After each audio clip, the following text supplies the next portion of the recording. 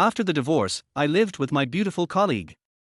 For years of dating, 3 years of marriage, yet they still couldn't survive the infamous 7-year itch. Jiang Feng lowered his head and looked at the divorce certificate in his hand, feeling a deep emptiness. Just then, a car pulled up beside him. The window rolled down, revealing a familiar face. Wuzhe Jiang Feng's high school classmate and best buddy. Finished with the divorce paperwork? Wuzhe asked. Yeah, it's done. Come on, let's south go to my place and have a drink, Wuzhe said. Is your wife home? Jiang Feng asked. Wuzhe was a few months older than him.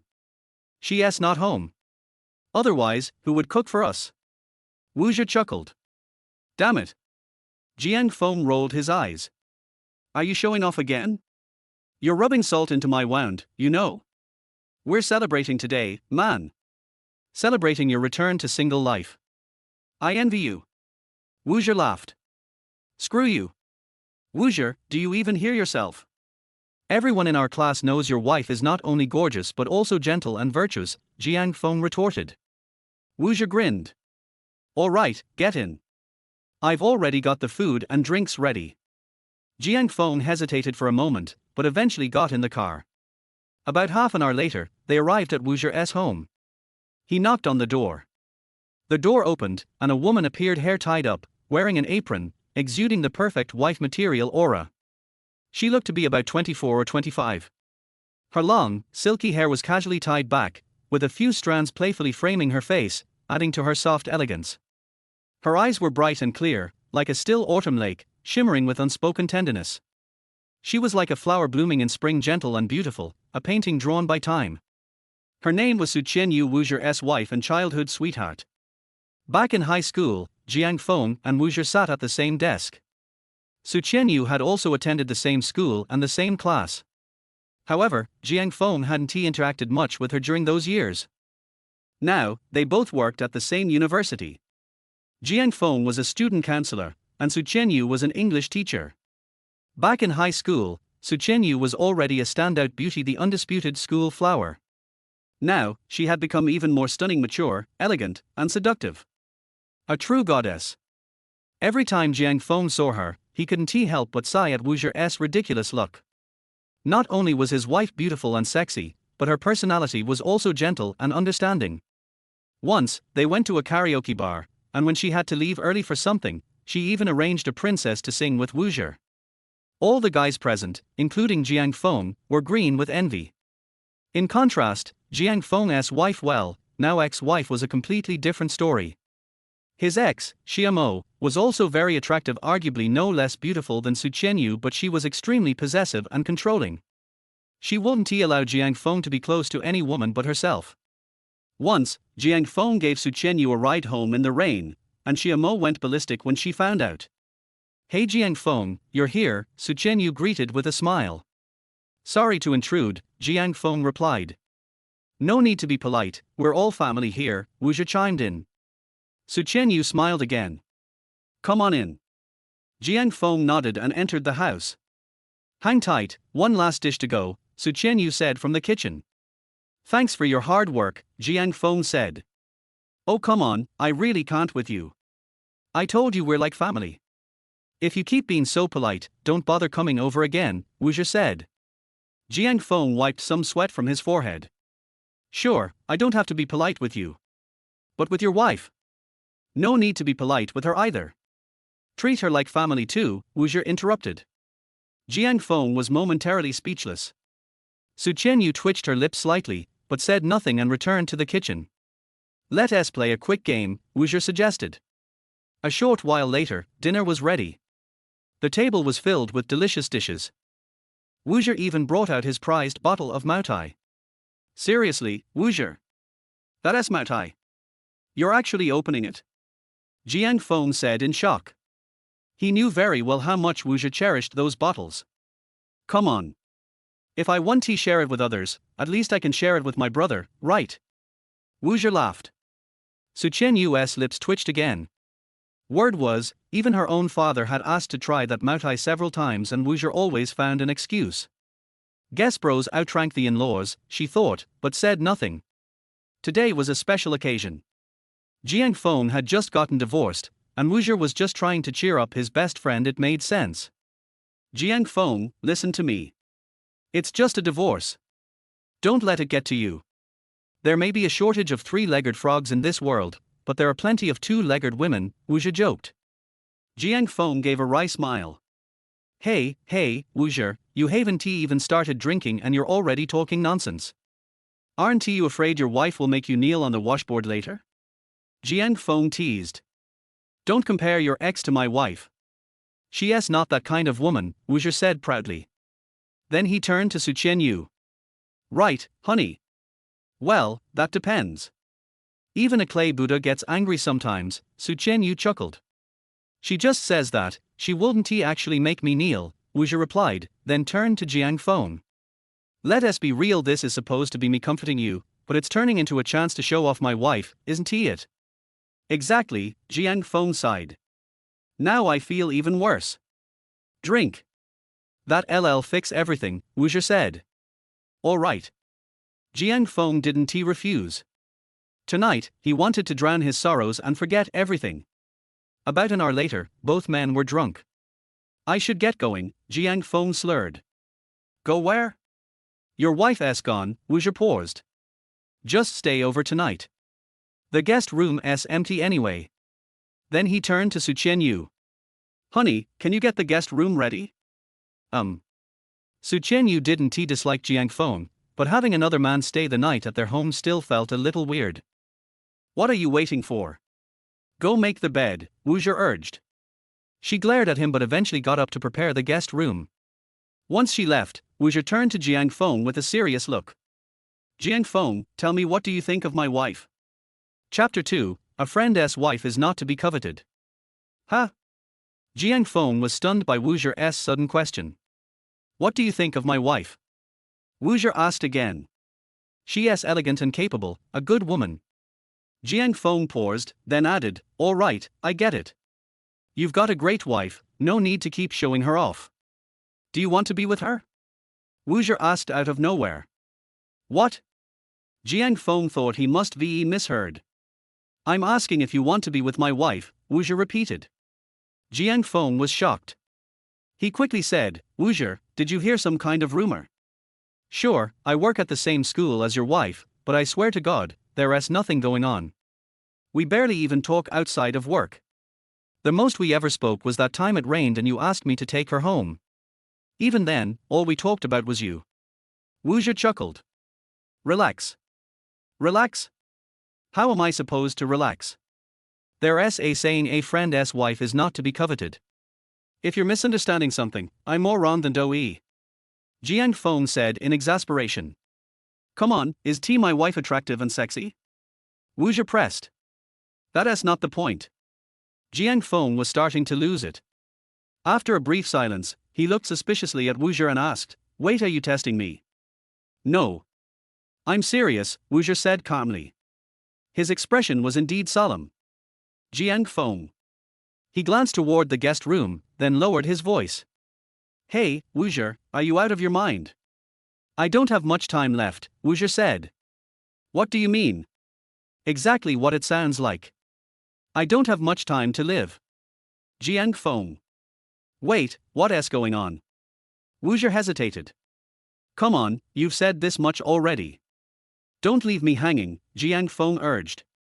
It's our family has a hereditary heart condition. My grandfather and my father didn't live past 30.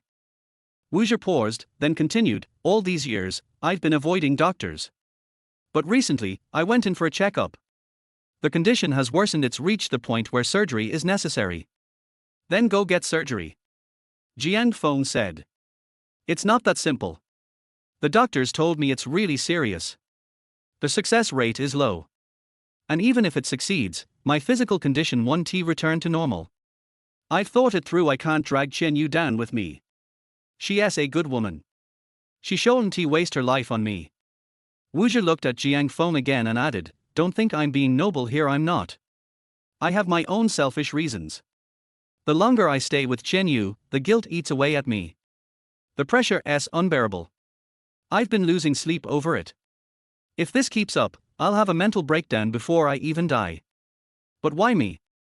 I just got dumped by Xiamo. That's her loss. I know you're the kind of man a woman can entrust her life to.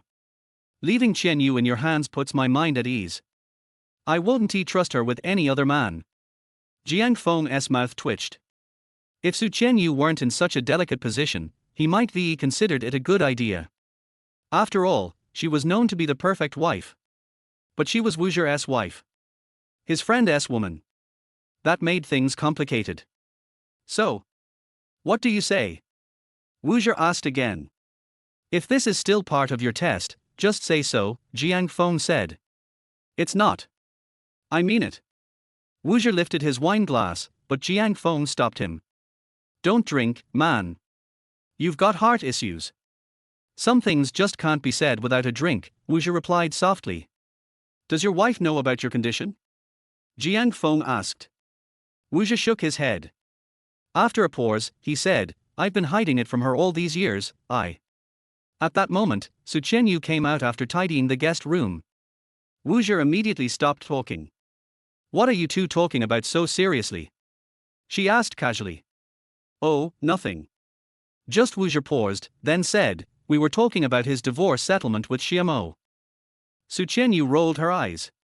You gossip so much. Why do you care about someone else's property split? It's not like you're inheriting anything. Just curious. Wu Zhi looked at Jiang Feng and said, it's getting late. Go wash up and get some rest. You can wear my pajamas.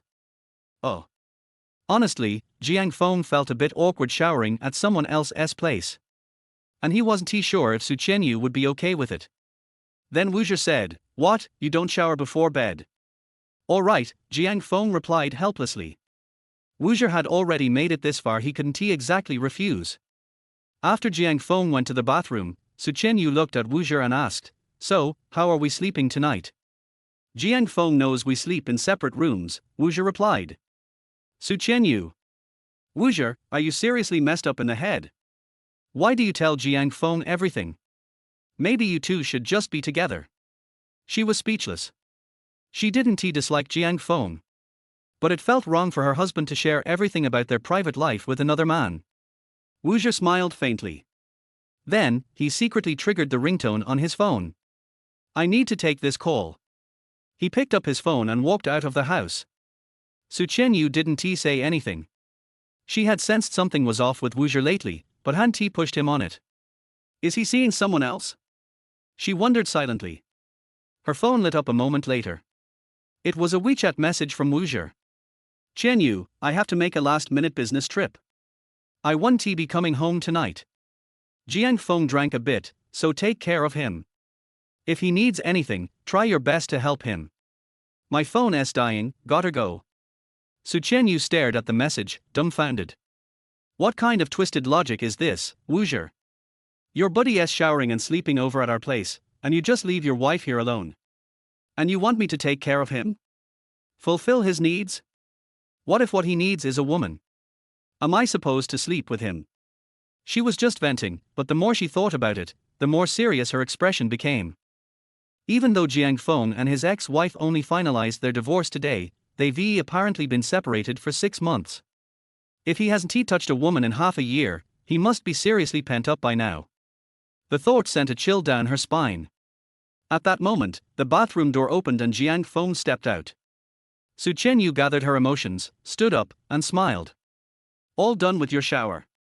She was trying hard to stay calm. Yeah. Jiang Feng glanced around, then asked, where's Wu Zhi? He went out to make a phone call, Su Chen Yu replied. She didn't dare tell Jiang Feng that Wu Zhi wouldn't be coming home tonight. She was afraid it might give him bad ideas. I see.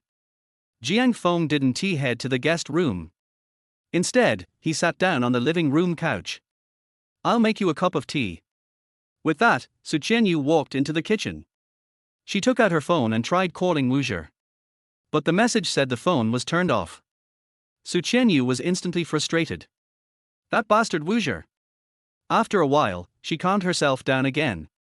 She returned to the living room, carrying a cup of freshly brewed tea, and placed it in front of Jiang Feng. Jiang Feng glanced at her, feeling a surge of hormones. To be honest, Su Qianyu was an absolute stunner. Not only was her gentle nature perfect for a wife, but that curvy figure was downright irresistible. The two of them sat there awkwardly in silence. By the way, you and Xiamo have been married for 3 years. Why don't you have kids? Don't you like children? Su Qianyu tried to make conversation. Oh.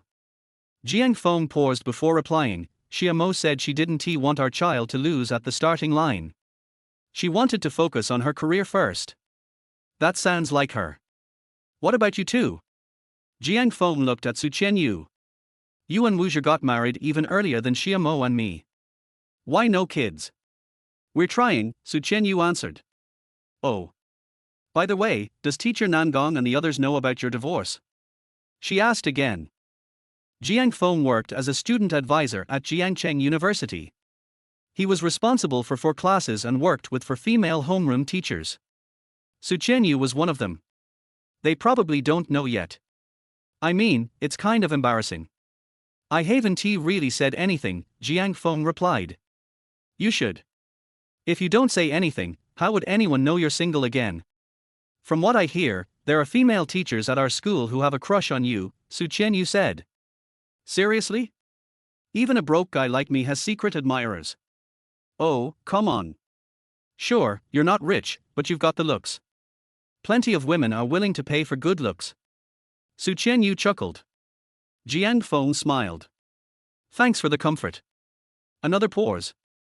They finished their tea, but Wuzhe still hadn't returned. From the corner of his eye, Jiang Feng couldn't help noticing Su Qianyu's alluring figure, and his thoughts started to wander. Su Qianyu noticed him sneaking glances and tensed up a little. Wuzhe's still on the phone, huh? Jiang Feng asked again. He. Su Qianyu hesitated, then calmly said, he messaged me just now. Said there's an urgent business trip. He probably won't be coming home tonight. Chapter 3 Is the baby in Nangong's belly yours? I see. Jiang Feng looked at Su Qianyu's expression and he could tell that Su Qianyu was very nervous. I also vaguely guessed what Su Qianyu was afraid of. It's a bit laughable. Hey, Su Qianyu, you and I are high school classmates after all. We have known each other for so many years. In your eyes, I am just like this. Although his attitude towards Su Qianyu has indeed changed since Wuzhe said he wanted to match Jiang Feng and Su Qianyu. But he is definitely not the kind of man who would force himself on someone. After calming down, Jiang Feng smiled and said, or, I'd better go back. Then I'll take you there. Su Qianyu breathed a sigh of relief and said immediately. No need, I can just take a taxi back. Jiang Feng said. That won't work. If something happens because of the wine you drank in our house, we will also be held responsible. Su Qianyu said. All right then.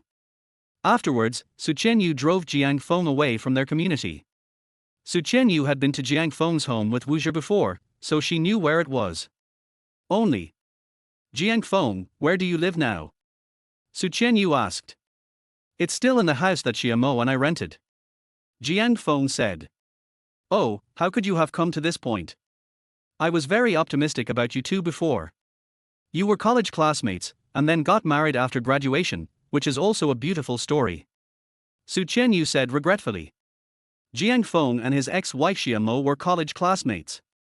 Jiang Feng didn't say anything. At this moment, Su Qianyu suddenly remembered something and said weakly, well, your wife wouldn't have misunderstood us. I can explain to her that we are both innocent. In the past, Jiang Feng sent Su Qianyu home and was misunderstood by Xiamo. At that time, there was a quarrel. Jiang Feng smiled, it has nothing to do with you. Jiang Feng still did not elaborate on the reason for the divorce. Su Qianyu didn't ask any further. She smiled and said, it's okay. There are plenty of fish in the sea. That's what I said, but. Jiang Feng paused, then smiled and said, forget it. Let's not talk about this anymore. He glanced at Su Qianyu again, and then asked, how are you and Wuzhe? The two of us. Su Qianyu paused and chuckled, it's fine. At this moment, a voice suddenly sounded in Jiang Feng's mind, it's great that we haven't had sex for 3 years after marriage. Su Qianyu's voice. Jiang Feng was stunned. What was that just now? An auditory hallucination. He rubbed his head, Maybe I drank too much and I'm hallucinating. Su Chenyu glanced at Jiang Feng and asked, "What's wrong with you?" "Oh, it's okay. I just envy you guys." "There's nothing to envy. Being single has its advantages. If you go to pick up girls now, no one will say anything bad about you." Su Chenyu paused, then smiled and said, You are not allowed to attack the female college students in our class. Although the school has no explicit regulations in this regard, based on past examples, if a counselor and a female college student develop an emotional entanglement, the counselor will basically be fired." Su Chenyu is an English teacher at Jiangcheng University, and also the head teacher of Class 1 of the English department of Jiangcheng University. Jiang Feng is the counselor of 4 classes at Jiangcheng University, including Class 1 of the freshman English department, where Su Chenyu is the class teacher. Which female college student would be attracted to me? I have nothing now. I have no house, no car, nothing. Female college students nowadays are very realistic. Jiang Feng said with a wry smile. Speaking of female college students, Su Chenyu paused and said, "Your sister-in-law is in the class I'm in charge of, right?" "Oh, yeah." Jiang Feng paused, and then said, "Don't let your imagination run wild. My sister-in-law is an icy beauty. She never paid much attention to me before. Now that I'm divorced from her sister, she probably doesn't want to pay attention to me even more. I didn't say anything about you and your sister-in-law. But, aren't all men interested in their own sisters-in-law?" "Nonsense. Teacher Su, don't spread rumors about other people's sisters-in-law just because you don't have a sister. This is not something a teacher should do," Jiang Feng said. Su Chenyu smiled, "Just a joke." Jiang Feng didn't say anything else. In fact, his mother-in-law and her entire family were against his marriage to Xiamo.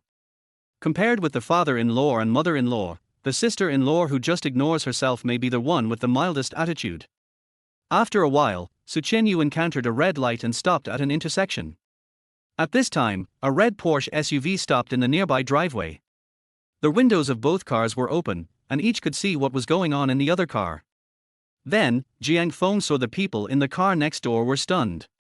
Jiang Feng knew the driver of the Porsche, a senior from university named Chen Cheng. He once pursued his ex-wife Xiamo. Later I heard that he made a lot of money in business after graduation and is now worth over 100 million. At this moment, the person sitting in the passenger seat of his Porsche was none other than Xiamo. When Jiang Feng saw Xiamo, Xiamo also saw Jiang Feng and Su Chenyu at the same time. She seemed stunned as well. At this time, the green light is on. Chen Cheng stepped on the accelerator and drove away first. Whose car was Jiang Feng riding in just now? That woman looked so beautiful. Chen Cheng said with a smile. He said that on purpose. If you like, you can pursue her, Xiamo said lightly. Chen Cheng paused, then continued, Xiamo, you know my feelings. I fell in love with you the first time I saw you in college. Apart from you, there is no one else in my heart. Xiamo remained silent and did not speak. After a moment, Xiamo suddenly said, Stop in front. I haven't reached your house yet. I have something to do, Xiamo said. But I want to get off, Xiamo said again. Chen Cheng knew Xiamo's character. He said nothing more and then pulled over. After Xiamo got out of Chen Cheng's car, she ran directly to the road and stopped Su Chenyu's car behind her. Su Chenyu slammed on the brakes and almost hit Xiamo. Jiang Feng, who was sitting in the passenger seat, was also frightened and ran away due to the alcohol. After he recovered his composure, he opened the car door and walked out. Xiamo, are you crazy? Do you want to live? Jiang Feng said. When did you two get together? Xiamo asked indifferently. Don't say such harsh words. I was drinking at their house just now, and now my sister-in-law is sending me home. That's all. Our interpersonal relationship is not as dirty as you think. Jiang Feng paused, then added, Besides, we are already divorced. Heh. Xiamo smiled, Jiang Feng, what are you narcissistic about? You don't think I'm jealous, do you? What qualifications do you have to make me jealous now? Is it your dead-end job? Or your unmotivated mentality? Jiang Feng, the thing I regret most in my life is marrying you. If I could live my life again, I would never make the same choice again. Jiang Feng was stunned. You really think so? What else? What should I think? Xia Moling looked at Jiang Feng. Jiang Feng was silent. Sometimes he couldn't understand Xia Mo. In fact, back then, Xia Mo chose herself, the poorest one, among so many wealthy suitors. She has never been the kind of woman who is greedy for material things. But when she filed for divorce, she said she was tired of being poor. However, her eyes told Jiang Feng that there were other reasons for the divorce, but she didn't say it. He really wanted to know what Xia Mo was thinking. But he didn't know. After a while, the river wind calmed down. So, what is my relationship with Su Chen, and what is my relationship with you now? Jiang Feng said lightly again. Xia Mo spread her hands. It really doesn't matter, I was impulsive. She then suddenly came to the driver's seat window. Although Su Chen did not get out of the car, the driver's seat window was open. Xia Mo leaned against the car window, looking at Su Chen in the driver's seat, and smiled slightly. Teacher Su, I am really impressed by you. When I first met you, I thought you were an angel without any stain. Now I realize that you are not an angel, but a seductive vixen. You stole my man right under my nose. Your acting skills are worthy of an Oscar. Su Chen didn't say anything, but tears welled up in her eyes. Jiang Feng actually doesn't get angry easily, and he actually has a gentle personality. But at this moment, he was really irritated by Xia Mo. He pulled Xia Mo away from the main driver's seat and said angrily, Xia Mo, you are crazy. Why do you want to involve others in our affairs? At this time, more and more people gathered around. Chen Cheng also came over and said, Xia Mo, let's go. Xia Mo's emotions seemed to have gradually calmed down. She said nothing more and turned and left. Jiang Feng also returned to Su Chenyu's car. Su Chenyu didn't say anything, started the car and left. The ride was a bit dull afterwards. I'm sorry, Jiang Feng said. Su Chenyu's emotions have also calmed down. She smiled and said, it's okay. It's just. She paused, and then continued, I've heard before that Xia Mo is quite strong, and today I've experienced it myself. It must be hard to live with a strong woman, right? So, I have always envied Wuxia. He is so lucky to marry a wife like you. Jiang Feng said with emotion. Su Chenyu smiled and said, home flowers are not as fragrant as wild flowers. Men all think other people's wives are better. She paused, then said calmly, maybe Wuxia is like this too. Just like tonight, he suddenly ran out and didn't come back all night. No one knows where he is. No one knows if he is lying next to another woman now. No, don't think about it. There is no one outside Wuxia. I can guarantee you that. Jiang Feng said quickly. Su Chenyu rolled her eyes at Jiang Feng and said, you men only know how to cover for each other. She paused, then added, forget it. Let's not talk about this anymore. The car fell silent again. After a while, Su Chenyu suddenly said, I still feel wronged. You obviously have 4 beautiful female partners in school. One of them is even pregnant, and everyone is saying that it's your child. Why doesn't Xia Mo go looking for trouble with them? Does she think I'm the only one who's easy to bully? Who knows what Xia Mo is thinking? Jiang Feng said. Su Chenyu looked at Jiang Feng and suddenly asked, come to think of it, Jiang Feng, is the baby in teacher Nangong's belly yours? Chapter 4 If you dare, I can take a bath with you. This is a rumor. Jiang Feng flatly denied it. All right. Although Su Chenyu's expression was still suspicious, she did not continue talking about this topic. About 20 minutes later, Su Chenyu's car stopped at the gate of a community in Jiangcheng. I'm here. You can go back and be careful on the road. Jiang Feng said. Can you do it alone? Su Chenyu asked. Okay. As soon as he finished speaking, Jiang Feng staggered and almost fell. The alcohol was taking effect again. Su Chenyu also got out of the car. I'd better take you upstairs. Her expression was a little conflicted, but she finally reached out her hand to support Jiang Feng. Send Jiang Feng back to his rental house. Okay, we're home. You have a good rest. I'm leaving now. Su Chenyu said. Thank you. You're welcome. Bye. After saying that, Su Qianyu opened the door to the living room and prepared to leave. Just as the door opened, a middle-aged woman suddenly rushed in from outside, looking ferocious. When he saw Su Qianyu, he cursed, "You are the little bitch that Jiang Feng cheated with, right?" Su Qianyu looked embarrassed. She has a good temper, but even a clay figure can get angry. No one wants to be humiliated like this. At this time, Jiang Feng rushed out of the bedroom. The person who came was none other than Xia Mo's mother, his ex-mother-in-law. Seeing Jiang Feng, Xia's mother became even more emotional. "Jiang Feng, you're such a jerk. When Momo wanted to marry you, I didn't agree. You come from a single-parent family, you don't have anything. You've been married for 3 years, and you can't even buy a house. You're such a loser." After that, Xia's mother looked at Su Qianyu and said, "Are you mentally ill? You look pretty, but why are you following a guy like Jiang Feng? He is just a useless person who doesn't seek to make progress. He is not willing to change his job. How can being a college counselor be a proper job? He is just a handyman." "Auntie." At this time, Su Qianyu spoke. She paused, then said calmly, "I think what you said is wrong. You can say that being a college counselor is a job with no future, but you definitely can't say it's an improper job. This job may be far more important than you think. It is an important bridge between students and schools, and an indispensable part of college education. It can even be said that counselors are more important than regular teachers. Humph, you are his lover, so you will naturally speak for him." "I'm not his lover." Su Qianyu finally couldn't help it and suddenly shouted. She has a good personality, but she is not the type to just accept things as they come. Mother Xia was also frightened by Su Qianyu's sudden aura. She didn't dare to say anything to Su Qianyu anymore, but looked at Jiang Feng again and said, "Jiang Feng, there's no point in dragging it on. I advise you to divorce Momo as soon as possible. I don't mind telling you that there's a senior from Momo's university pursuing her now. He owns a company with hundreds of millions of assets.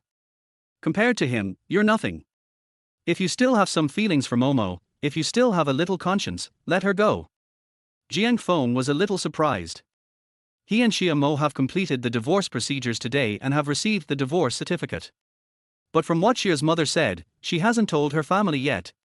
What on earth is this woman doing? He calmed down and suddenly grinned, "You want me to divorce Xia Mo? Sure, give me 1 million for mental damages." Few tilde. Mother Xia was so angry that she almost vomited blood. "Jiang Feng, do you have any shame? You have shame. You have shame if you insult others indiscriminately. I think you are shameless," Jiang Feng said again. He was firing on all cylinders. During the 3 years of being married to Xia Mo, he had had enough of the sarcasm and various difficulties posed by this sarcastic mother-in-law. In the past, he endured it for the sake of his marriage. But now, he and Xia Mo are divorced. Who can still tolerate the troubles and insults from his ex-mother-in-law? Mother Xia was dumbfounded by Jiang Feng's scolding. Who could have thought that the timid and useless son-in-law would suddenly become so strong? "Okay, very good, Jiang Feng, just wait. You don't want a divorce, right? See you in court." Before leaving, Xia's mother glanced at Su Qianyu again and said, "And you, being someone's mistress, you have ruined your parents' reputation. You will not have a good ending." Su Qianyu didn't say anything. After Xia's mother left, "I'm going back too," Su Qianyu said calmly. Jiang Feng looked at Su Qianyu, "I'm sorry. I also have a responsibility. I shouldn't have sent you home alone so late. From now on." Su Qianyu paused, looked at Jiang Feng, and said, "Let's keep our distance." After saying that, Su Qianyu left. She went downstairs. She never thought that one day she would be pointed at and called a mistress who destroys other people's families. If she did, she was scolded. "You deserve it." But she clearly did nothing, yet she was still insulted like this. The more I think about it, the more aggrieved I feel. Add to that some other grievances, and the tears couldn't stop falling. Then, I wasn't paying attention, my feet slipped, and I almost fell into the pool in the community. But he was pulled back in time. River breeze. He followed Su Qianyu down. "Why did you come down?" Su Qianyu wiped away her tears and said calmly, "I saw that you were not in good spirits, and I followed you because I was afraid that something might happen to you." Jiang Feng paused, and then said, "I don't know what to say. I'm sorry. It's okay. Su Qianyu paused, and then said, what I just said was a bit harsh. If I think about it carefully, maybe I do have some problems. I have the impression that people often spread gossip about me. Before, I went to the home of a boy in our class for a home visit, and then inexplicably, a dirty rumor spread that I had an affair with a boy in the class. Jiang Feng frowned slightly. What? When did it happen? Why didn't you tell me? Jiang Feng is also in charge of Su Qianyu's class. According to the Division of Responsibilities at Jiangcheng University, matters other than student studies, including ideology and politics, life, psychological burden, and career guidance after the senior year, are all within the scope of the counselor's job. The innocent will be innocent, and it is impossible to find out who spread the rumor. Su Qianyu said. Jiang Feng shook his head. Sister-in-law, your mentality is wrong. This kind of thing must be investigated thoroughly, otherwise the other party will only intensify the rumors. He paused, then said, I'll check this matter. Su Qianyu wanted to say something else. Jiang Feng added, this is within my scope of responsibility. The corners of Su Qianyu's mouth twitched, but she didn't say anything in the end. She checked the time, then added, it's getting late, I have to go back. I'll take you to the entrance of the community. Jiang Feng said. Her car was parked at the entrance of the community. Su Qianyu smiled and said, no need. It's only a few steps away. Okay then. Be careful on your way. Jiang Feng did not force Su Qianyu to leave. He could also see that although Su Qianyu said that she was fine, her body was still subconsciously keeping a distance from him. You go back. Su Qianyu said again. Jiang Feng nodded, said nothing more, turned around and prepared to go back. But after taking a few steps, he suddenly heard the sound of someone falling into the water behind him. Jiang Feng turned his head and his expression changed slightly. For some reason, Su Qianyu fell into the community pool. Jiang Feng quickly ran over and helped Su Qianyu up. The water in the pool was very shallow, so Su Qianyu did not drown, but her clothes were soaked. Under the street lights, the white bra underneath the soaked clothes could be clearly seen. Su Qianyu has a great figure, with a curvy figure, a thin waist and long legs. At least the C-cup bust is particularly eye-catching when wet clothes stick to the body. Jiang Feng couldn't do it either way. It's a little embarrassing. I'm fine. At this time, Su Qianyu seemed to come back to her senses. She slightly shook off Jiang Feng's hand and kept a certain distance from Jiang Feng. She is traditional in character. Although Jiang Feng is divorced, she is still a married woman. Moreover, Jiang Feng is her husband's brother. Some boundaries need to be clearly drawn. I suddenly felt a little dizzy just now. It might be because I didn't get enough sleep recently, and I'm a little anemic. I'm fine. Su Qianyu said. Jiang Feng rolled his eyes. It's okay, again. Sister-in-law, is it true that you can only say, it's okay? What if this is a deep pool and there is no one around you? He paused, then said, let's go to the hospital for a checkup. Tomorrow. You have classes tomorrow. What if you faint in the classroom?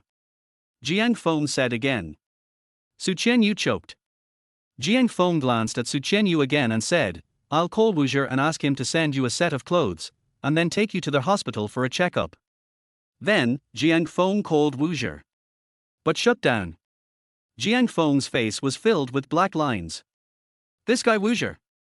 At this time, Jiang Feng also began to realize that Wuzher was serious. He really wanted to match himself with Su Qianyu. Such plots often appear in melodramatic scripts. The dying man entrusted his woman to his most trusted brother.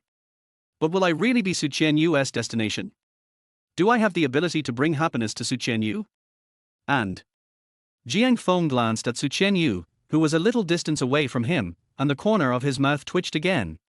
Besides, Su Qianyu is obviously on guard against me. After calming down, Jiang Feng looked at Su Qianyu and said, Sister-in-law, Wuzher might be in trouble right now. Are you sleeping with your lover? Su Qianyu interrupted Jiang Feng and said lightly. No. Then why turn off the phone? Su Qianyu asked again. Now it was Jiang Fengyu's turn to choke. Can he tell the truth? Your husband wants to bring us together. Can you say that? Jiang Feng calmed down and said, I'll go back and ask Wuzher what's going on. He paused, then looked at Su Qianyu and said, I should have a set of Xiaomo's clothes at home. She may have forgotten to take them with her. If you don't mind, go to my house and take a shower first, and then I'll take you to the hospital. Wuxia doesn't mind, so why should I mind? Su Chenyu paused, then said calmly, if you dare, I can take a bath with you. Chapter 5. I slept with Jiang Feng last night. Jiang Feng sweats slightly. He could see that. Su Chenyu's words were obviously out of anger. At this time, a cool breeze blew and Su Chenyu sneezed. It's May now and the nights are still quite cold. Let's go back. Jiang Feng paused, then smiled and said, don't worry, I won't take advantage of anyone's misfortune. Su Chenyu didn't say anything and followed Jiang Feng back to Jiang Feng's rental house. The rental house is not big, with 2 bedrooms and a living room, and a shared toilet and bathroom. This is the coat that Xiaomo left behind, which is. Jiang Feng was slightly embarrassed and said, no underwear. Su Chenyu was also a little overwhelmed. She returned to Jiang Feng's rental house out of spite. But I didn't think about having closer contact with Jiang Feng. Now, being in a single man's house without wearing underwear basically counts as cheating in her worldview. Besides, we have to go to the hospital later. Oh, right. I remember now. There's a lingerie store near our neighborhood. It usually closes at 10 p.m., so it's still in time to go over and buy some. You wait. Jiang Feng left in a hurry after saying this. Su Chenyu was a little amused and helpless. You don't know my size. When Jiang Feng came back with the bra and panties, Su Chenyu was already taking a shower in the bathroom. He knocked on the door and said, I left my underwear at the door. You can get it later. Got it. Su Chenyu paused and said, thank you. Fine. Afterwards, Jiang Feng returned to the living room. Although my eyes are on TV, my mind is elsewhere. The sound of running water in the shower frequently distracted him. Wuxia, that bastard. Jiang Feng also smiled bitterly. If Wuxia hadn't said those words to him, he would never have thought so much. After a while, Jiang Feng slapped his face with both hands. Jiang Feng, calm down. How can a divorced man like you, who has nothing, be able to bring happiness to Su Chenyu? Jiang Feng remembered something again and looked a little tired. It's not that he hasn't worked hard over the years. In addition to his main job at school, he also does a lot of part-time jobs online. But he had an almost bottomless pit. When my mother was in a car accident, the perpetrator ran away and has not been found to this day. In order to pay for my mother's medical treatment, my father borrowed money from a loan shark. Sadly, my mother eventually passed away. But the debt remained. And it's usury. Over the years, Jiang Feng and his father have paid back hundreds of thousands, but there is still nearly $1 million left. The interest is compounded and there is no telling when I can pay it off. However, the money Jiang Feng used to pay off his debts was all earned from his part-time job. He did not keep his counselor's salary for himself, but used it all for his and Xiaomo's daily expenses. Xiaomo also knew about her mother's affairs. She even said that they would work together to earn money and pay the money back as soon as possible. But now, Jiang Feng would not blame Xiaomo on this issue. She has no obligation to pay off her debts. She is just making the most rational decision as a woman. Few women will continue to be with a man without seeing any future or hope. In Xiaomo's eyes, he is now a man with no future or hope. There was a hint of self-mockery on Jiang Feng's lips. Maybe she is right. I am just an ordinary man. How can I change my fate? At this moment, suddenly, Su Chenyu's voice sounded in Jiang Feng's mind again. Huh?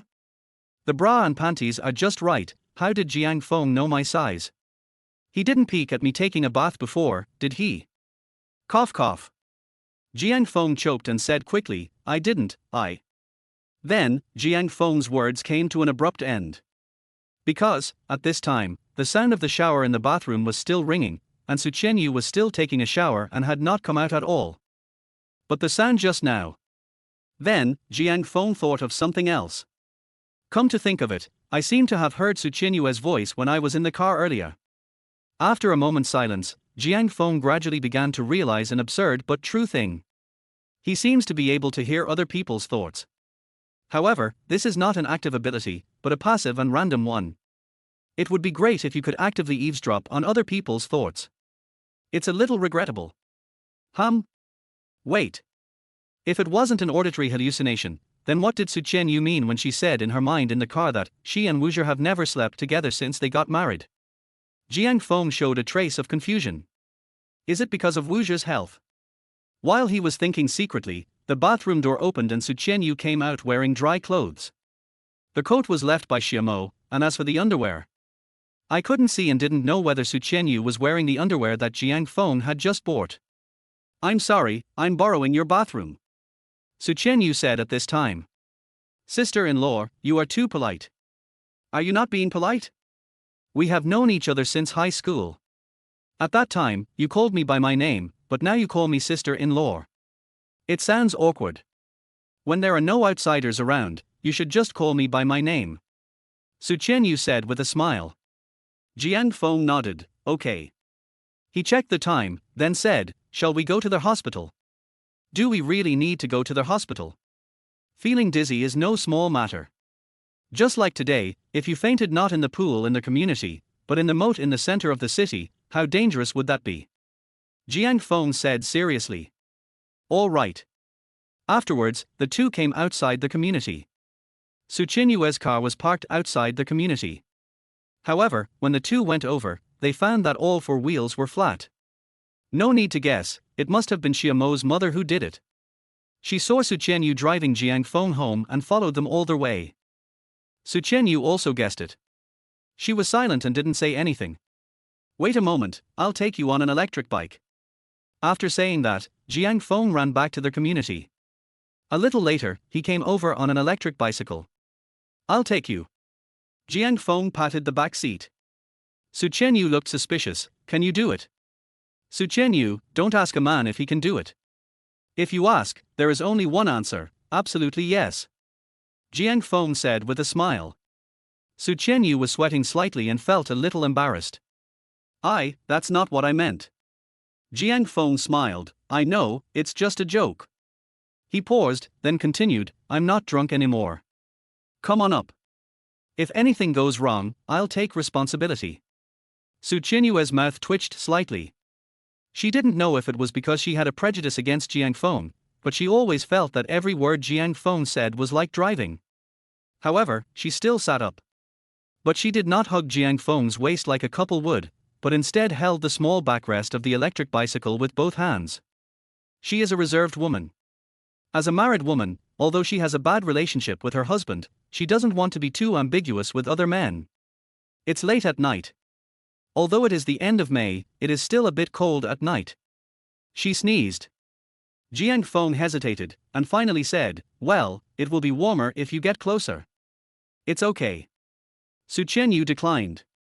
Jiang Feng didn't say anything else. Su Qianyu, who was sitting in the back, looked at Jiang Feng quietly, not knowing what she was thinking. After a moment, Jiang Feng suddenly braked. Su Qianyu was caught off guard and subconsciously hugged Jiang Feng's waist with both hands. Due to inertia, her body also leaned forward, with her chest pressing directly on Jiang Feng's back. Sorry, I didn't mean it. A cat suddenly jumped out in front of us. Jiang Feng quickly explained. You probably aren't completely sober yet, so let me take you there. Su Qianyu calmed down and said calmly. All right. Jiang Feng then sat in the back seat, and Su Qianyu rode the bike in the front. Su Qianyu had just taken a shower and her body was still fragrant, and Jiang Feng was distracted. It's all Wu Zhi's fault. He said he would hand Su Qianyu over to me, which made me have evil thoughts. But who is Su Qianyu? Although she has a gentle personality, she is very strong-willed and independent. She is not a commodity and cannot be pushed around. If she knew about the deal between Wu Zhi and me, I'm afraid she would block me without hesitation. Gradually, Jiang Feng calmed down. There was a red light ahead. Su Qianyu slowed down and stopped at the intersection. At this time, a Mercedes Maybach car drove over from behind. Then, the car window rolled down, and the woman in the passenger seat was seen wearing heavy makeup. She seemed to know Su Qianyu. Qianyu, you two are quite romantic. You are still riding your bikes on the road in the middle of the night, said the woman in the Maybach. Su Qianyu's mouth twitched slightly, but she didn't deny it. There's no way to deny it. Otherwise, How would I explain myself bringing a man who is not my husband with me in the middle of the night? At this time, the green light came on. Let's go. Bye. Maybark then left. Su Qianyu also started the car and crossed the intersection. Are you an acquaintance? Jiang Feng asked. She's a college classmate and has never met Wuzher. She seems to have mistaken you for my husband. Su Qianyu said. Jiang Feng smiled. I don't mind. Su Qianyu twitched the corner of her mouth slightly but said nothing. Speaking of which. At this time, Jiang Feng said again, are you not on good terms with that woman? It seemed like she was showing off that she was riding in a Maybark just now. You are too nosy. All right.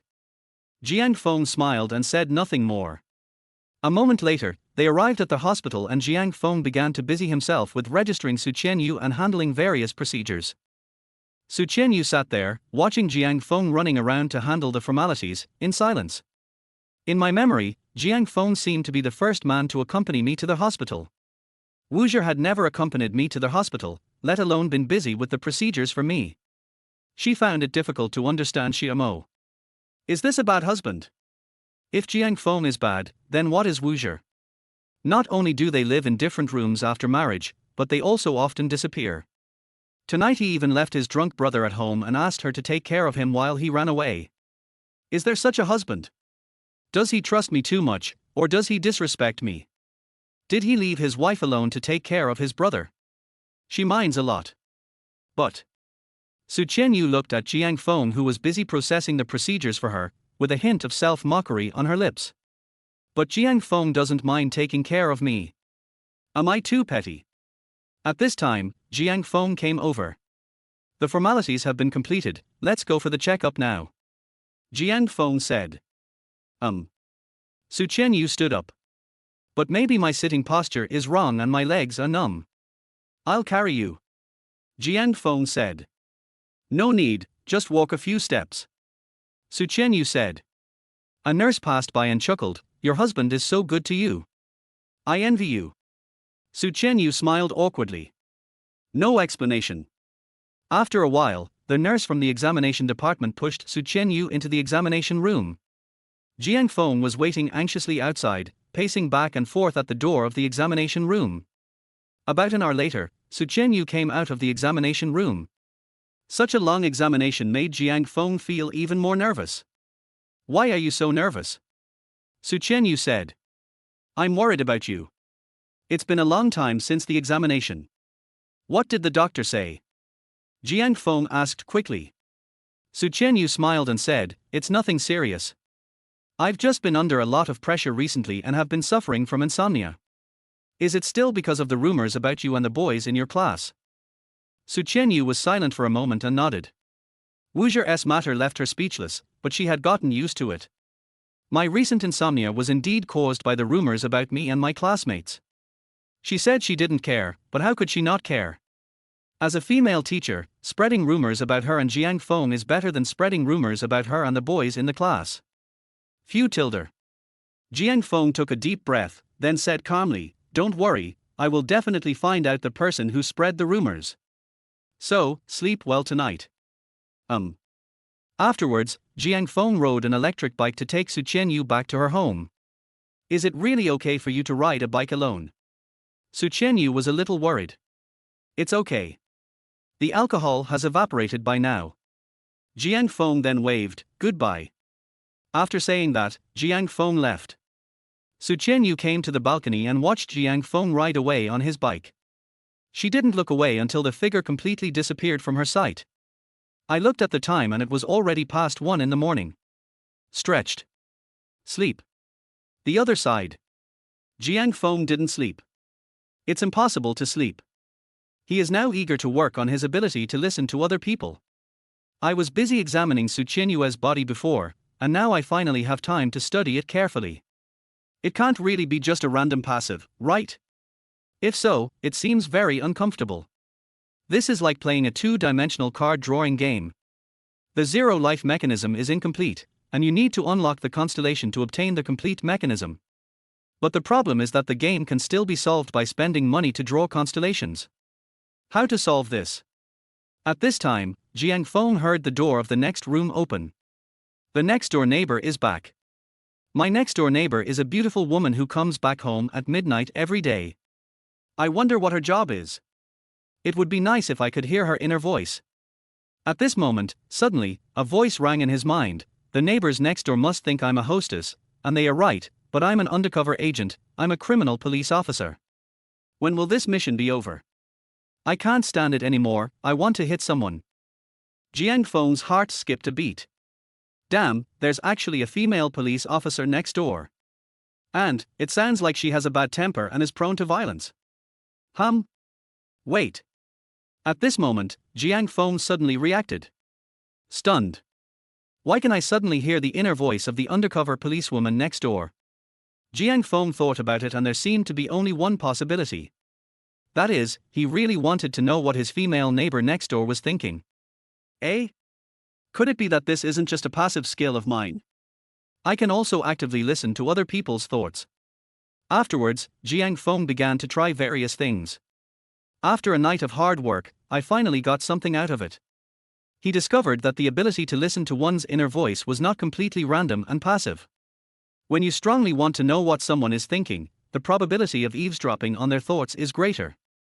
Although it is not certain that you will hear the other person's inner voice, the probability will increase a lot. Moreover, the worse a person's psychological quality is, the easier it is for Jiang Feng to hear his inner thoughts. Hey, it would be nice if I could hear Xia Mo's inner voice. Regarding Xia Mo's resolute proposal for divorce, Jiang Feng has always wanted to know what the most direct trigger was. There are indeed problems in their marriage. But Xia Mo's sudden proposal of divorce must have had a direct trigger. But Xia Mo never told the reason, and Jiang Feng didn't know either.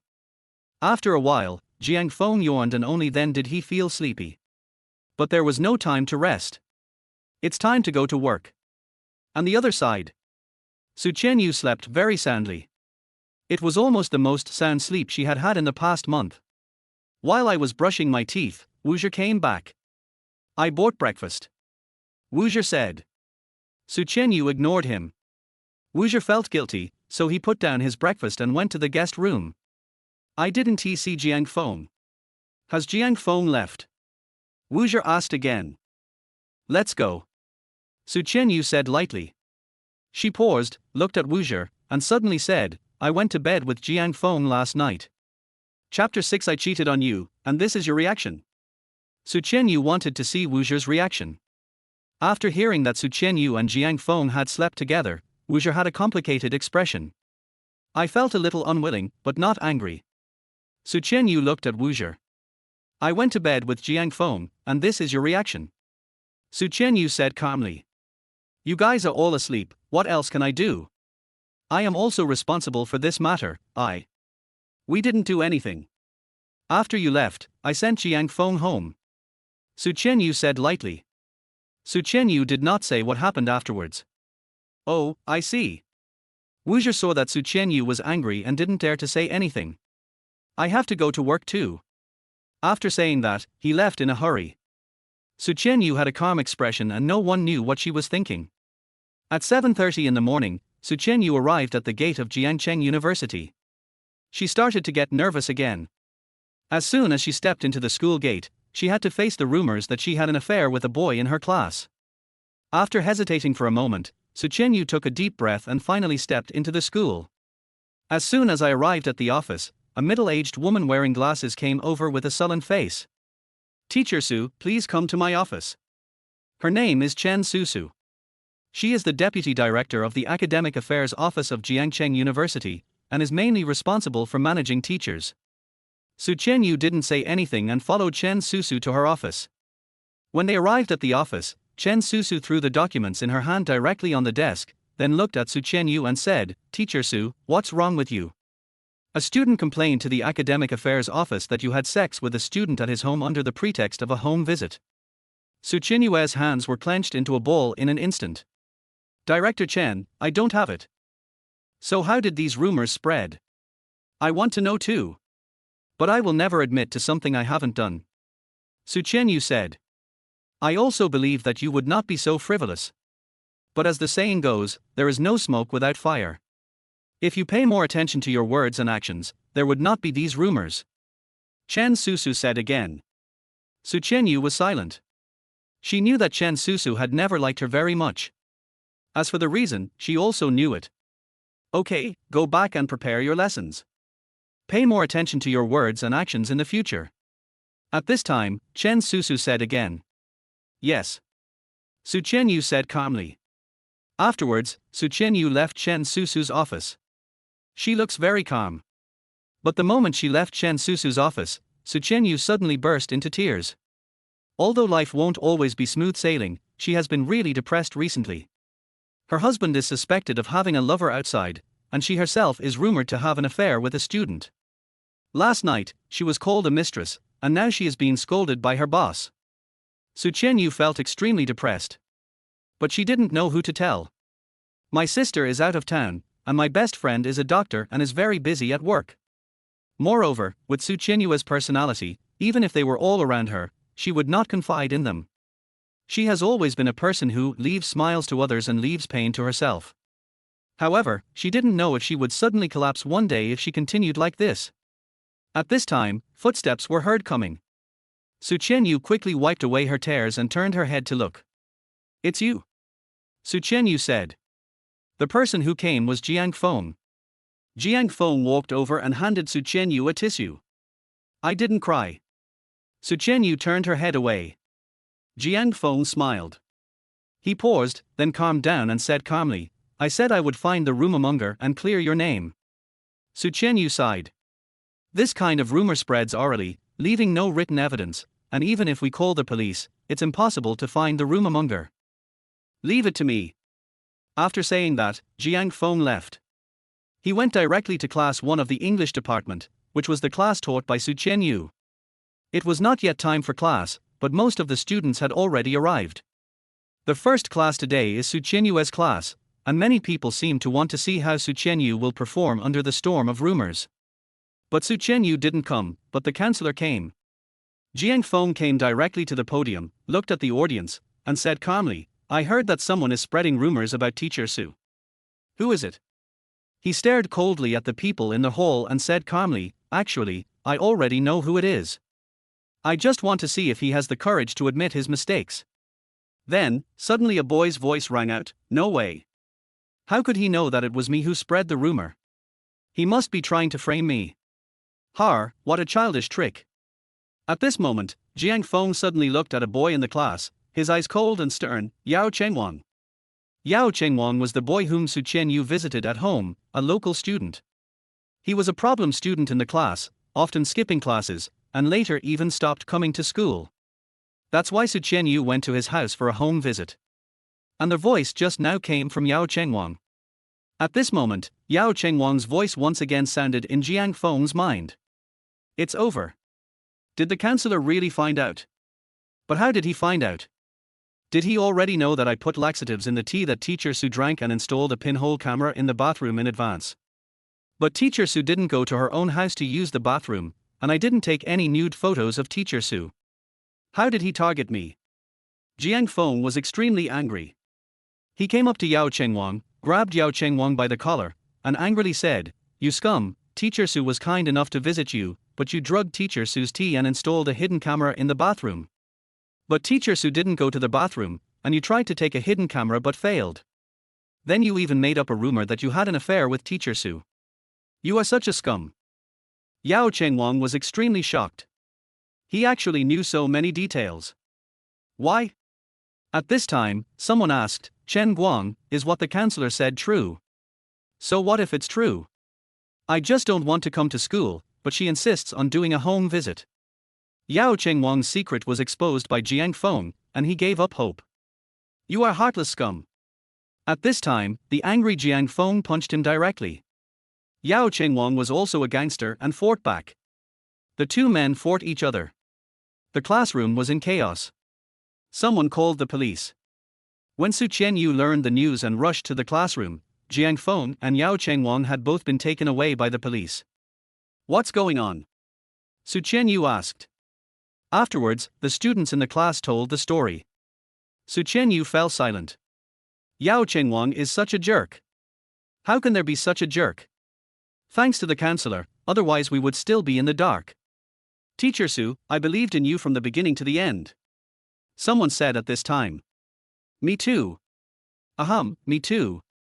I never believed from the beginning that Teacher Su would cheat on Yao Chengwang. During this phase, the only student in the class who remained motionless was a girl sitting in the corner. She read the book quietly, like a quiet painting. The sunlight shines through the mottled leaves, casting fine shadows, gently falling on her body. Her long, shiny black hair fell like a waterfall, her face was as delicate as a work of art carefully carved by God, her fair skin was as smooth as mutton-fat jade, with a faint pink halo, as if it was the mark left by the first ray of sunshine in the morning. She is tall and well-proportioned, as graceful as a model. She was wearing a simple white shirt and blue jeans, but her proud figure could not be concealed. The slim-fit design of the shirt perfectly outlines her slender waist, which seems to be able to break the spring breeze if held in one hand. Whether it is appearance, figure, or temperament, they are all outstanding. Her name is Xie Liang, Jiang Feng's sister-in-law. To be more precise, former sister-in-law. Xie Liang has a cool personality. At school, Xie Liang seldom spoke to Jiang Feng, and few people knew about her relationship with Jiang Feng. Xie Liang had no interest in the fuss in the class. I just glanced at my ex-brother-in-law when he was fighting for other women, and then went back to reading. At this time, Su Chenyu also came back to her senses. This class is for self-study. After saying that, Su Chenyu left in a hurry. 2 hours later, Su Chenyu bailed Jiang Feng out from the police station. You are too impulsive. The school will definitely punish you. Su Chenyu said. Jiang Feng smiled and said, give me another chance, I will still beat him up. That guy is too shameless. The corners of Su Chenyu's mouth twitched, but she said nothing. After a while, she calmed down and said, I heard that Yao Chengwang hit you on the head. Are you okay? It's okay. He is more seriously injured. Jiang Feng said with a smile. Let's go to the hospital for a checkup. Coincidentally, my friend works in a nearby hospital and she is on outpatient duty today. Su Chenyu said. Is your friend a man or a woman? Jiang Feng asked. Female. Forget about the female doctor. Sorry. You have received higher education, so how can you still have such thoughts? Su Chenyu paused, glared at Jiang Feng, and said, don't make excuses. You must go to the hospital today. All right. A moment later, Jiang Feng and Su Chenyu arrived at the nearby Ren Ari Hospital. Ren Ari Hospital is a private hospital in Jiangcheng and is owned by the He family, a wealthy family in Jiangcheng. He Yang, the founder of He Group, passed away 10 years ago. The group was leaderless and faced disintegration. Later, under the leadership of his only daughter He Hongye, the He Group did not decline but instead prospered. In 10 years, the assets of the He Group have expanded more than tenfold. The 48-year-old He Hongye became the richest woman in Jiangcheng and the youngest richest woman in Jiangcheng's history. Although it is a private hospital, relying on the strong financial resources of the He family, it has attracted elite doctors from all over the country and even internationally through high-salary recruitment, and quickly became the king of private hospitals in Jiangcheng. Jiangcheng now has 2 top hospitals, the public Jiangcheng First People's Hospital and the Ren Ari Hospital under the He Group. Ren Ari's recruitment requirements are even higher than those of Jiangcheng First People's Hospital. It can be said that all the doctors employed by Ren Ari Hospital are elites. A little later, Su Chenyu took Jiang Feng to an outpatient clinic after registering. There was a female doctor in a white coat sitting in the outpatient clinic. Wearing a pair of glasses, he looks gentle and elegant. Her beauty is no worse than Su Chenyu. Her face was like a carefully carved work of art, and her fair skin had a soft luster, as if it were carefully polished mutton-fat jade. The forehead is smooth, with a few strands of hair hanging playfully on it, adding a bit of agility. The pair of exquisite glasses was perched on the high bridge of the nose, and the eyes behind the lenses were clear and bright, like a bottomless spring, or like the twinkling cold stars in the night sky, deep and spirited. She is tall and well-proportioned, and even under the white coat, her proud curves cannot be concealed. Hearing someone coming in, the beautiful doctor looked up and was a little surprised. Asatsuki. Then, her eyes fell on Jiang Feng again. Who is this? Oh, he is a teacher in our school. Today. Su Chenyu paused, and then said, she got hurt. I was afraid that her brain might be damaged, so I brought her to see you. The beautiful doctor rolled her eyes and said, "Sister, I'm a surgeon. If his penis is too long, I can take a look at it, or even cut it off.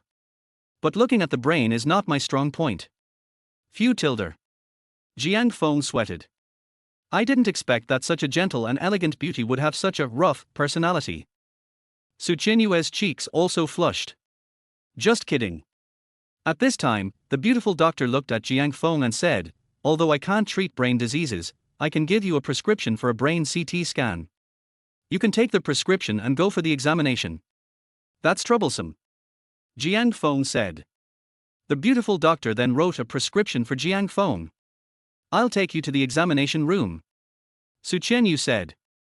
"You stay," said the beautiful doctor. "I'm not sick, why should I stay?" Su Qianyu seemed to have guessed what the beautiful doctor wanted to ask, and decisively prepared to leave. The beautiful doctor smiled slightly, and then said, "Qianyu, you don't want other people to know about what happened in high school, right?"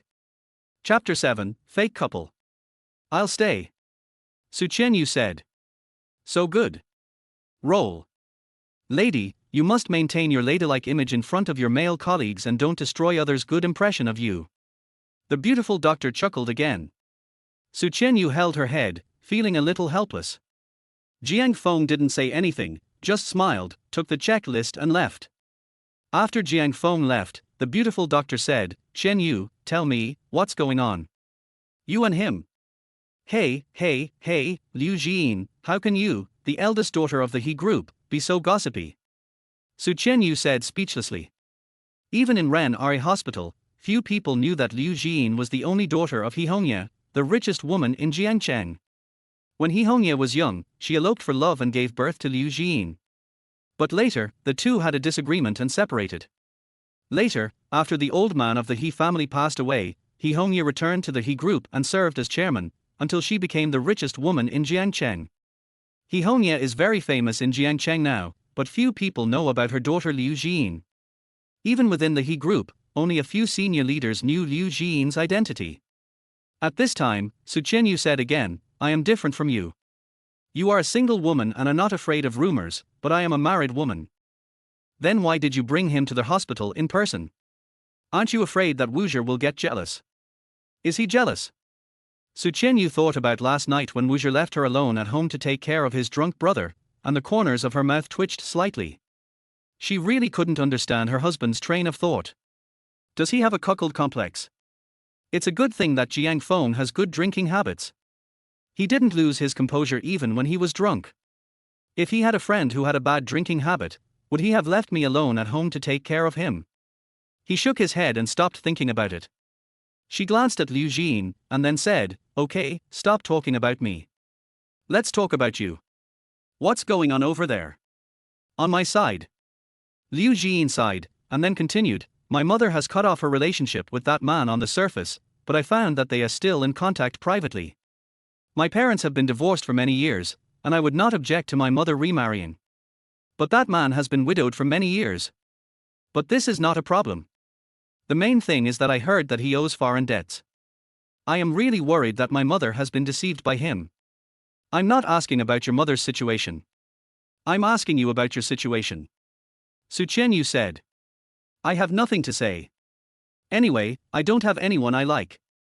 If they ask me to marry, I will marry them," Liu Jin said lightly. It can be seen that she doesn't want to get married. However, how many of the children of wealthy families can decide their own marriages?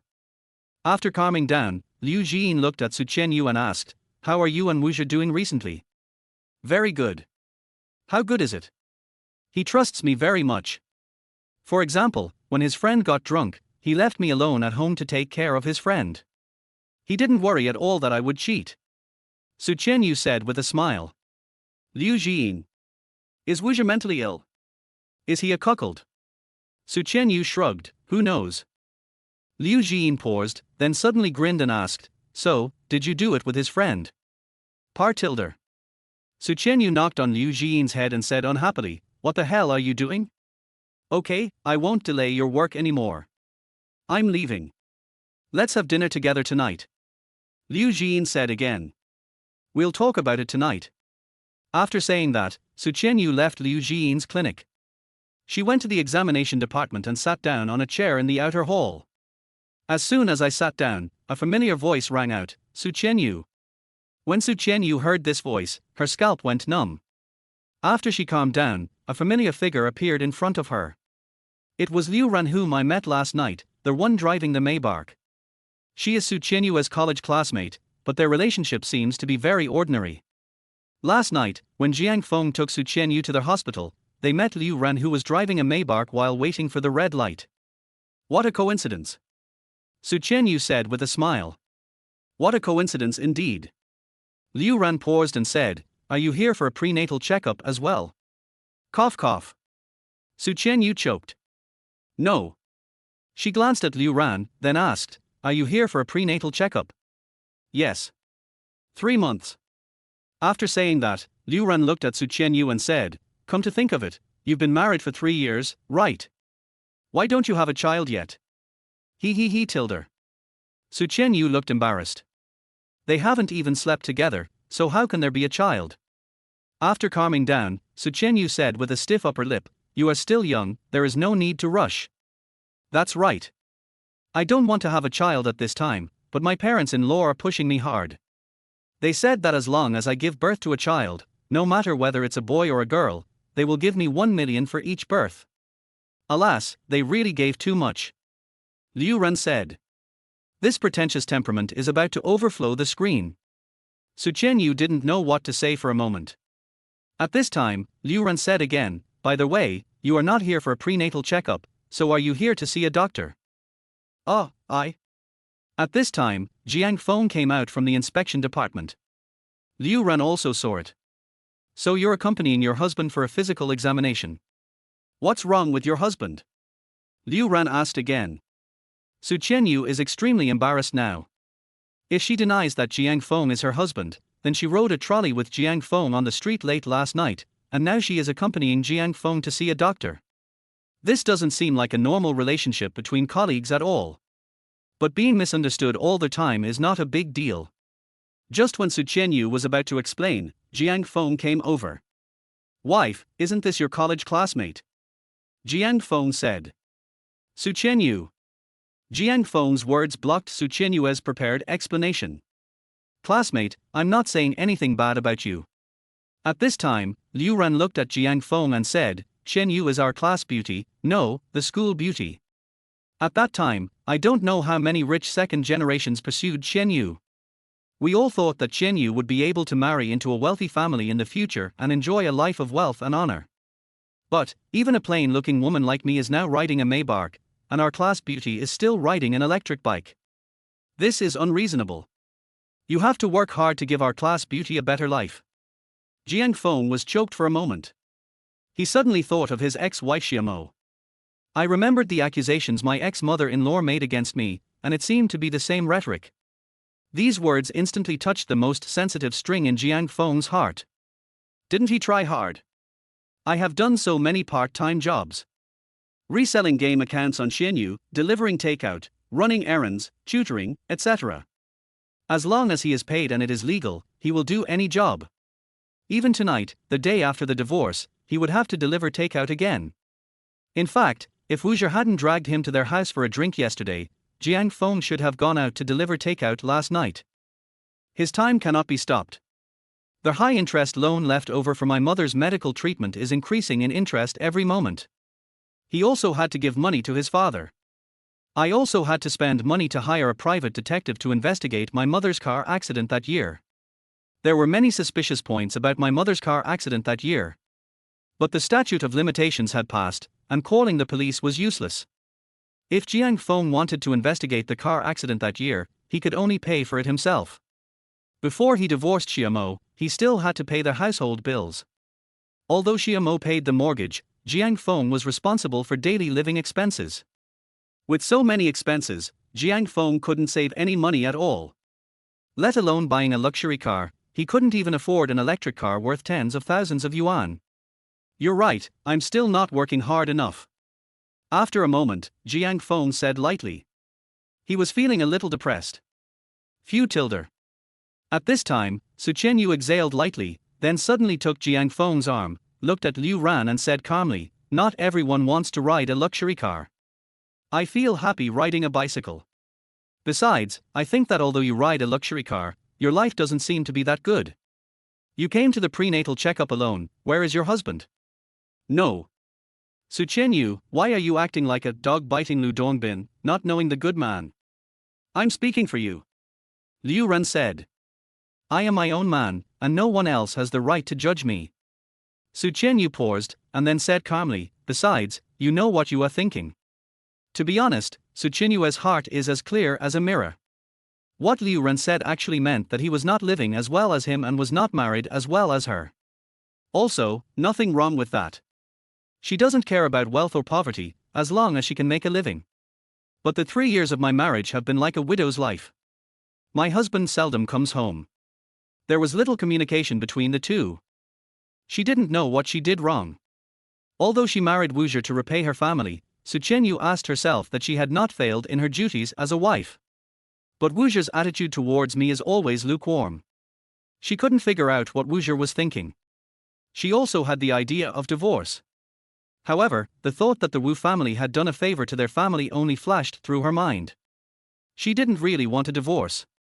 However, after 3 years, her emotions have been on the verge of collapse. She talked to Wu Zhi, but Wu Zhi was always evasive and gave irrelevant answers. Okay, Su Qianyu, a heartless person like you deserves to ride a bicycle for the rest of your life. Liu Ren stopped pretending. For the sake of the baby in your belly, you should be more careful with your words. Su Qianyu said, and ignored Liu Ren and looked at Jiang Feng and asked, when will the test results come out? Half an hour later. Jiang Feng said. Then let's go out for a walk. Su Qianyu said again. Afterwards, Su Qianyu took Jiang Feng's arm and left. After getting outside and out of Liu Ran's sight, Su Qianyu let go of Jiang Feng's arm. I'm sorry. Su Qianyu said. Well, I should be the one to say sorry. I pretended to be your husband first. Jiang Feng paused, then said, don't tell Wu Zhi. Although Wu Zhi said that he was seriously ill and the failure rate of surgery was very high, he might not live long. He wanted to bring Jiang Feng and Su Qianyu together. But, can this kind of thing be taken seriously? What if Wu Zhi's surgery is successful in the future and he changes his mind? Even if I told him, he wouldn't care. Su Qianyu paused, then said calmly, this morning, he came home. I told him that I slept with you. Guess how he reacted?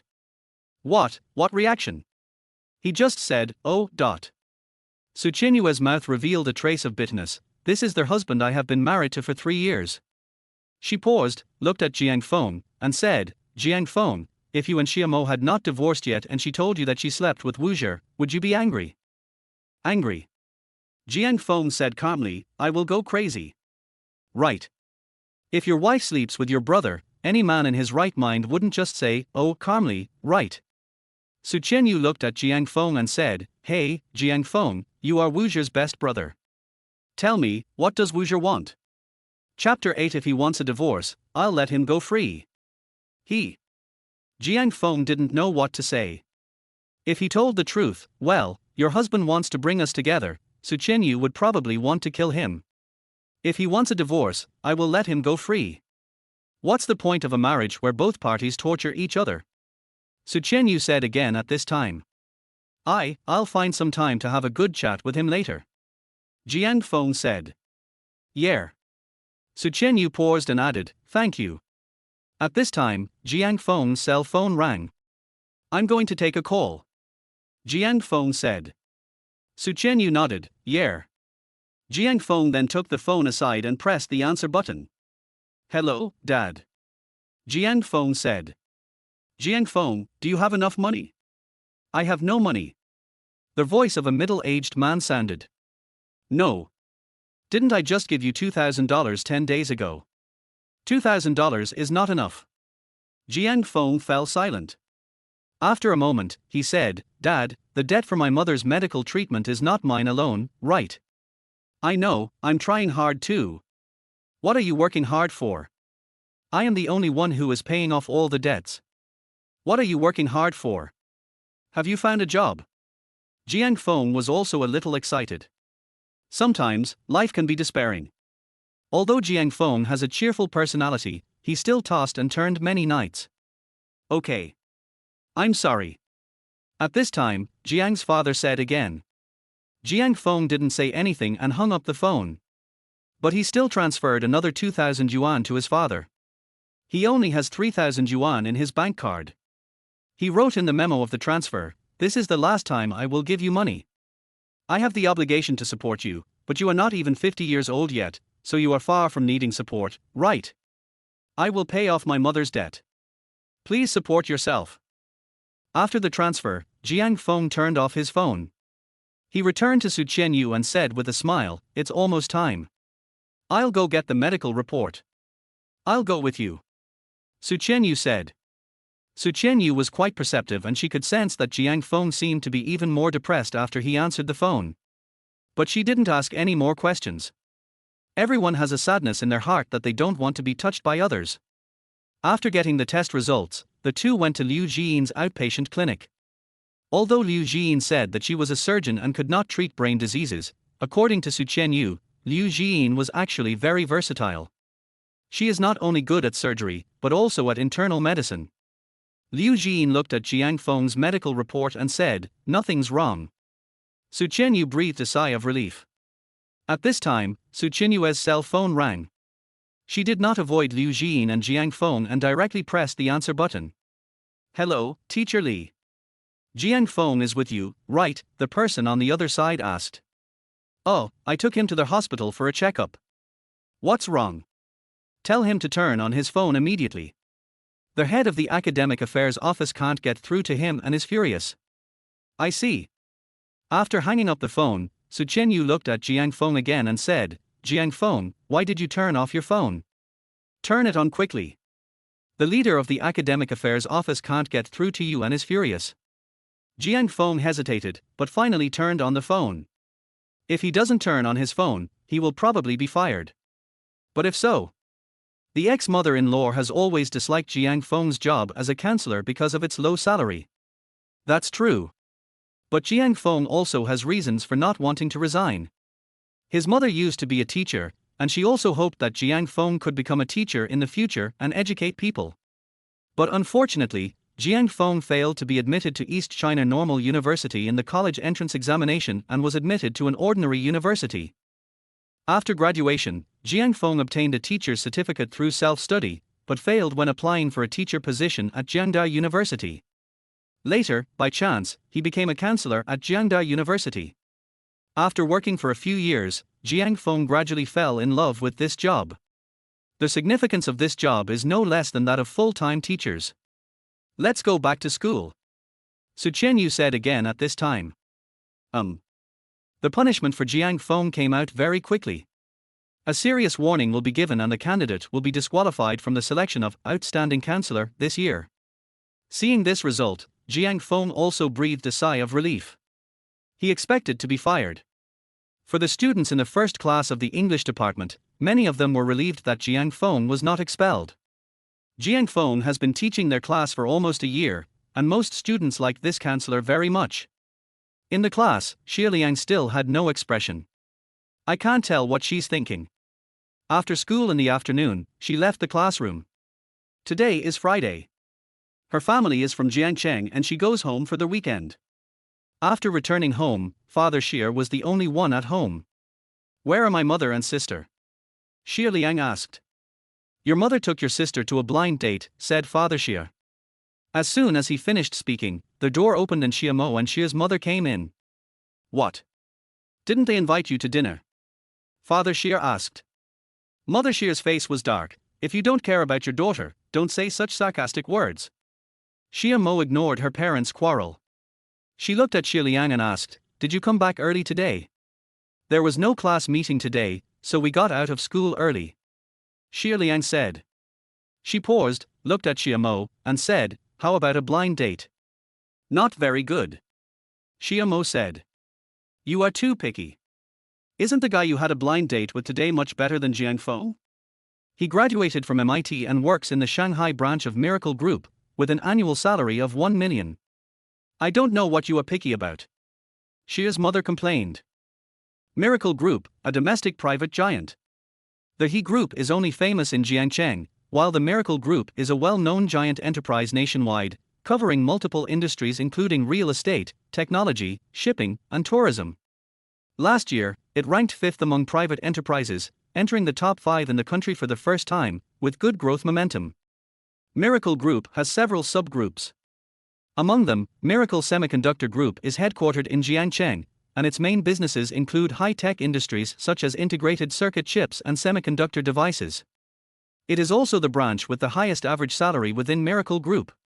Everything about him is good, except that he appeared at the wrong time. Xia Mo said lightly. What's the meaning? I just got divorced and I'm not in the mood to go on a blind date right now. Xia Mo said. Oh, are you blaming me for forcing you to go on a blind date? I dare not.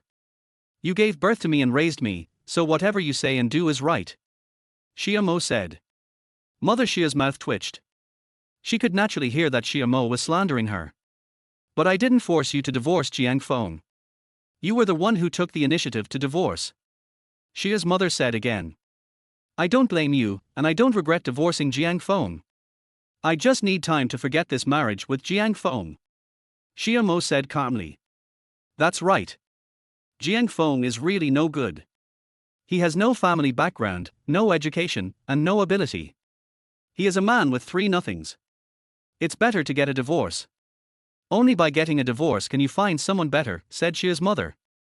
She suddenly remembered something and looked at Xia Liang and said, by the way, Liang, did you see Jiang Feng today? Was he in a bad mood? Really? I told you. He's just being stubborn. After your sister divorced him, it's just a dream for him to find such a beautiful wife, said Xia's mother. She paused, then asked with interest, tell me, why is he so depressed? Recently, someone spread rumors that our beautiful class leader cheated on her, and today my brother-in-law, my ex-brother-in-law caught the rumormonger and had a fight with him. Wait. Mother Xia felt something was not right when she heard this. He stood up for another woman.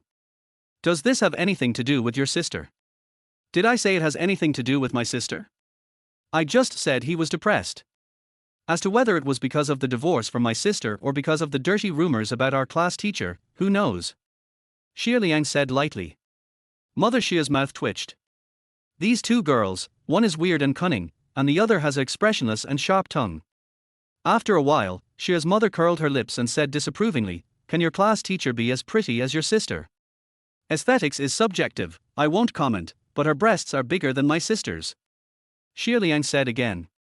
Chapter 9, Stunning. Now, Xia Mo's face also turned dark.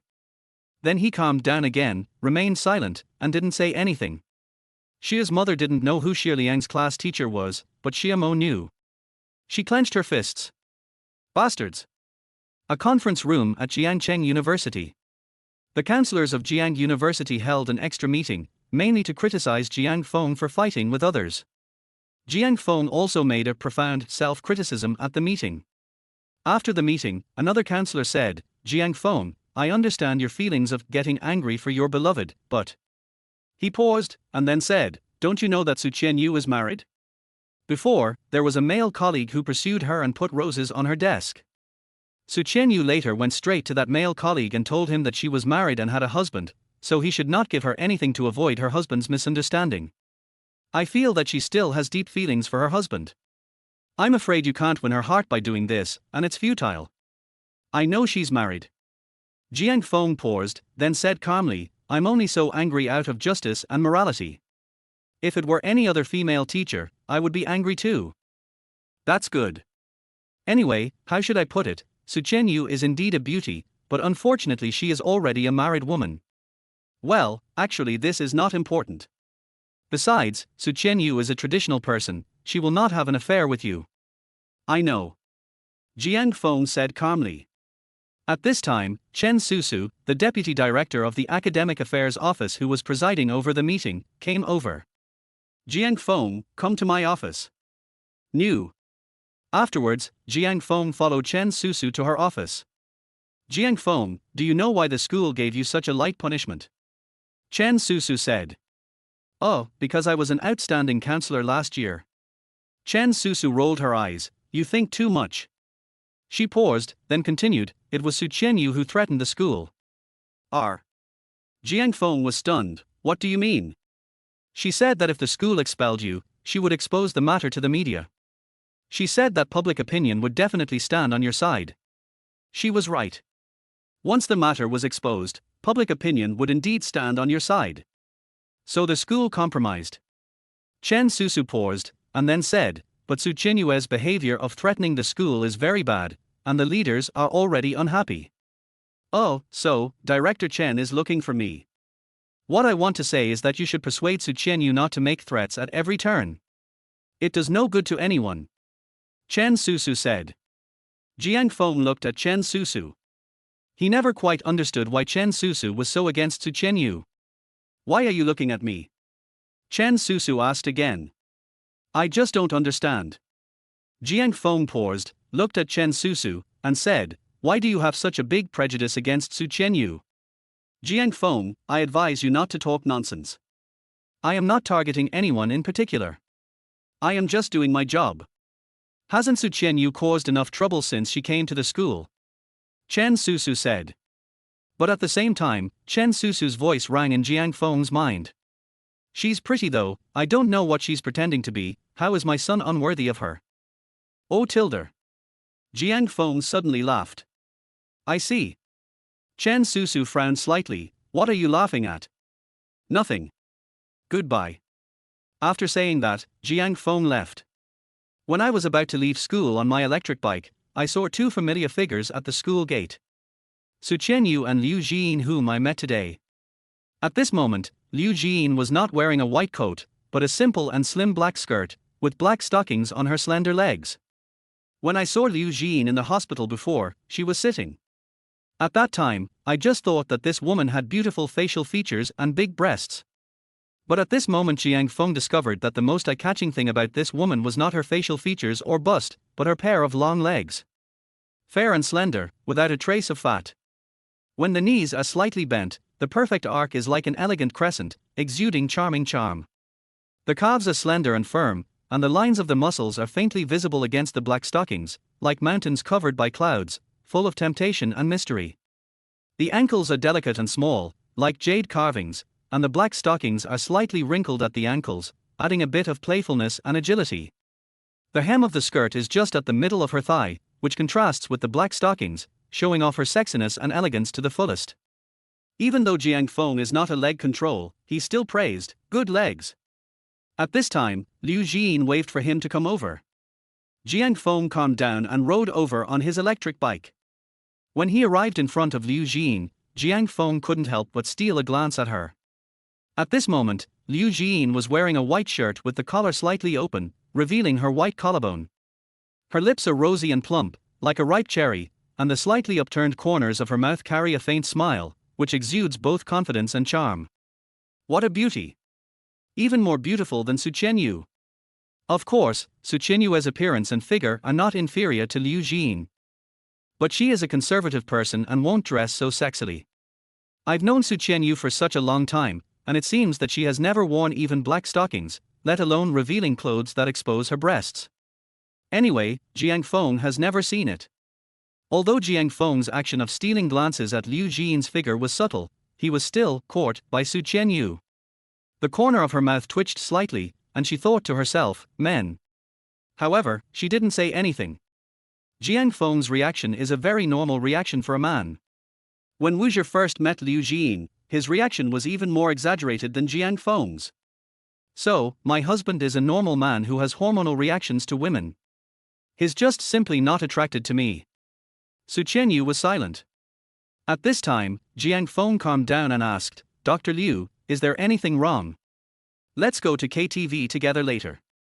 Su Qianyu said. The three of us. Want to hug you left and right. No. Jiang Feng paused, then asked, where's Wu Zhi? Isn't he going? I told him, and he said he would go. Su Qianyu said. Jiang Feng was a little conflicted as he had originally planned to deliver takeout today. Besides, going to KTV costs money. I am short of money now. I have something else to do, so I won't go. Jiang Feng said. If you don't go, I'll just be a light bulb watching them show their affection. Liu Jin paused, then said, "Besides, tonight's party was originally meant to comfort me." Jiang Feng smiled, "I'm fine. I don't know why, but I wasn't fired." He already knew that it was because of Su Qianyu, but some things could not be made clear. "No. I mean, to comfort you about your sadness over divorce," Liu Jin said. Cough cough. Su Qianyu choked. She looked at Liu Jin with resentful eyes. Obviously, it was she who told Liu Jin about Jiang Feng's divorce. "I'm sorry, I was the one who told her about your divorce." Su Qianyu looked at Jiang Feng again. Jiang Feng smiled and said, "Just say it." Can't you tell me? Divorce is so normal. Didn't my parents get divorced too?" Liu Jin said at this time. She paused, looked at Jiang Feng, smiled slightly, and said, "It's okay. There are many beautiful single nurses in our hospital. I will introduce a few to you someday." "This is possible," Jiang Feng said with a smile. His relationship with Su Qianyu is a bit awkward now. But maybe it would be better if I could find a new girlfriend. "Okay. But let's go have fun first today," Liu Jin said. Su Qianyu rolled her eyes and said unhappily, "It's nominally a consolation event for Jiang Feng, but I think you just want to have fun." After that, she turned her head and looked at Jiang Feng and said, "This woman is a microphone tyrant. She pulled us over just to listen to her singing. If no one listens, her singing will be meaningless. We are just her tools. Therefore, she will be responsible for all the expenses of this KTV today." "No problem." Su Qianyu paused, and then said, "This is originally the game I organized, and the expenses are paid by me. I will be angry with anyone who competes with me." Jiang Feng secretly breathed a sigh of relief. He is short of money now, and if you really ask him to pay, he might not be able to take it out. After calming down, Jiang Feng smiled and said, "Since it's prepared for me, I can only go." Afterwards, the three of them took Liu Jin's car to a luxurious KTV in Jiangcheng called Tianrenyan. Looking at the magnificent decorations outside the KTV, Jiang Feng's mouth twitched slightly. This should be the most luxurious KTV in Jiangcheng, and it is said to be incredibly expensive. He glanced at Liu Jin with a somewhat emotional expression. "It seems that doctors still make money. If I had known, I would have studied medicine." At this time, Wuzher also came over. Liu Jin stretched and said, "Let's go." Afterwards, the four of them went into the KTV together. The luxury of the decoration inside can only be said to be even better than outside. The room has been booked. The four of them went straight into a luxurious private room. As soon as I sat down, a row of KTV princesses dressed cootie came over. "This." Jiang Feng's head was buzzing. "Hey, Wuzher, did you order this?" Jiang Feng asked in a low voice. "How is this possible? I don't want to live anymore," Wuzher also said in a low voice. At this time, Liu Jin smiled and said, "I ordered it. To be more precise, I ordered it for you." Forget it. Pick one," Liu Jin said. "Well." Jiang Feng didn't know where to start complaining for a moment. "I'm not satisfied with any of them," Liu Jin said directly, "Change a batch." Soon, the second group of singing princesses came. Jiang Feng took a look and felt his scalp tingling. He saw someone he knew among the group of singing princesses. Chapter 10. The wife ordered a princess for her husband in KTV. And Xieyar, Jiang Feng's beautiful neighbor. And Xieyar moved next door to them about 3 months ago. Then, he always came back late at night, reeking of alcohol. Jiang Feng actually guessed in Xieyar's occupation. If Jiang Feng had not happened to hear in Xieyar's thoughts last night and knew that she was a policewoman and was working as a hostess only undercover, he might have really mistaken her for an ordinary hostess. At most, she is a very pretty hostess. In fact, and Xieyar's appearance is no less than Su Qianyu and Liu Jin. However, as the name suggests, some places are indeed a bit small. Bust of 3 persons. Liu Jin's cup size is D. Su Qianyu's cup size is C. And Xieyar's cup size is at most A. At this time, Liu Jin saw Jiang Feng was always looking at Xieyar, so he pointed at Xieyar and said, "She stays. The others can leave." And Xieyar's scalp is also tingling now. After working undercover in Jiangfeng's largest and most luxurious KTV for 3 months, and Xiaoya met an acquaintance for the first time. And it happened to be my neighbor. It's very embarrassing. By the time she came to her senses, the other singing princesses had already left. And Xiaoya had no choice but to sit next to Jiang Feng. Jiang Feng, don't be so reserved, be more natural. Liu Jin paused, then looked at Xiaoya and said, Beauty, my friend is quite introverted, you should take the initiative. Let me make it clear in advance that I can sing with you and drink with you, but I can't sleep with you, said Xiaoya. You're not allowed to sleep. Liu Jin said. Phew tilde. Jiang Feng vomited blood. I didn't say I wanted to sleep. Jiang Feng calmed down and said, People say that we sell art but not our bodies. Let's order some songs. Dr. Liu, aren't you a microphone master? Order some songs. Okay. Afterwards, Liu Jin ordered a song called Happy Breakup. Jiang Feng's mouth twitched. Dr. Liu, did you do this on purpose? Then change one. Then she ordered another song, It's a Pity It's Not You. Jiang Feng. He didn't protest anymore. At this time, Liu Jin spoke up. This moment suddenly feels so familiar, as if it was playing at the same time yesterday and today. This opening shocked Jiang Feng. This sound is simply too outrageous. This person obviously has a nice speaking voice, very much like a queen, but why does she become like a husband duck when she sings? This instantly reminded Jiang Feng of a woman singing Phoenix Legends' Lang's Temptation in a Douyin short video he had seen before. Su Chenyu pursed her lips and chuckled. I rarely see her smile so happily recently. However, Liu Jin was very devoted. Halfway through the song, Su Chenyu couldn't take it anymore. She took the microphone from Liu Jin and said, Don't sing anymore. Let me sing. Then, she stood up and walked to the place where the song was requested, picked up the microphone, cleared her throat, and slowly spoke with the accompaniment. It's a pity that it wasn't you who stayed with me until the end. We walked together but got lost at the intersection. The singing is like heavenly music. Jiang Feng looked at Su Chenyu quietly, then suddenly realized that Wu was looking at him, and instantly withdrew his gaze feeling guilty. And Xiaoya, who was standing next to him, was watching this scene with an interested expression on her face. Interesting. And Xiaoya suddenly moved closer to Jiang Feng, leaned forward slightly, and lowered her voice and said, I've been your neighbor for 3 months and I often say hello to you, but I don't seem to know your name yet. Oh, Jiang Feng. Jiang Feng and Xiaoya's whispering to each other had some impact on Su Chenyu, making her a little distracted and her singing a little out of tune. Chenyu, you're out of tune. Liu Jin said. How dare you say I'm out of tune? Su Chenyu threw the microphone to Liu Jin again. How about you do it yourself? Afterwards, Su Chenyu sat back in her seat. It's not far from Jiang Feng, but there's Wu in between. Jiang Feng and the singing princess seemed to get along very well, and the distance between them was closer than that between her and Wu. Of course, it might also be because the distance between her and Wu was a bit far. The rift between her and Wu was not formed overnight, but accumulated bit by bit over 3 years of marriage. At this time, Wu smiled and said, Jiang Feng is divorced now and has let go. Before he and Xiaomo divorced, he would not dare to order a KTV princess even if he had 10 guts. It seems that divorce is not a bad thing. How about I order one for you too?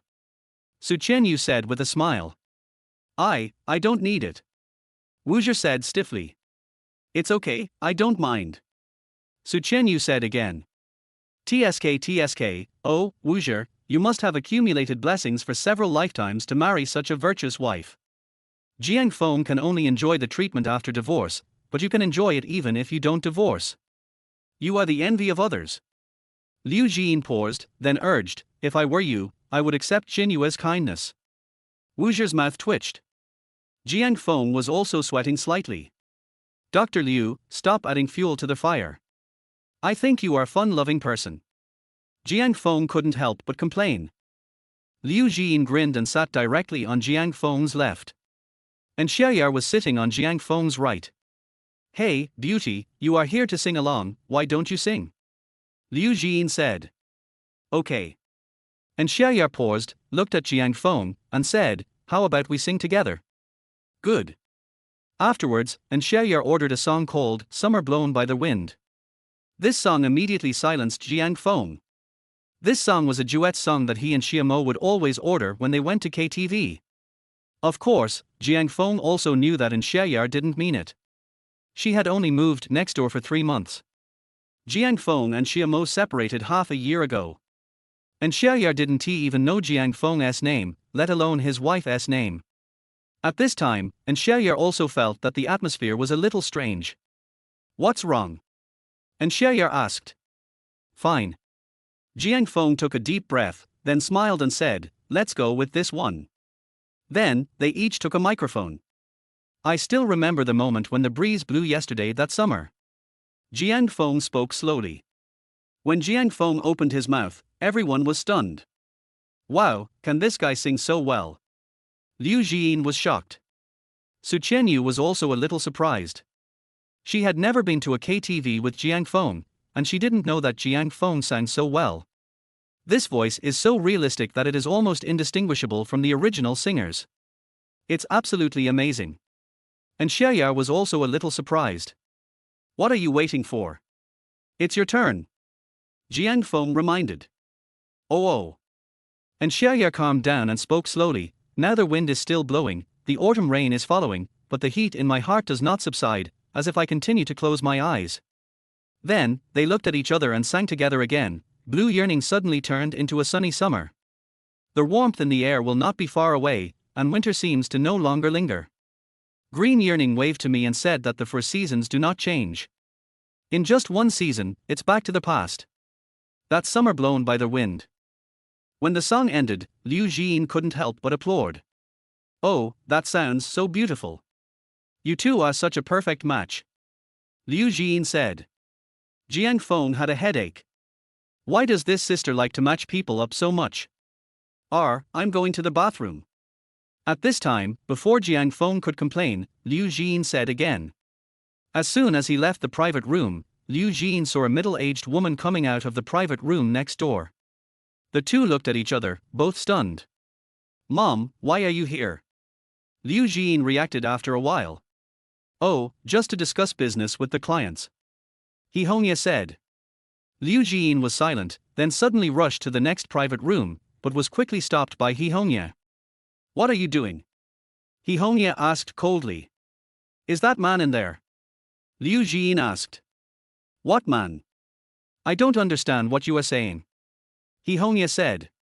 Mom, I don't object to you remarrying, but as your daughter, if you want to get married, I should at least have the right to know, right? I should at least know who the other person is, right? Liu Jiyin said lightly. Well, it hasn't come to that. We are just friends and get along well. He Hongya hesitantly said. We are just friends, why don't you let me see you? Liu Jiyin asked again. At this time, hearing the quarrel outside, Jiang Feng and others also came out of the private room.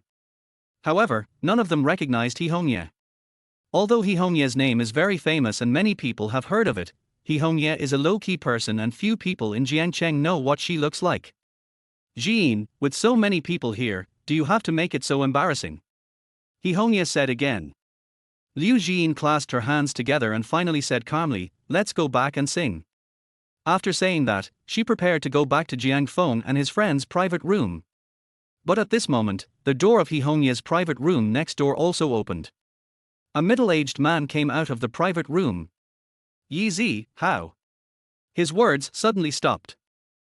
Jiang Feng on the opposite side was also dumbfounded. Huh? Dad? Dad? Old father? What the hell are you doing? Chapter 11 Is your husband a cuckold? Jiang Feng's first reaction was that his father spent the money he gave him on the middle-aged woman in front of him. This old man. Jiang Feng was so angry. He works so hard to make money, and then the old man uses it to pick up girls. I don't even want to spend money to pick up girls. But Jiang Feng said nothing. This middle-aged woman seemed to know Liu Jiyin. At this time, the middle-aged woman pulled Liu Jiyin away.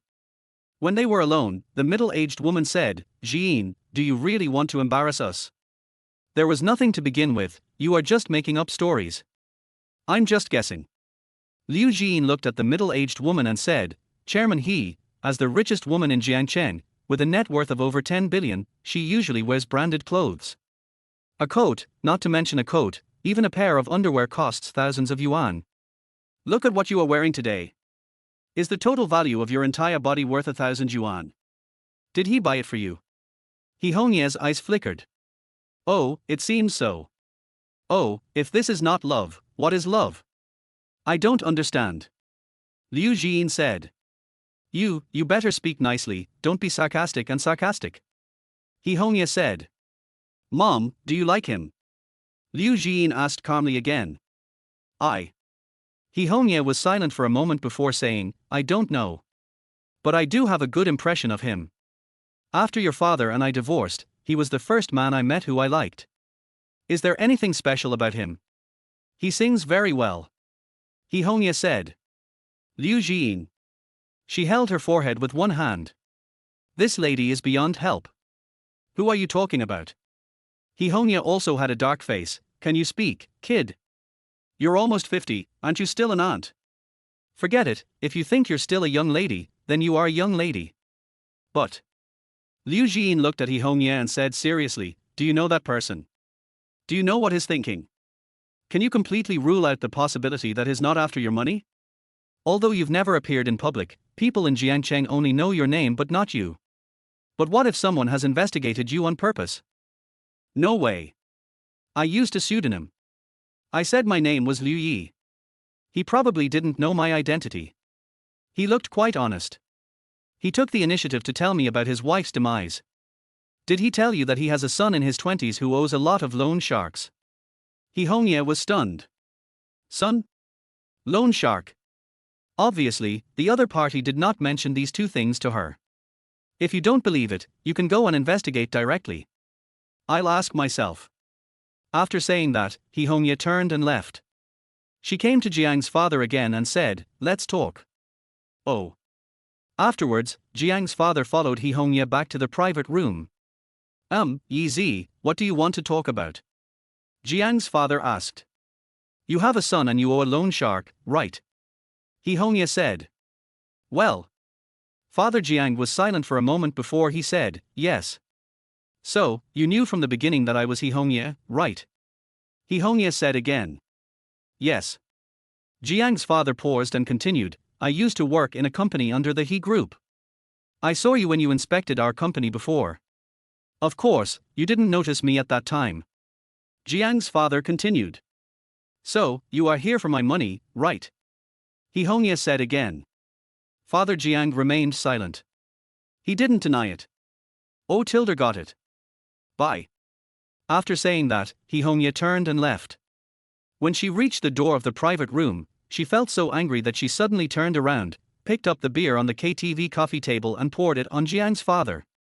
Then, turn around and leave. Liu Jin, Jiang Feng and others are still outside. Seeing He Hongye coming out of the private room angrily without seeing his father, Jiang Feng said with a stiff upper lip, that man just now. Dead. Jiang Feng was startled. He Hongye didn't explain and just left. No one would really die, would they? Wu Zhe said weakly. Among the people present, besides Jiang Feng, Wu Zhe and Su Qianyu knew that he was Jiang Feng's biological father. When Jiang Feng and Xia Mo got married, Wu Zhe and Su Qianyu went to their house. At this time, Su Qianyu was also a little worried. Just go in and take a look and you'll know. And Xia said. She was originally a police officer. After saying that, and Xia directly pushed open the door of the private room next door. Jiang's father sat there motionless, with the watermarks of beer splashed on his body clearly visible. The person is fine.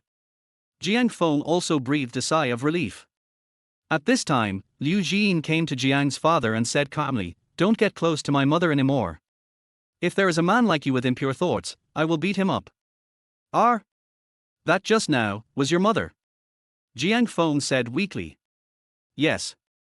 Liu Jin paused, sighed, and said, I'm sorry. I wanted to comfort you today. I didn't expect to meet a scumbag with ulterior motives. I'm fine. It's just.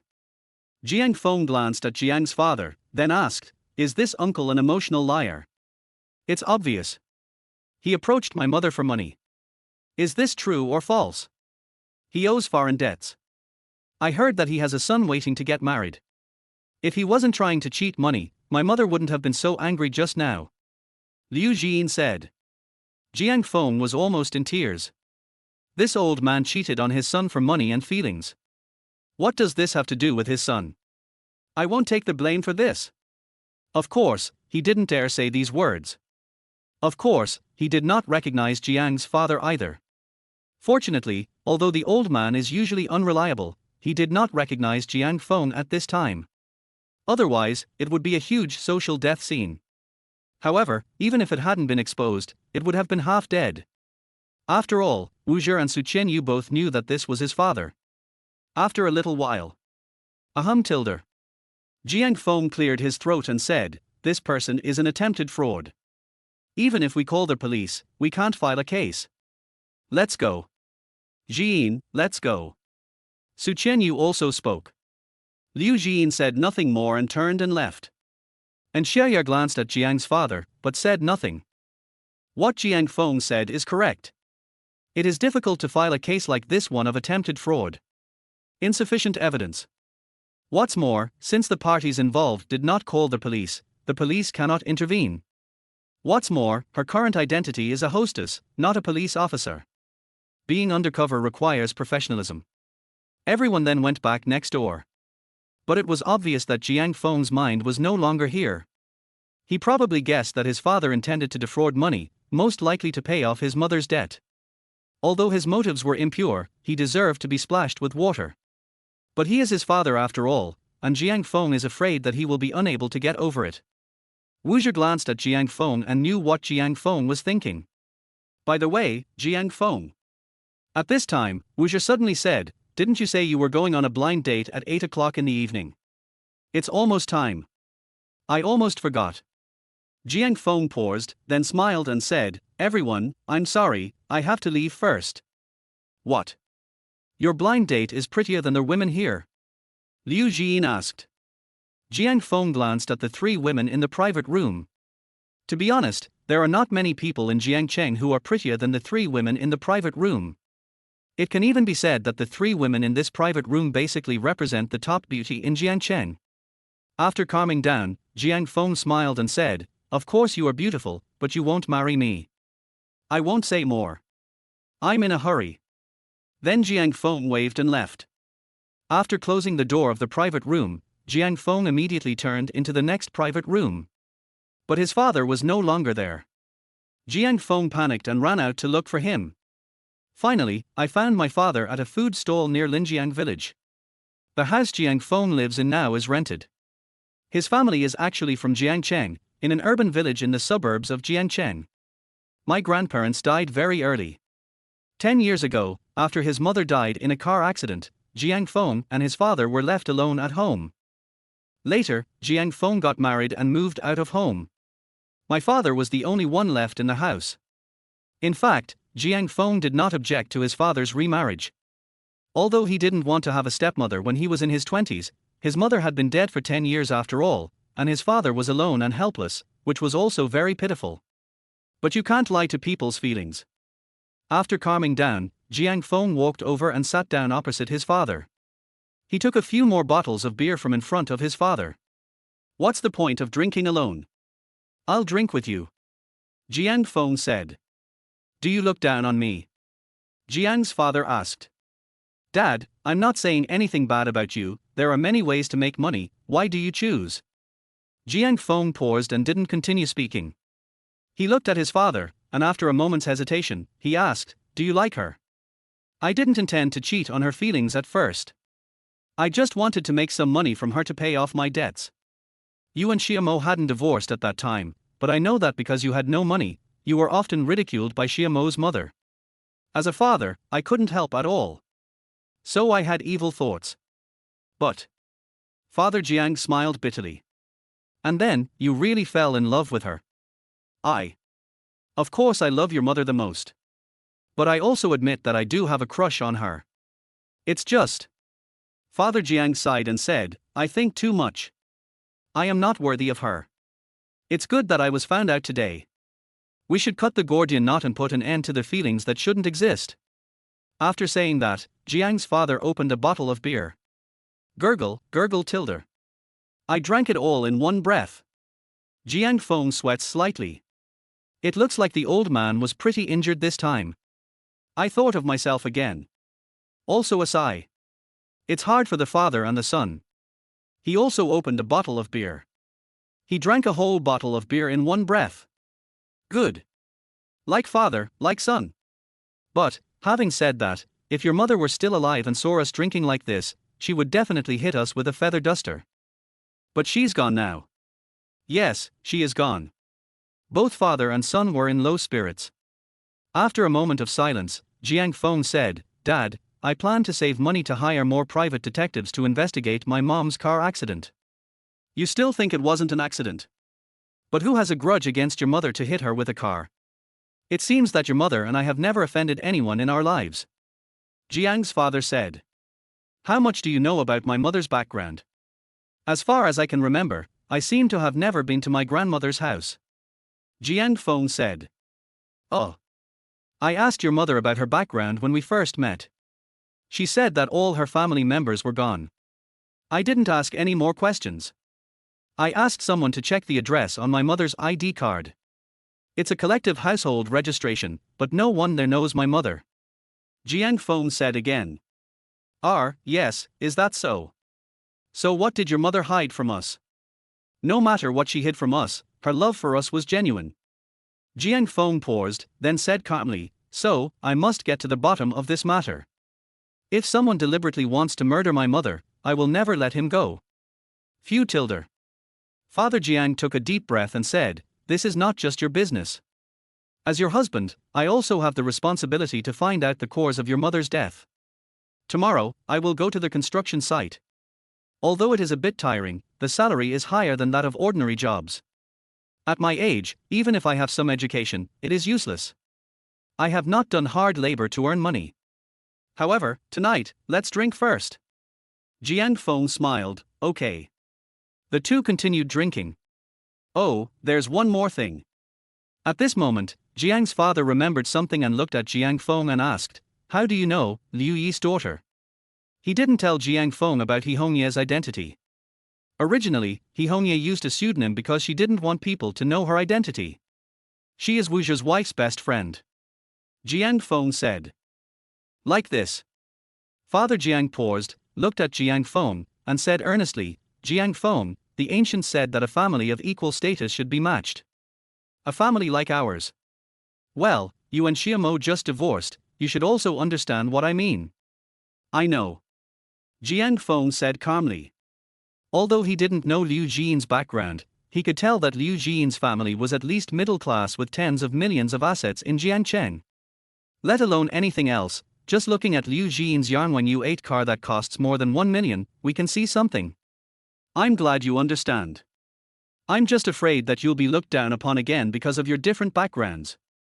To be honest, every time your mother-in-law and ex-mother-in-law told me that you were incompetent, I agreed with them, but I felt like a mountain was pressing down on me. Which parent likes their child to be belittled? Okay, it's all in the past. Let's not talk about it anymore. Let's drink. Jiang Feng said again. Good. At this time, neither of them noticed that a U8 was driving past the road next to the food stall. It was Liu Jian's car. At this moment, looking up into the U8. Liu Jian was driving the car and Su Qianyu was sitting in the passenger seat. Didn't he see Wu Zhe? Oh, singing is so fun, said Liu Jian. Su Qianyu rolled her eyes, you are happy, but I am going crazy. Otherwise, how can we be good friends? You are the only one who can tolerate my noise pollution. Liu Jian chuckled. She paused, and suddenly said, by the way, are you and Wu Zhe okay? It seems like you two didn't have much communication today. Su Qianyu turned her head and looked out the window, saying calmly, what could possibly happen? We can just live our own lives. He's looking for a woman outside. Liu Jian was instantly murderous, you are soft-hearted and can't do it. I will beat him up. I don't know whether there was a woman or not. But he is definitely mentally ill. By the way, Qianyu, you said before that Wu Zhe let one of his drunken friends stay at your house, but he ran away, leaving you and his friend alone at home. Is there friend of Wu Zhe you are talking about Jiang Feng? Liu Jian asked again. Jiang Feng is a bit cowardly. Wu Zhi clearly wanted to be a cuckold and wanted Jiang Feng to sleep with you. But he didn't do it. Is he incapable? Su Qianyue's face was filled with black lines. Just kidding. Su Qianyu didn't say anything and turned her head to look out the window again. Then, he happened to see Jiang Feng and Jiang's father drinking, and they both looked drunk. She quickly glanced at Liu Jian again. Fine. Liu Jian didn't notice the roadside food stalls. Su Qianyue's eyes flickered. After driving this section of road, Su Qianyu suddenly said, Jian, I'll get off here. You haven't reached your house yet. I don't want to go home now. I want to walk around by myself. Su Qianyu said. Don't you want me to accompany you? You're too noisy. Damn. Plastic bestie. Despite all their complaints, Liu Jian still stopped the car and dropped Su Qianyu off. She knew that Su Qianyu and Wu Zhi were currently in a very strained relationship, and Su Qianyu really needed some time alone. When she was forced to get married by her family, she did not tell Su Qianyu, but just took a walk alone to relieve her emotions. If there is any danger, call me. Liu Jian said. After Liu Jian drove away, Su Qianyu called a car and returned to the food stall where Jiang Feng and Jiang's father were drinking. At this time, the boss was looking at the drunk father and son and felt a little headache. They are all from the same village. It doesn't matter whether you pay the bill or not. But he was alone, how could he send both of them home? Just when the boss was about to send them home one by one, a beautiful woman suddenly came over. It was Su Qianyu. Well, have they paid the bill? Su Qianyu asked. Oh, no. But it's okay, we are from the same village. We can ask them tomorrow. The boss said with a smile. How much? I paid for them. Su Qianyu said. She knew that Jiang Feng and his son were both short of money now. The boss was a little surprised. He looked at Su Qianyu. Very beautiful too. But obviously not Jiang Feng's wife. Although Jiang Feng's beautiful wife did not live in the village, she also came back and he had seen her. Damn, Jiang Feng is such a lucky guy. Boss? How much is it? Let me scan the code. At this time, Su Qianyu said again. Oh, 186, just give 180, said the boss. Su Qianyu didn't say anything, then scanned the code and paid 180 yuan. She looked at the drunk father and son lying on the dining table and felt a little troubled. Boss, can you help me send them back? Su Qianyu said again.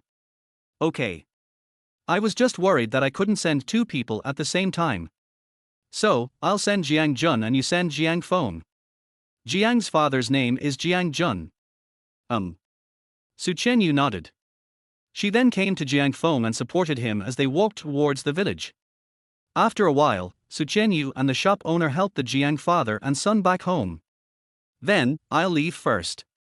The shop owner left after saying this. Su Qianyu was a little hesitant. She could just walk away though. But she was also worried that Jiang Feng and his son might get into trouble after drinking. At this moment, Su Qianyue's cell phone suddenly rang. It's Wu Zhi calling. Chapter 12, Meet my ex-wife on a blind date. Su Qianyu hesitated for a moment, but finally pressed the answer button. Hello. Su Qianyu was about to explain why she hadn't returned home yet, then Wu Zhi spoke up. Qianyu, I'm going back to my mother's house today and I won't be going back. Wu Zhi said. I understand. Su Qianyu said calmly. It seems that her husband doesn't know that she hasn't returned yet. Well, if there's nothing else, just hang up and go to bed early. Wu Zhi said again. New. Then Su Qianyu hung up the phone. Although I have long been accustomed to my husband not coming home at night, I still feel a little uncomfortable. Which married woman doesn't want to be loved by her husband? Although her marriage with Wu Zhi was more of an arranged marriage, brought together by the elders of both sides, now that they are married, shouldn't they work together to run the family? However, after 3 years of marriage, Wu Zhi and I seem to be living our own lives, more like a couple living together. Alas Tilda. Su Qianyu sighed softly. At this moment, she suddenly heard the sound of vomiting in Jiang Feng's room, and she hurried over. I saw Jiang Feng lying on the bed and vomiting. Are you okay? Su Qianyu kept patting Jiang Feng's back. Jiang Feng glanced at Su Qianyu with his drunken eyes, grinned and said, "Sister Wei Wei, you're back." Su Qianyu was stunned. She and Jiang Feng have known each other for many years, but she has never heard of anyone named Wei Wei. At this time, Jiang Feng finished vomiting and lay down to sleep again. Compared to last night at home, he was really drunk today. Su Qianyu calmed herself down and started cleaning the floor. The next day, when Jiang Feng woke up, Su Qianyu was gone. He rubbed his head. "I seem to remember that I vomited. Why is it so clean? Am I hallucinating? Oh, by the way, I didn't pay the bill yesterday." Jiang Feng then went directly to a house in the village. He was the food stall owner from yesterday. He is also from this village. Just then, the food stall owner came out from their yard. "Uncle Tan, I'm sorry. I drank too much yesterday and haven't paid the bill yet." "How much is it?" Jiang Feng said. "Someone has helped you get married," said Uncle Tan. "Ah? Who is it?" "I don't know her." "A very beautiful lady." Jiang Feng was stunned. "Come to think of it, I vaguely seem to see someone enter my house, that figure." He paused, then asked, "Is it Sister Yue?" "Ah? What are you thinking about? She's a big star now. I'm afraid she will never come back to our village in this lifetime." Uncle Tan paused and continued, "It was a beautiful woman in a white dress." Jiang Feng was stunned. He remembered that Su Qianyu was wearing a white dress when she was singing at KTV yesterday. "Oh, by the way, she scanned the QR code to pay yesterday, and you can see her WeChat nickname." Uncle Tan then took out his cell phone and looked at it. "Proud Rabbit. Do you know it?" Uncle Tan said. Jiang Feng didn't say anything and just stood there in a daze. This is indeed Su Qianyu's WeChat nickname. So, the person I saw yesterday was actually Su Qianyu? She was the one who helped me clean up the vomit I vomited. Jiang Feng had a complicated expression. Even his ex-wife had never done anything like cleaning up his vomit. Of course, it was also because when he was with Xiamo, he didn't dare to drink so much and never vomited. At this time, Uncle Tan asked again, "Jiang Feng, who was that beautiful woman last night? Aren't you afraid that your wife will know? Speaking of which, I haven't seen your wife come home for a long time." "Divorced," Jiang Feng said calmly. "Oh, I see." Uncle Tan paused, patted Jiang Feng on the shoulder, and said with a smile, "You are good. You divorced a beautiful woman and married another beautiful woman." Jiang Feng sweats slightly. "That's not it." "She is." "Never mind. It's not what you think anyway." After saying that, Jiang Feng left without giving the other party a chance to gossip. Today is Saturday, a day off. Of course, if something happens to a student, he still has to work overtime as a counselor. Holding the phone, Jiang Feng hesitated whether to call Su Qianyu to thank her. But after thinking it over, he finally just sent Su Qianyu a message, "Thank you for last night." At the same time, Jiang Feng placed an order online and bought a bottle of hand cream for Su Qianyu. He had heard from Wuzher before that Su Qianyu had a set of L'Occitane hand creams in her Taobao shopping cart. A set cost less than 600 yuan, which was not very expensive. However, Su Qianyu had kept it for a long time and never bought any. Of course, he used his virtual mobile phone number to send the order. He linked a virtual mobile phone number to his main card, and no one else knew about it. Originally, this virtual mobile phone number was used to receive game verification codes. I didn't expect it to have other uses. After returning home, Jiang's father also woke up. "Son, didn't we pay yesterday?" said Jiang's father. "I have already paid." "Okay." He paused, then continued, "I'm going to the construction site. A friend of mine is now a foreman at the construction site. I just contacted him and he can pay me 300 a day. Then be careful." Jiang Feng said. "No." After saying that, Jiang's father left. Jiang Feng returned to his rental house. Although it is the weekend, it is not his day off. He has to work part-time. Jiang Feng did a lot of part-time jobs, but his main part-time job was still delivering takeout. The main thing is that this time is more free. When you are free, you can grab the order to deliver the food. If you are not free, you don't have to do it. His delivery clothes are all in the rental house. As soon as I returned to the rental house, the door next door opened. And Xiaoya came out. The man didn't come home all night. And Xiaoyar said, I'm back home. Jiang Feng looked at Xiaoyar again and said with a smile, should I call you Miss Annie or Miss YA? Annie is Xiaoyar's stage name in KTV. If you dare to call me Annie outside, I will break your legs. And Xiaoyar said. Jiang Feng sweats slightly. This female police officer is a bit violent. At this time, Xiaoyar said again, okay. I won't talk to you anymore. I have something else to do. I'm leaving first. After saying that, Xiaoyar left. Jiang Feng went into their house, put on his delivery uniform, and started taking orders. Jiang Feng easily grabbed an order and started delivering food. Today went smoothly. In less than 2 hours, and it was not even the peak period for takeout, Jiang Feng had delivered 10 orders. In total, he had earned 50 yuan. It looks like today's closing price will exceed 300. Jiang Feng became more energetic. Maybe for those rich people, 300 yuan is not worth anything, but for Jiang Feng, every penny is precious. At 10 o'clock in the morning, Jiang Feng grabbed another order. This is a milk tea order.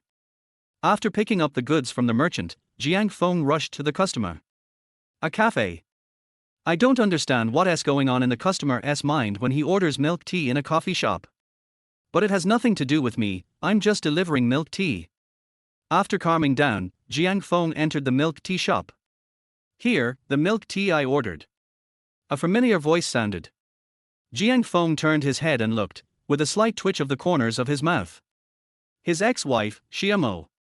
Sitting opposite Xiamo was a man in a suit. It looks like a blind date or a date. Just at this moment, a "Do's, he must love you" was heard again in the coffee shop.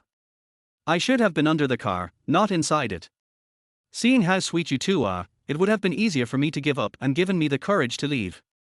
When Jiang Feng turned around, Xiamo also saw Jiang Feng and was stunned.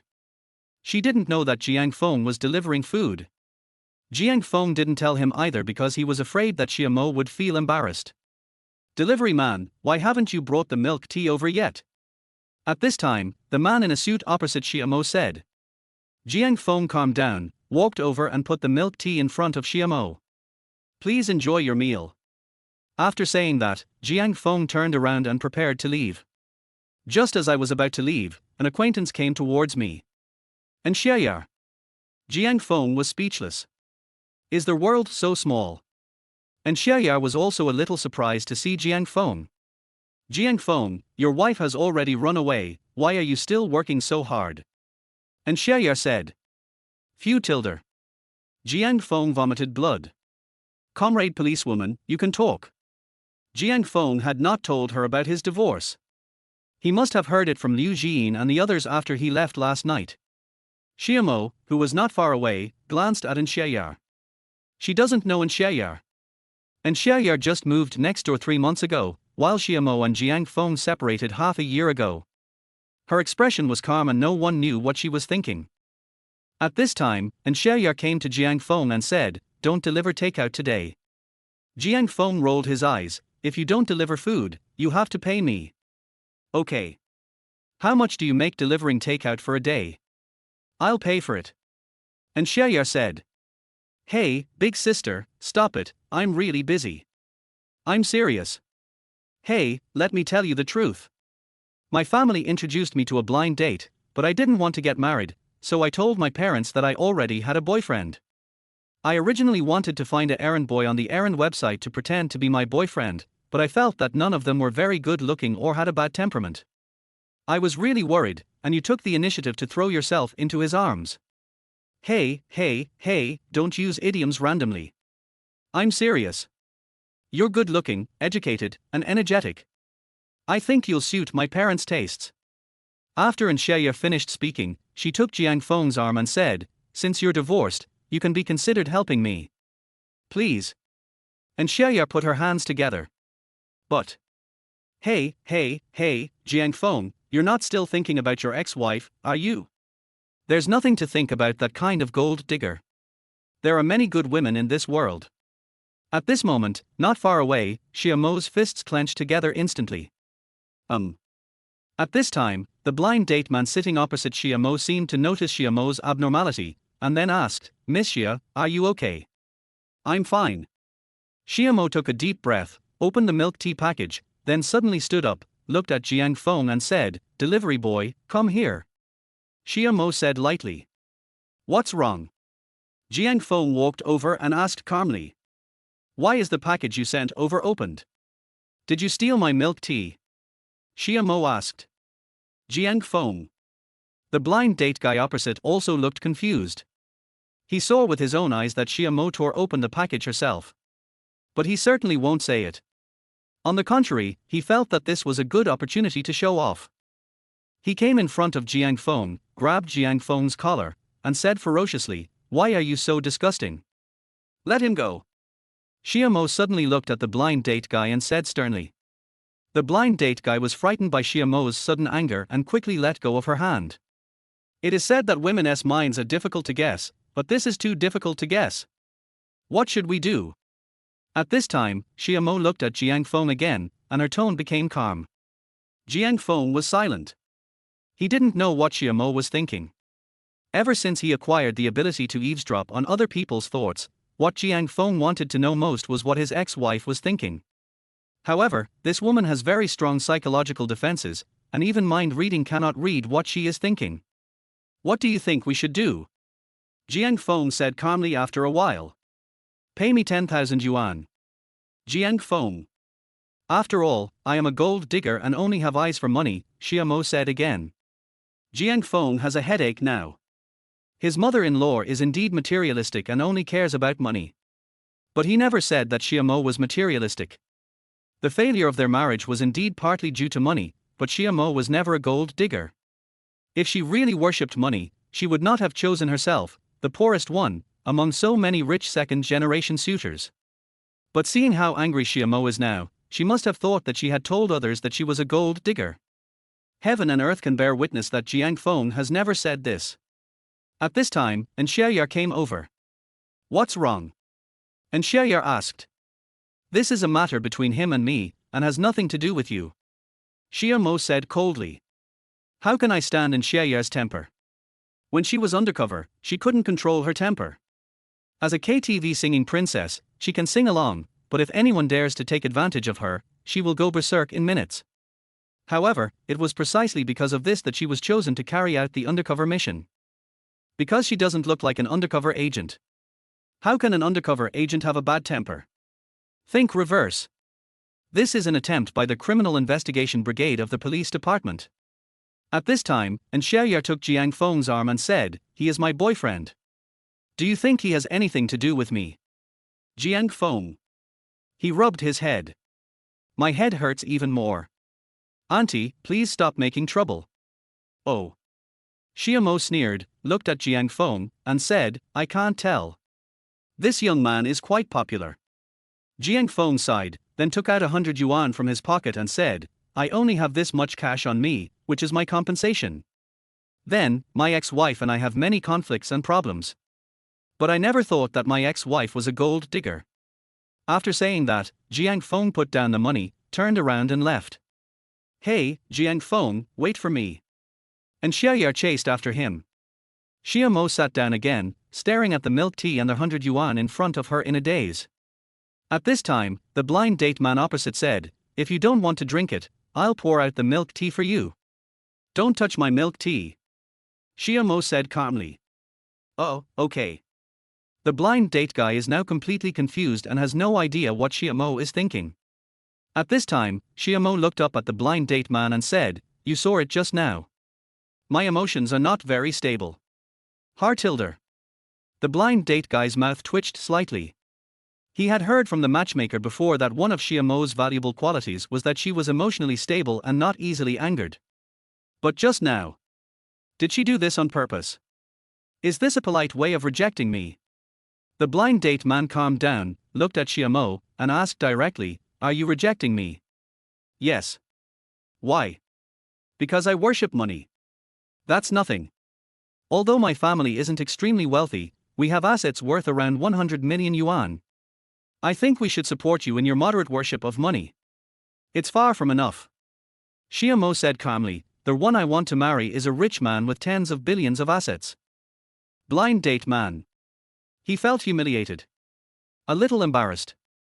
He stood up and said angrily, Xiamo, you are indeed very beautiful. But you have also forgotten that you are divorced. Based on this alone, which rich man with a billionaire family would marry you? Besides, the children of wealthy families mostly marry through arranged marriages, and the rich men also marry the daughters of wealthy families.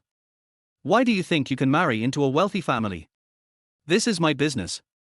Xiamo said lightly. Neuropathy. The blind date guy cursed and left angrily. Xiamo breathed a sigh of relief, and her expression relaxed. Oh, I'm going to be scolded by my mom again when I get home.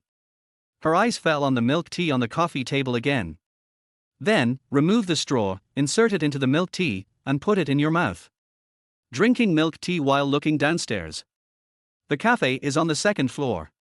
Halfway through drinking, Xiamo saw and Xiaoya still holding Jiang Feng's arm downstairs, so she threw the milk tea directly into the trash can. It tastes terrible. Then, Xiamo got up and left. She didn't take the 100 yuan that Jiang Feng gave her. The other side. Missin, Anton, what on earth do you want to do? Jiang Feng said helplessly. Jiang Feng, I'm helping you. I just heard Liu Jin say yesterday that your ex-wife is materialistic, but I didn't expect her to be so domineering. I did it on purpose to make her angry. And Xiaoya said. Even though she didn't know the relationship between Xiamo and Jiang Feng before, she had guessed it after what happened just now. How is it?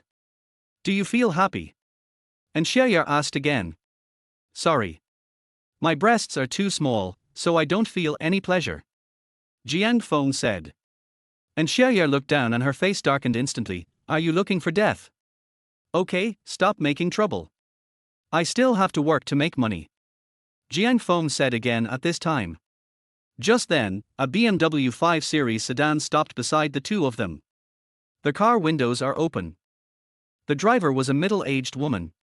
Then, his face didn't look very good. Mom, why are you here? And Xiaoya said with a stiff face. Before the middle-aged couple could speak, and Xiaoya pointed at Jiang Feng and said, This is what I told you, my boyfriend, Jiang Feng. Mom, you won't look down on the delivery man, right? When you married my dad, he was just a porter. You are my role models, so you won't oppose me and my boyfriend just because of his job. Right? The middle-aged woman in the car choked up. And Xiaoya successfully blocked her mother's mouth. Just then, Xiamo came down from the cafe on the second floor. She glanced at Xiaoya with a flickering look in her eyes, then suddenly walked over quickly and came in front of Jiang Feng. And Xiaoya's heart skipped a beat. What does this woman want to do? Don't ruin your own good thing. At this time, Xiamo looked at Jiang Feng and said, I'm pregnant. Chapter 13 My first love is a big star. Cough cough. Jiang Feng choked.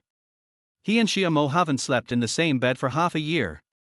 Even if I'm pregnant, it has nothing to do with me. Thinking of this, Jiang Feng also felt a little depressed. He glanced at Xiamo's belly. You're not really pregnant, are you? And Xiaoya was also a little dizzy from Xiamo's heavy blow. At this time, An's mother looked at Xiamo and said, Beauty, who are you? I'm his friend. Xiamo pointed at Jiang Feng. Friend, this pregnancy.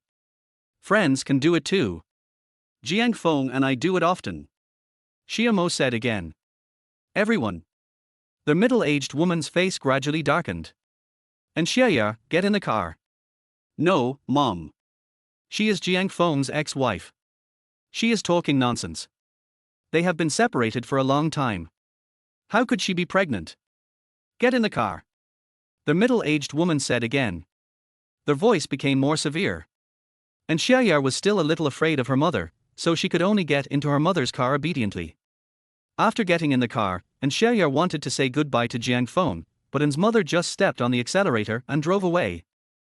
Then, only Jiang Feng and Xiamo were left here. I'm not pregnant, and you're not cuckolded. At this time, Xiamo said lightly. Jiang Feng smiled, I know. I didn't cheat on you during marriage, and I didn't cuckold you. But I'm afraid you have a green hat on your head. Xiamo said again. Jiang Feng smiled bitterly, we have argued about this topic many times before. If you don't believe me, what can I do? Should I believe you? Xia Mo looked directly at Jiang Feng and said calmly, "How can I trust you when you called out other women's names in your dreams?" Cough tilde. Jiang Feng choked. Sure enough, this incident was the trigger for Xia Mo to file for divorce. There was no need to eavesdrop on Xia Mo's thoughts, as she spoke them out directly. Jiang Feng was choked with speech for a moment. There are many problems between him and Xia Mo. Differences in expectations and plans for the future, family conflicts, mother's debts, etc. But the trigger for their separation and eventual divorce was that he called out Sister Weiwei in a dream 6 months ago. Sister Weiwei, whose full name is Shen Yuwei, is now a popular singer in the Chinese entertainment industry. He is 28 years old this year, 3 years older than Jiang Feng. At the age of 18, Shen Yuwei participated in the singing talent show Let's Sing Together, and conquered the judges and audience with her self-composed song You Are My First Love, which had a refreshing melody and was full of youthful atmosphere. She won the championship and officially debuted.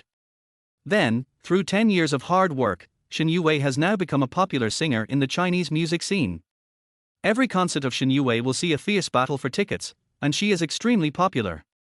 Before her debut, she lived in Jiangji village and was Jiang Feng's neighbor. She is also Jiang Feng's first love girlfriend. Back then, Jiang Feng and Shen Yuwei had a crush on each other, but Jiang Feng was still young, so they agreed to officially date when Jiang Feng turned 18. The song You Are My First Love, which made Shen Yuwei famous, was also composed by Jiang Feng and the lyrics were written by Shen Yuwei. In fact, many people don't know that Jiang Feng has a strong musical talent. His musical talent comes more from his mother. Although my father can sing, he can't compose. But my mother can compose music and write lyrics. After making an agreement with Shen Yuwei, Jiang Feng is filled with happiness every day. But then, her mother found out about this. Her mother ran to Jiang's house and directly warned Jiang Feng not to pay attention to her daughter. Later, after Shen Yuwei made her debut, their family moved away. After that, he never came back. Shen Yuwei never contacted Jiang Feng again. The two were like an ex, crossing each other but then getting farther and farther apart. Jiang Feng was once bothered by this for a long time, but gradually he got over it. Now, the two of them, one is a popular star surrounded by stars, and the other is a newly divorced woman who has to work as a deliverman part-time. They are no longer people from the same world. Or maybe, she had long forgotten the promise she made that year, and even forgot herself. As for why he dreamed of Shen Yuwei, Jiang Feng really didn't know. Who can remember what they dreamed about? However, Xia Mo didn't know that Sister Weiwei was Shen Yuwei, and she couldn't associate her with the big star Shen Yuwei at all. Shen Yuwei moved out of the village after her debut. At the beginning, some villagers were very excited. After all, there is a star in the village. But after Shen Yuwei moved out, she never came back, and the villagers gradually found it boring. Gradually, no one discussed Shen Yuwei anymore, and some even didn't want to mention her anymore. This time, Shen Yuwei came to Jiangcheng to hold a concert. The people in the village were quite excited and thought that Shen Yuwei would give some concert tickets to the village. Tickets for her concert are so hard to get. However, the consequence of having unauthorized expectations is a breakdown in defense. Shen Yuwei never returned to the village, let alone gave away the tickets. Although Xia Mo and Jiang Feng had been married for 3 years, she only went back to the village with him during festivals and holidays. She spent very little time in the village and did not know about Shen Yuwei. At that time, Xia Mo forced Jiang Feng to ask, "Who is Sister Weiwei?" Jiang Feng naturally couldn't say it. If it was someone else, he would have said it. But Shen Yuwei is a big star now. She has not returned to the village for so many years. I am afraid she wants to hide what happened between her and me. Jiang Feng also understood Xia Mo's character. If she knew about what happened between me and Shen Yuwei, I wonder what she would do. If the paparazzi knew about the agreement they had made, Shen Yuwei's efforts over the years would probably be ruined. Because, when he made the agreement with Shen Yuwei, he was only 15 years old. Not yet an adult. And Shen Yuwei was already an adult at that time. A popular star once had an underage boyfriend, and any title about it can become a hot topic. Therefore, in the end, Jiang Feng did not reveal Shen Yuwei's identity. Xia Mo packed up and left that night. At this time, Xia Mo said calmly, "Don't think too much. I just wanted to take revenge on you for interfering with my blind date. I felt unhappy. Now we are even. I am leaving. Can we go back to the past? Jiang Feng said bitterly. In his 25 years of life, he only liked two women.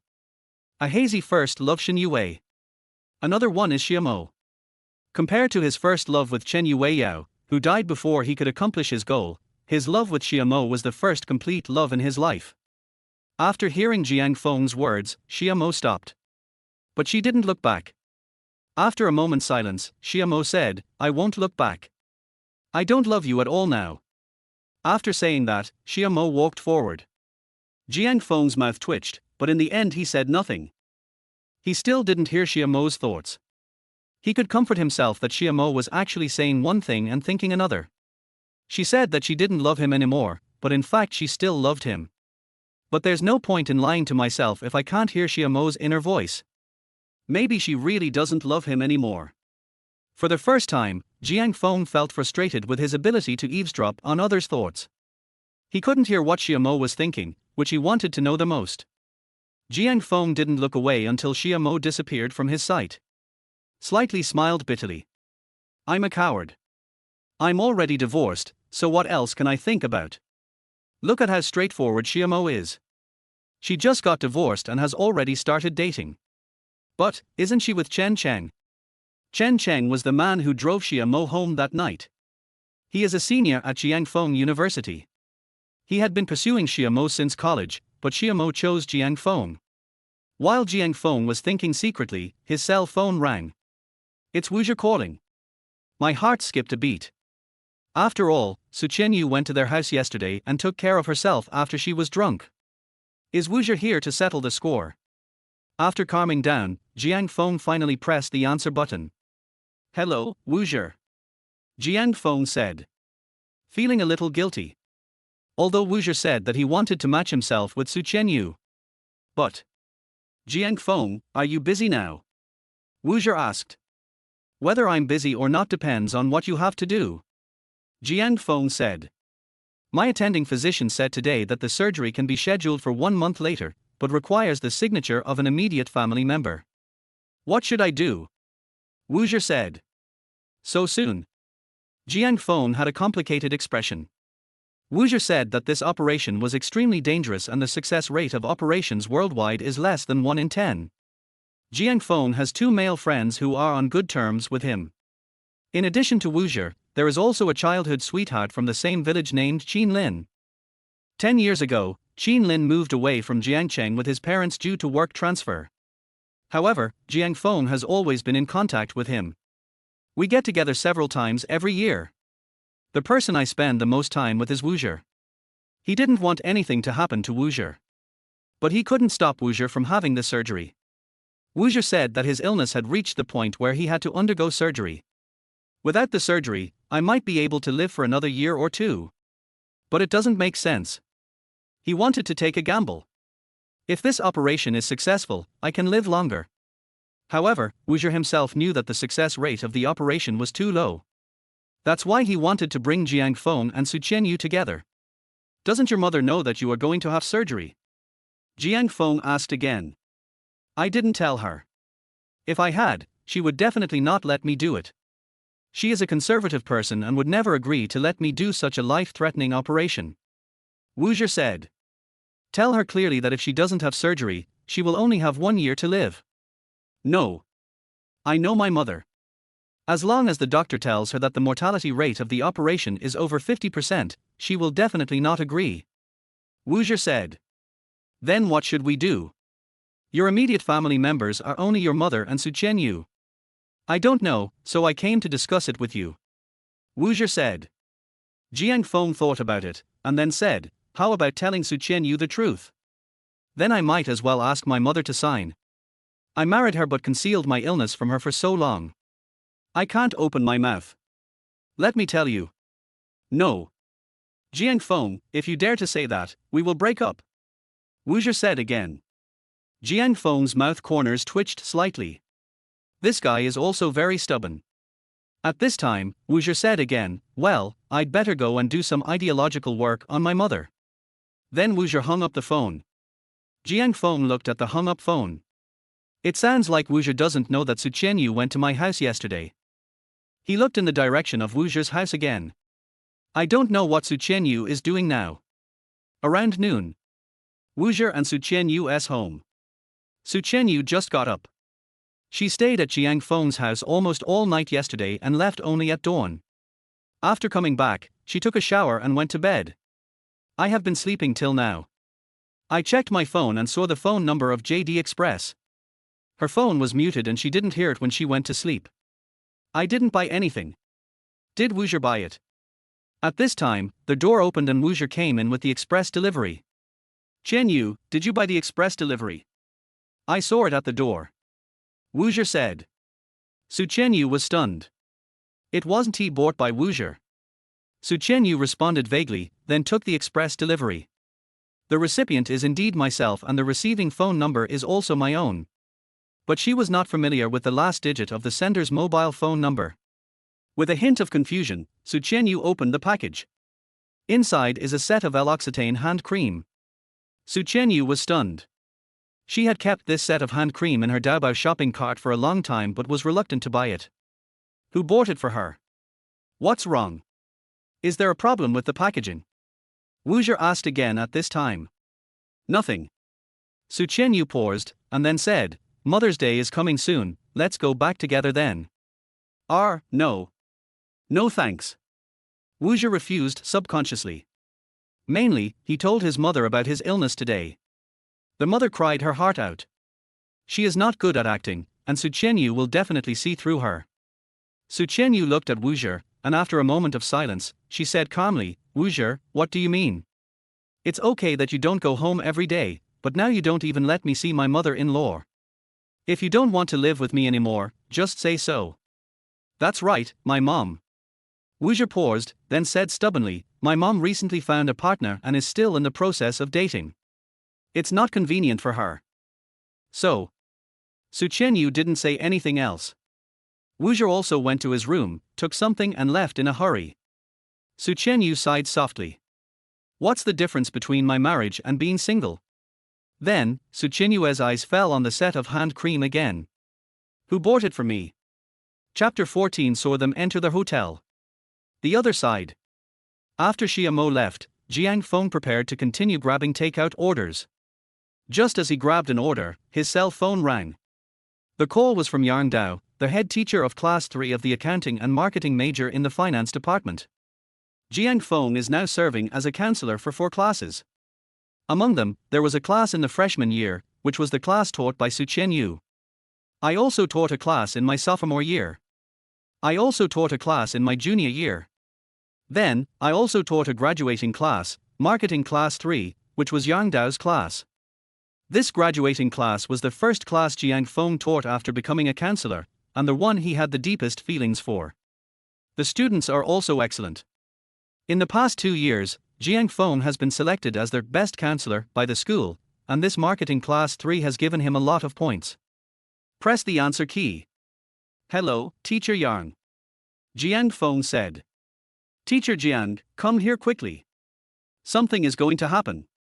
A woman's voice sounded on the phone. What's wrong? Jiang Feng asked quickly. You know Shulu from our class, right? Of course I do. Jiang Feng paused, then asked, what happened to Shulu? Didn't she do her internship at Jiangcheng Hongya Group after graduation? She was mainly engaged in gold sales. But when the store took inventory today, it was discovered that some gold was missing, worth more than 200,000 yuan. The company suspects that Shulu stole it. The child couldn't bear the self-blame, and now she is sitting on the roof of Building A of the Miracle Group's double-star office building, and has tendencies to commit suicide.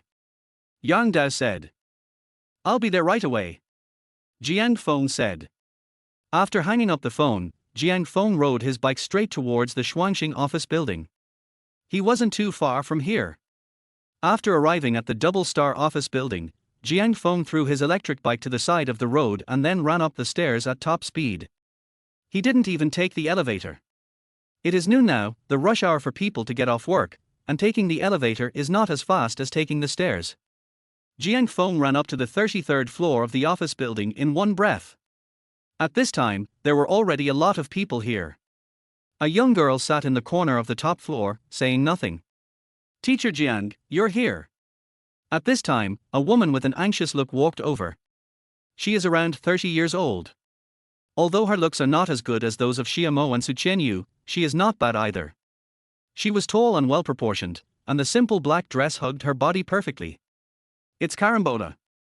In the past, Carambolas were more calm and mature. But at this moment, she was obviously confused. I have been trying to persuade the child, but she won't listen to anything now, said Yang Dao. It's okay. I'll do it. Jiang Feng then squeezed through the crowd and came to the front. Shulu, if you jump down now, the stigma against you will be confirmed. They will say, see, she must have stolen it, otherwise why would she jump off the building? But, the teacher believes in you. We have known each other for 4 years, and I understand you. Jiang Feng said. But, Teacher Jiang. Shulu turned her head and looked at Jiang Feng, her eyes moist. Everyone said that I stole it, I can't explain it clearly. Teacher will help you prove your innocence. Jiang Feng said. But, there was always surveillance at the counter, except for one night when it malfunctioned. And that day, my partner on duty took a leave, so I was the only one at the counter. I can't explain it clearly, but I really didn't steal the gold.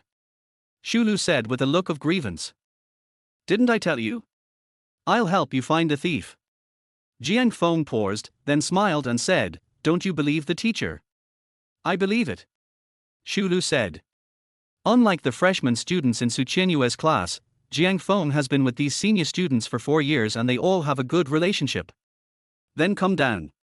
Jiang Feng said again. Shulu then put her legs that were outside back inside and prepared to get down from the wall.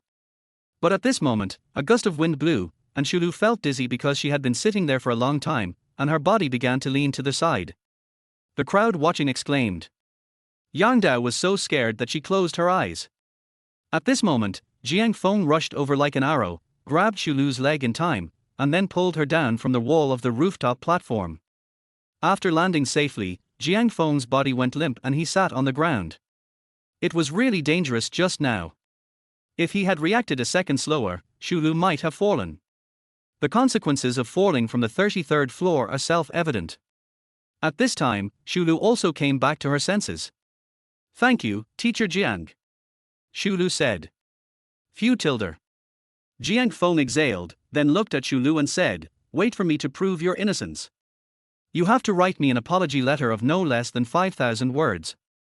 Jiang Feng smiled again, and then said, let's go. Afterwards, Jiang Feng took Shulu back to the counter where Hongye Group lost the gold.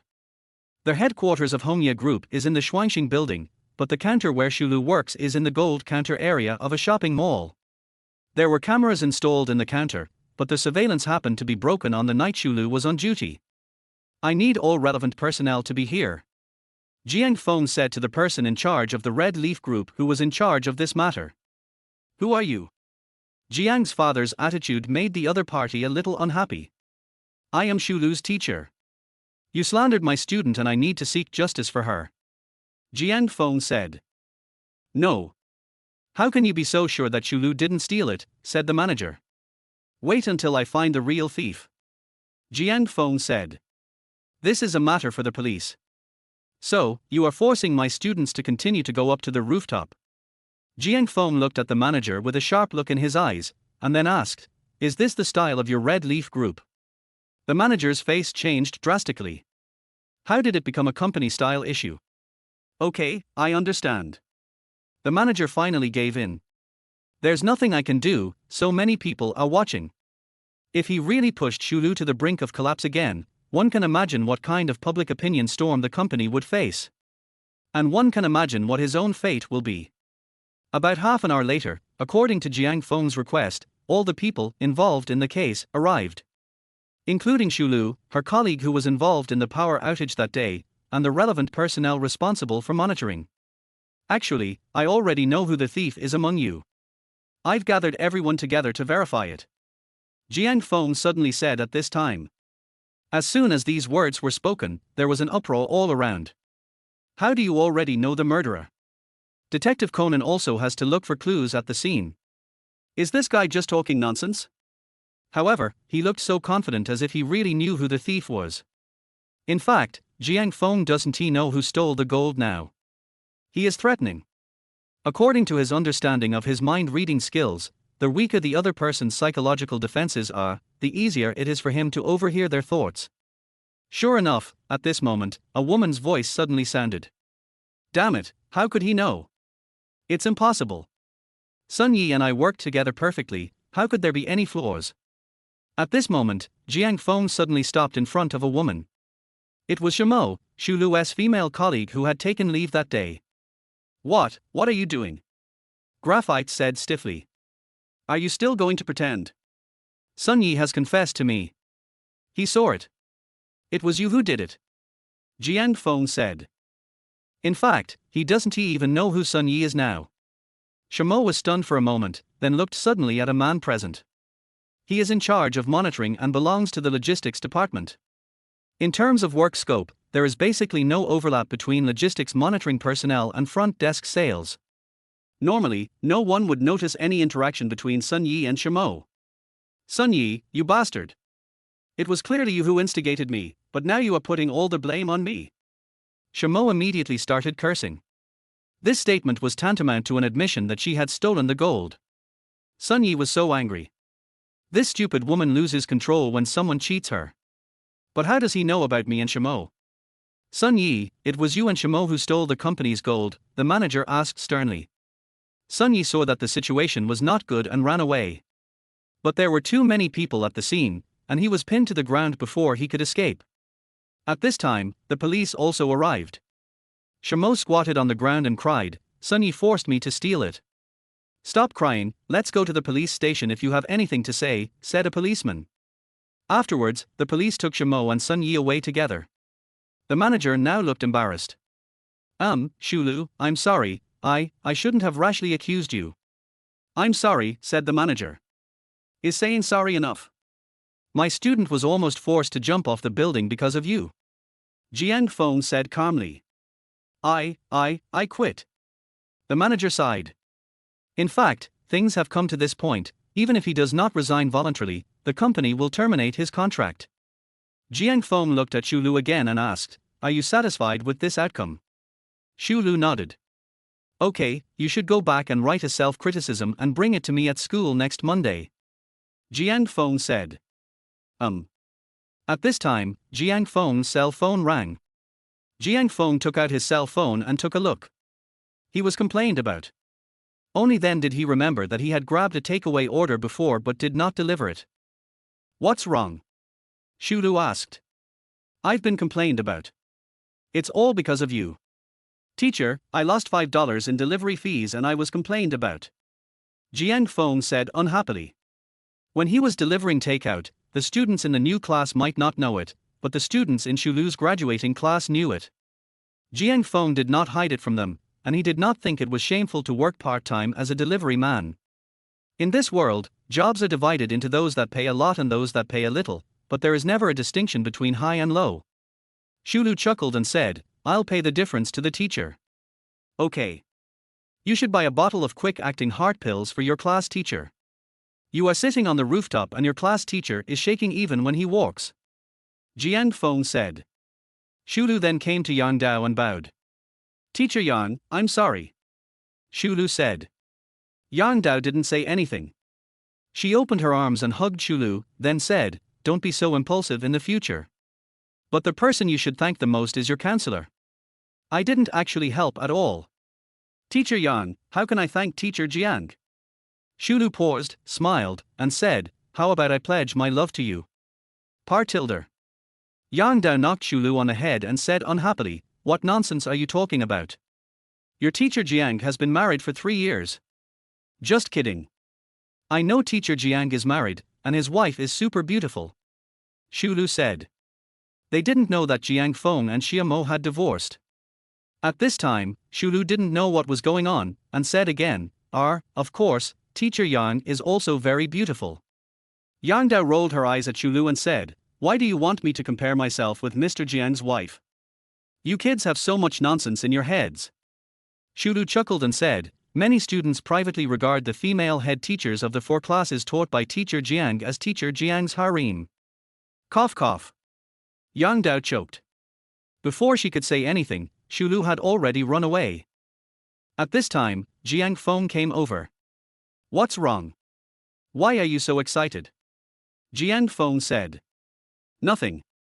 Yang Dao looked at Jiang Feng and said, this time it's really thanks to you. Jiang Feng smiled, it's okay. As a counselor, this is my job. However, I suddenly realized that our 4-year cooperation is coming to an end. In the organizational structure of Jiangcheng University, counselors and class teachers complement each other. The class teacher is responsible for academic studies, while the counselor is responsible for the ideological education of students. We are partners.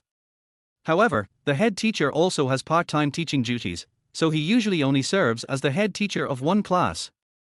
Counselors often serve as counselors for several classes. In other words, for the head teacher, there is only one partner. But for counselors, there are often several partners. Jiang Feng and Yang Dao were partners, and he and Su Qianyu are also partners now. Yes, time flies. Yang Dao paused, then smiled and said, to thank you for your help over the past 4 years, I will treat you to dinner tonight. Oh, of course, you have to ask your wife for permission to avoid her misunderstanding. Oh. Jiang Feng paused, then smiled and said, we are divorced. I see. Yang Dao didn't ask any more questions. At this time, Jiang Feng said again, okay, let's stop talking. I have to continue delivering food. See you tonight. Okay, see you tonight. Yang Dao said. Jiang Feng didn't say anything else and prepared to leave. But at this time, gurgled Tilda. His stomach suddenly growled. He hasn't eaten yet. Yang Dao smiled and said, how about we change it to noon? I'm hungry too. Before Jiang Feng could speak, Yang Dao said, there's no rush to make money. Okay. Jiang Feng nodded. Afterwards, the two came to a luxuriously decorated hotel, the Miracle Hotel. Miracle Group is a domestic private giant, which includes Miracle Technology, which focuses on semiconductor business, as well as real estate and catering sectors. The Miracle Hotel in front of you is a property of Miracle Group Real Estate. The food here should be very expensive. Jiang Feng said. You can't even eat it once a year. Come on, I'll treat you. Yang Dao said with a smile. All right. Afterwards, Jiang Feng and Yang Dao walked towards the hotel. The second and third floors of the hotel are the catering department. I don't know whether to say coincidence or uncoincidence, Jiang Feng and Yang Dao entering the hotel together was seen by Su Qianyu, who was driving by. Chapter 15. Can the bridal chamber be replaced? There was also a young female teacher sitting in Su Qianyu's car. Like Su Qianyu, she was also a new teacher, named Li Luo. Su Qianyu is about the same age as Jiang Feng, but this is her first year working. Jiang Feng started working as a counselor right after graduating from undergraduate college, while Su Qianyu came to Jiangcheng University to teach after graduating from graduate school. They were preparing to attend a party for new teachers. Li Luo also saw Jiang Feng and Yang Dao entering the hotel together. Wow, although I knew that Jiang Feng and teacher Yang had a good relationship, I didn't expect their relationship to have developed to this extent. Li Luo paused and continued, although Yang Dao is divorced and single, Jiang Feng is married. I have seen his wife, she is very beautiful. Although teacher Yang is also good looking, she cannot compare to Jiang Feng's wife, right? Men, it is true that domestic flowers are not as fragrant as wild flowers. So, teacher Yang's divorce is not because of Jiang Feng, right? Going to a hotel doesn't necessarily mean booking a room. Miracle Hotel has a restaurant that specializes in Beijing cuisine and is very famous in Jiangcheng. I've been here with friends a few times before. So, Su Qianyu paused and continued, Teacher Li, please don't say anything nonsense when we get together later. But I also believe that you won't gossip behind my back. He. Of course. I just said it casually. Li Luo said. Su Qianyu didn't say anything else and drove away from the entrance of Miracle Hotel. The other side. After Jiang Feng and Yang Dao entered the hotel, they went to the restaurant on the second floor. Found a seat and sat down. Yang Dao put the menu in front of Jiang Feng and said with a smile, let's order. The budget is within 2,000, so take your pick. Jiang Feng looked at the menu and put it down again. I still think it's too expensive. Jiang Feng said. This is the Miracle Hotel. It is said that the presidential suite here costs 8,888 yuan a night. Yang Dao said. 8,000 yuan a night, I don't understand the consumption concept of rich people. There is nothing we can do. We poor people really have limited vision. Jiang Feng paused, then closed the recipe book and looked at Yang Dao and said, Teacher Yang, I actually want to eat the fish-flavored shredded pork rice you made. Before, Jiang Feng and Yang Dao took the students in their class to do charity work at an orphanage. Yang Dao cooked the meals herself, and one of the dishes was particularly to Jiang Feng's liking. It's fish-flavored shredded pork rice. At this moment, Jiang Feng suddenly reacted. The last time I ate Yang Dao's cooking was when I went to do charity work at an orphanage. Normally, if I wanted to eat her cooking, I could only go to her house. That's not good. Although both of them are divorced and single now, it would still cause controversy if they went to each other's house. I just said it casually, don't take it seriously. Jiang Feng said gratefully again. My mother has taken my daughter to her place, and there's no one at my place now. How about, come to my place and I'll cook for you? Yang Dao said. No. What? Are you afraid that I will eat you? Yang Dao smiled again and said, how about I go to your place to cook? Jiang Feng is now in a difficult situation. Now that they have said this, how can I refuse? After calming down, Jiang Feng said, well, why don't you go to my place? I happen to have some food in my refrigerator. Afterwards, the two left the restaurant of Miracle Hotel and went to Jiang Feng's rental house. Although they have worked together for 4 years, this is Yang Dao's first time to come to Jiang Feng. The rented house is a bit small. Jiang Feng said. Same, I also rent a house. Yang Dao said. Didn't you buy a house? Jiang Feng asked. I gave it to my ex-husband when we divorced. I only want my daughter. I think it was worth it to exchange the house for a divorce and custody of my daughter. Yang Dao said lightly. Jiang Feng didn't say anything. He knew that Yang Dao's previous marriage was not very happy, but he didn't know the specific circumstances. Although we are colleagues, this is someone else's family affair after all, and it is not convenient for me to pry into it. At this time, Yang Dao took a deep breath and smiled again. Let's not talk about those bad things. Where is the refrigerator? I'll cook. It's in the kitchen. Jiang Feng said. Yang Dao didn't say anything else and went to the kitchen. Well, the ingredients and seasonings are all available. Okay.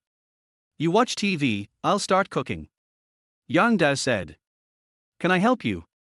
Need not. Jiang Feng didn't say anything else. He sat on the sofa and turned on the TV. But a little absent-minded. Yang Dao was the third woman with whom he had been alone in this room. The first one is naturally the ex-wife Xiamo. Then there was Su Qianyu 2 days ago. Starfruit is the third one. To be honest, although Yang Dao's appearance cannot compare with the first two, she has the temperament of a young mature woman which Xiamo and Su Qianyu do not possess.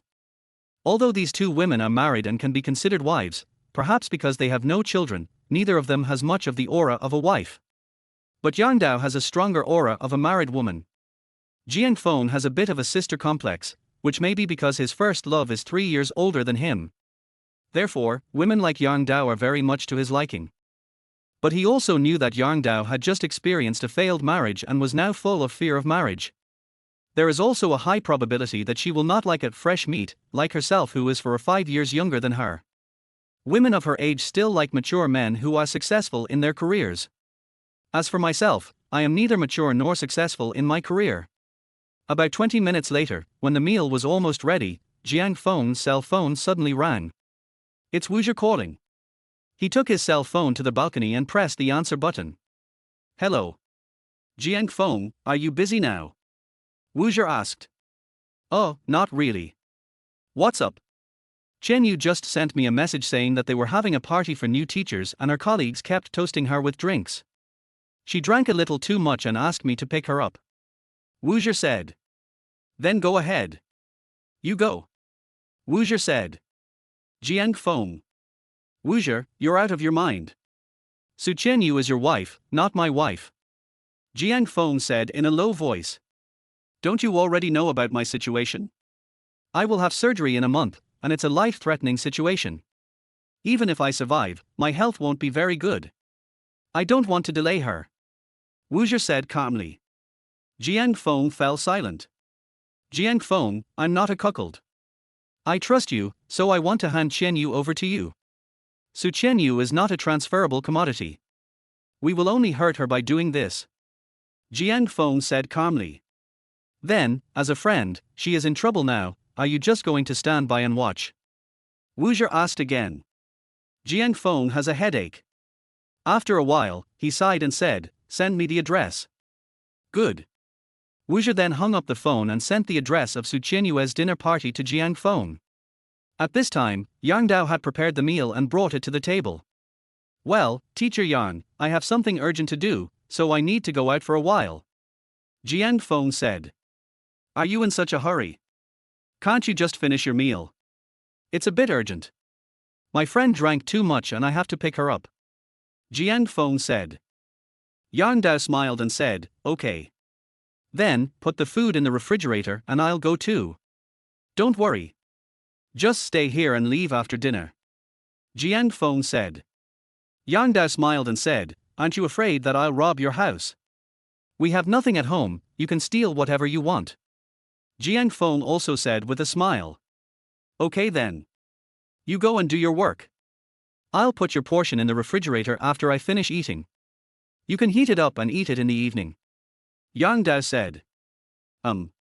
After saying goodbye to Yang Dao, Jiang Feng left in a hurry. A private room in a restaurant in Jiangcheng. Su Qianyu was really a little drunk. She kept staring at her phone, but there were no messages or calls. A hint of self-mockery appeared at the corner of Su Qianyu's mouth. At this time, someone else came to Su Qianyu with a wine glass. Teacher Su, another glass. Su Qianyu let out a breath, then picked up the wine glass in front of her that was already filled with wine, but before she could bring it to her lips, it was suddenly taken away by someone. River breeze. Teacher Su, why are you still drinking? Something happened to a classmate of yours, Jiang Feng said. Su Qianyu became much more sober instantly. What happened? Let's talk on the way. We have to hurry over now, Jiang Feng said. I see. After saying that, Su Qianyu stood up and walked out. But his body was clearly out of control and he almost fell. It was Jiang Feng who held her and steadied her body. He looked at the other teachers and said, excuse me, teachers. Something happened to a classmate in our class and we have to go over and deal with it. After saying that, Jiang Feng helped Su Qianyu out of the private room. He came here on an electric bike. Can I sit in the back? Jiang Feng asked. Yeah, Su Qianyu said. Afterwards, Jiang Feng rode the electric bike and Su Qianyu sat behind him. Who's in trouble? Su Qianyu asked again. No one was hurt. I just found an excuse to get you out. You drank too much. Why? My husband doesn't care about me, but you do. If you say so, I have nothing to say. But I just like to meddle in other people's business, Jiang Feng said. Su Qianyu didn't say anything. She looked at the back in front of her. Generous and warm. She wanted to get closer, but she couldn't. But this was not her back. After a moment of silence, Su Qianyu suddenly asked, did Wu Zhi ask you to come? Oh, he couldn't leave, so he asked me to come over. I'm also representing him. Does he ask you to do everything for him? Even in bed? Su Qianyu said lightly. Cough cough. Jiang Feng choked. He could hear that Su Qianyu was angry. No wonder, if this happened to that woman, she wouldn't be angry. However, although she was angry, Su Qianyu did not vent her anger on Jiang Feng. About 20 minutes later, Jiang Feng sent Su Qianyu back to her home. At this time, Su Qianyu was already completely drunk. As soon as she got home, Su Qianyu covered her mouth and rushed to the bathroom. Then I started vomiting. Jiang Feng stood at the bathroom door and said, Qianyu, are you okay? It's okay, I feel much better after vomiting it out, Su Qianyu said. After a moment, Su Qianyu came out of the bathroom. I'm sorry for letting you see me in such an embarrassing state, Su Qianyu said. Jiang Feng smiled and said, it's okay. I was even more embarrassed last night. I passed out drunk on the side of the road. Thanks to you for helping me get home. I just happened to be passing by. Su Chenyu paused, remembered something, and then said, "So, that box of hand cream, was it you who gave it to me?"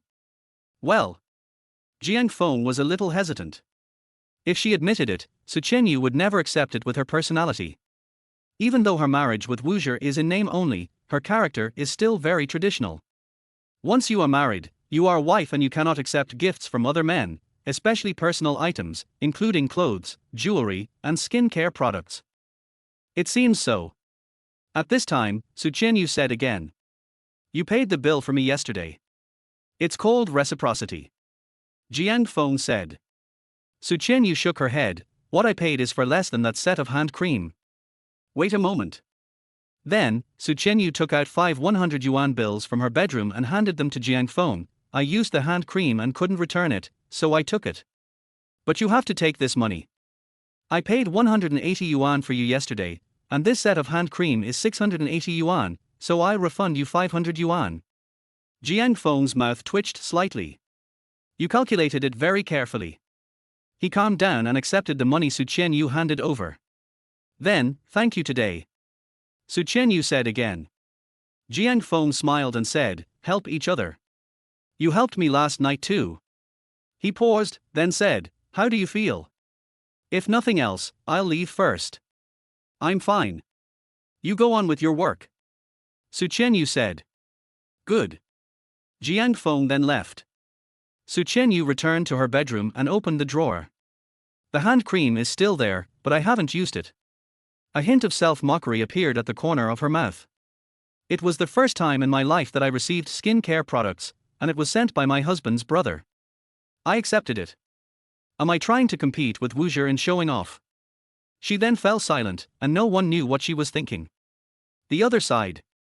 When Jiang Feng returned home, Yang Dao had already left. There were obvious signs that the room had been cleaned. I opened the refrigerator and found a plate wrapped in plastic wrap inside, which contained rice with shredded pork in fish flavor. Take out the plate and heat it in the microwave. Let us eat. After a few months, I ate the fish-flavored shredded pork rice bowl made by Yang Dao again. The taste was still the same and delicious. While eating, Jiang Feng suddenly stopped, looking a little sad. The reason why he likes to eat fish-flavored shredded pork rice is because his mother likes to cook this dish for him. But since his mother passed away, in the past 10 years, he has tried fish-flavored shredded pork rice cooked by many families, but none of them tasted as good as the one his mother made. Until that day in the orphanage, he ate the fish-flavored shredded pork rice cooked by Yang Dao. Thinking of his mother's death, Jiang Feng clenched his fists. Mother, I will definitely find out the truth about your car accident. If someone really hurt you on purpose, I will definitely avenge you. After a long time, Jiang Feng's emotions gradually calmed down and he continued to eat. After dinner, Jiang Feng looked at the time. 3 o'clock in the afternoon. It's still early, let's continue delivering the takeaway. Jiang Feng thought. Just then, his cell phone rang. It was a call from a previous labor agency. Press the answer key. Hello, is this Jiang Feng? A young girl's voice came from the phone. It's me. I'm Song Ying from Snowflower Labor Service. I recognized your voice. Jiang Feng paused, then asked, what's wrong? That's right, isn't Chen Yui's Jiangchang concert going to open in half a month? What's wrong? Our agency has taken on the security work for the concert. I noticed that you were quite skilled when you worked as a part-time laborer here before. Would you like to consider working as a security guard part-time? Before Jiang Feng could speak, the other party said in a bewitching tone, as a security guard, you have a good chance to get in touch with Chen Yui. There are not many opportunities to get close to a big star like this. Forget it. Jiang Feng flatly refused. I've been away for 10 years and haven't had a single word from you. When she first moved out, Jiang Feng wrote her many letters in the name of a fan for a long time using a code word that only they both understood. But never got a response. Jiang Feng originally thought that these gifts were withheld by her mother or the agency and she didn't see them. But later, she said in a TV variety show interview that she would read the letters written to her by fans whenever she had time. She also said that she would write letters to her fans. But Jiang Feng did not receive any reply. Since then, Jiang Feng never sent her anything. R. Song Ying didn't expect Jiang Feng to refuse so firmly. Jiang Feng, that's Shen Yue. Isn't she the new goddess in the hearts of men? She seems to be from our Jiangcheng. If you become a security guard, you may have a chance to ask her for an autograph. If you are lucky, you may be able to take a photo with her. This is something many men dream of doing. Then go find those men. Jiang Feng said. Our manager specifically asked for you, saying that you did a good job with us last time. I'm sorry. I'll be very busy lately. Jiang Feng said. All right. The other party didn't say anything else and then hung up the phone. After putting away his phone, Jiang Feng had a complicated expression. Today, he is no longer the innocent boy whose eyes were full of Shen Yue. In the past 10 years, he has also fallen in love with another woman. But Jiang Feng still cannot get over the unrequited love in his youth. Phew tilde. He let out a breath, shook his head, and stopped thinking about it. Delivering takeout. After entering the elevator, the property staff was replacing the advertisements in the elevator. This new advertisement is the promotional poster for Shen Yue's Jiangcheng concert. Shen Yue on the poster is like a shining star, exuding an irresistible charm. Her face is a masterpiece carefully carved by God. Her oval face has smooth lines and her skin is tight and smooth, like fine jade, with a charming luster under the light. Those eyes were like a deep lake, dark blue and deep, and it seemed as if thousands of stars were twinkling in their movements. And those slightly pouted red lips, with their bright color, look like delicate and beautiful rose petals, exuding a fatal temptation that makes people want to have a kiss. In the poster, she is wearing a gorgeous deep V floor-length dress, which fits tightly to her curvy figure and perfectly outlines her curves. Her temperament is powerful and unique, as if she has an invisible aura that envelops the entire poster space. That aura is not deliberately ostentatious, but a kind of calmness and composure that emanates from the inside out. Jiang Feng looked at the poster quietly. In 10 years, he has grown up and changed a lot. And the woman he once admired has changed even more. Although Shen Yue was pretty in the past, her personality was still a bit like that of a girl next door, but 10 years later, she has become a complete queen. At this time, the property staff looked at Jiang Feng and said, the advertising income of our community property is detailed. Jiang Feng sweats slightly. He calmed down and said with a smile, I'm just a little curious. The tickets for Shen Yue's concert have all been sold out, so why are they still promoting it? Who knows? The property staff paused and said, I heard that Shen Yue is from Jiangcheng. Is that true? I don't know, I'm not her fan. Jiang Feng said calmly. At this time, the elevator door on the first floor opened and Jiang Feng then left the elevator. I went downstairs and checked the battery level of my electric car, and it didn't seem to be too much. I ran too much today. Helplessly, I had to give up delivering the takeaway and charge the electric car first. Return to the rental house and prepare to take a nap. As soon as I lay down on the bed, someone knocked on the door. Will you let me rest? Jiang Feng has been feeling a little irritable since he saw Shen Yue's poster. But he still got up from the bed and opened the door to the living room. At this moment, a woman was standing outside the door. Chapter 16 Concert tickets sent from my first love. And Xiaoyar was standing outside the door. Jiang Feng, I'm sorry for today. And Xiaoyar clasped her hands together. It's okay. It's just. Jiang Feng glanced at Xiaoyar and said, marriage is a big deal, it's not good to lie to your parents. It's better to tell the truth. It's too late. What's the meaning? After my hard work in explaining, my mother has accepted the debuffs of your poor family background and divorce, and she is willing to see you again. And Xiaoyar said. Jiang Feng. No, and Xiaoyar, there's something wrong with your brain. Jiang Feng said. After saying that, Jiang Feng suddenly remembered that this woman seemed to be a policewoman and had a bad temper. My scalp is a bit tingling. And Xiaoyar was also stunned by Jiang Feng's yelling. She had never seen Jiang Feng lose his temper. Jiang Feng is in a bad mood today. Is it because I forced him to pretend to be my boyfriend?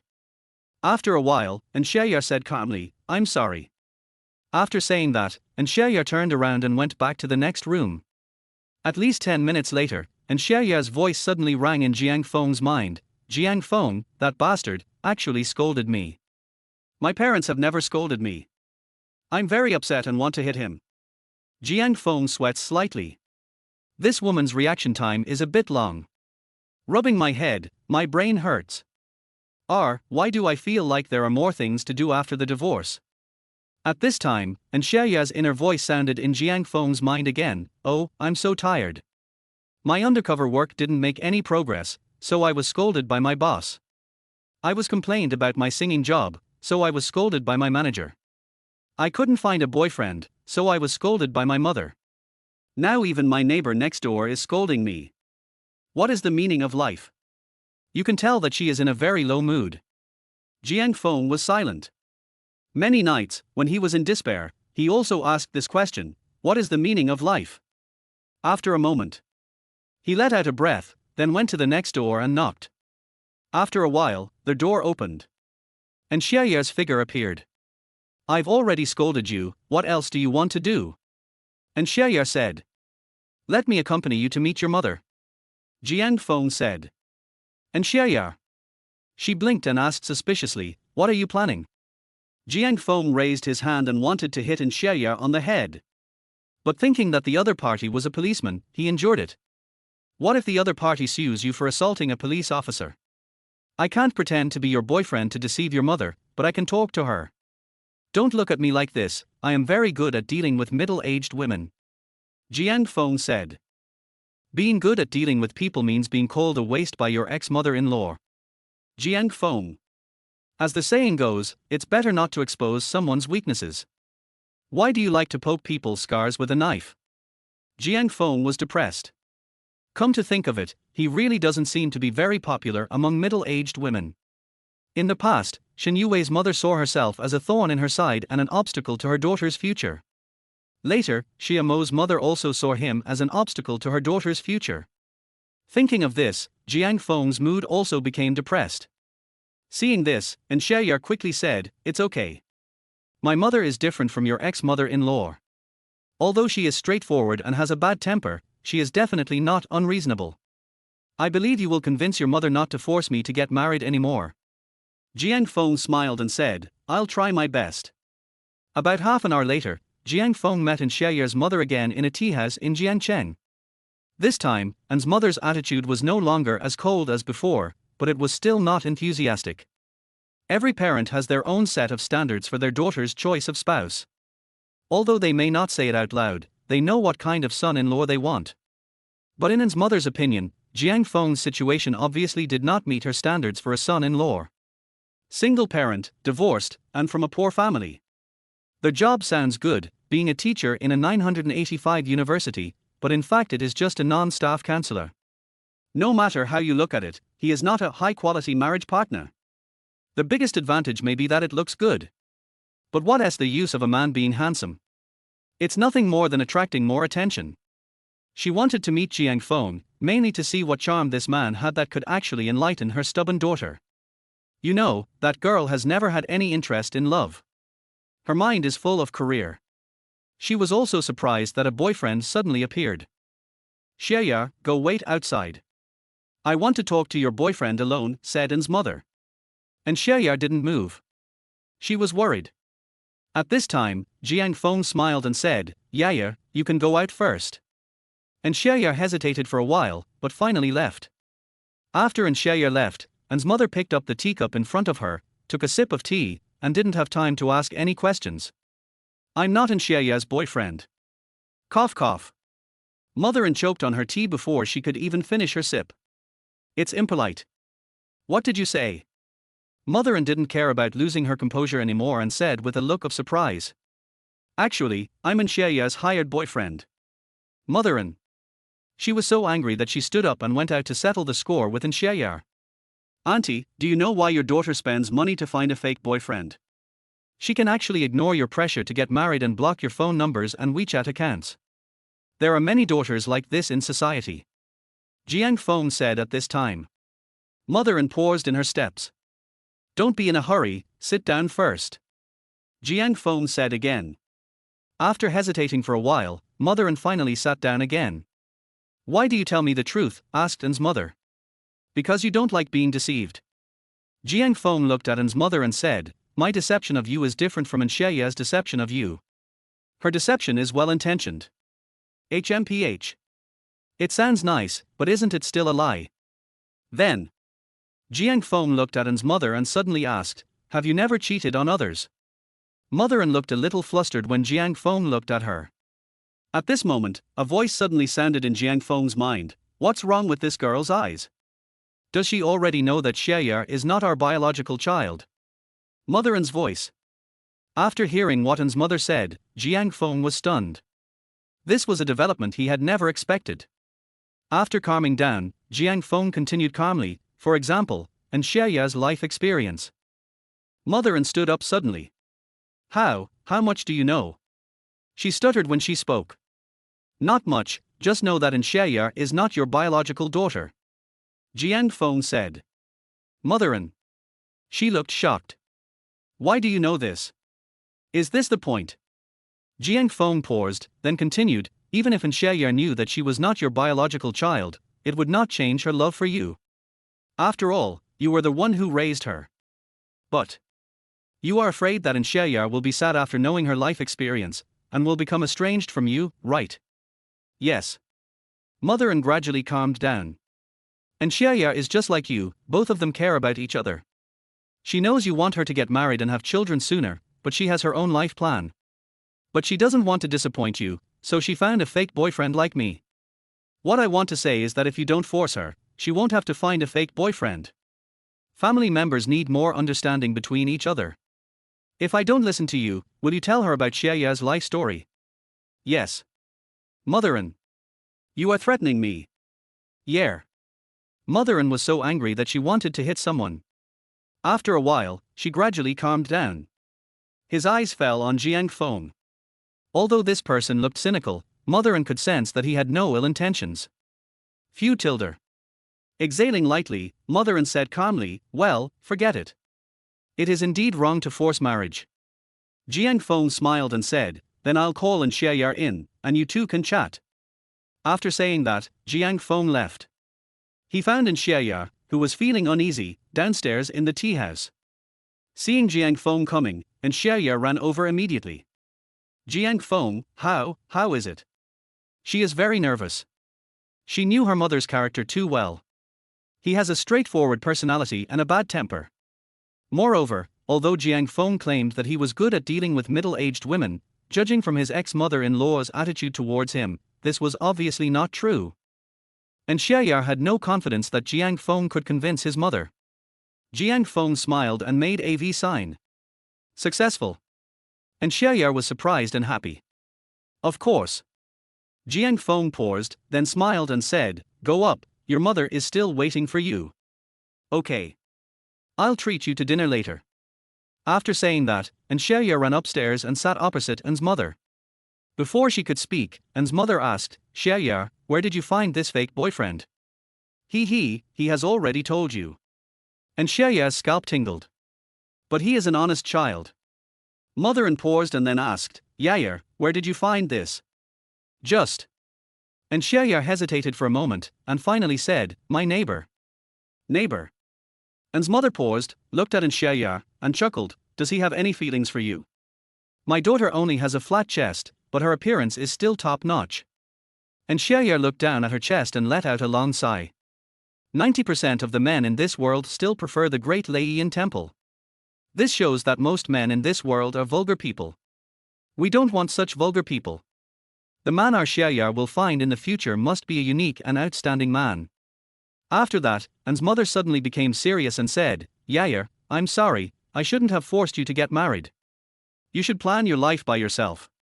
We raised you, but you shouldn't live for us. Everyone should live for themselves. Xiaoya was stunned. She didn't expect Jiang Feng to really convince his mother. What kind of personality does my mother have? How could she compromise so easily? What kind of magic did Jiang Feng cast? After calming down, Xiaoya couldn't help but ask, Mom, what did Jiang Feng tell you? We didn't say anything, we just had a frank chat. After saying that, An's mother immediately changed the subject and said, by the way, Xiaoya, Mother's Day is coming in a few days. Aren't you going home on that day? I have to go back. Even if something big happens, it can't stop me from celebrating the holidays with my mom. Good. Mother paused, and suddenly asked, speaking of which, Xiaoya, what is your relationship with Jiang Feng? Just normal neighborly relations. You've never done anything romantic. Cough cough. And Xiaoya choked. Mom, what's wrong with you? You were afraid that I had something to do with Jiang Feng before, but now you seem to be looking forward to it. What kind of magic did that guy cast on you? It's nothing. After the interview, I felt that although this guy is not outstanding in every aspect, he would be a good man, said An's mother. In fact, she had no choice but to say this. After all, Jiang Feng holds the biggest secret of their family. This means that Jiang Feng has the upper hand and can only brag about it. Only. How did that guy know that? The other side. After Jiang Feng left the tea house, he also stretched.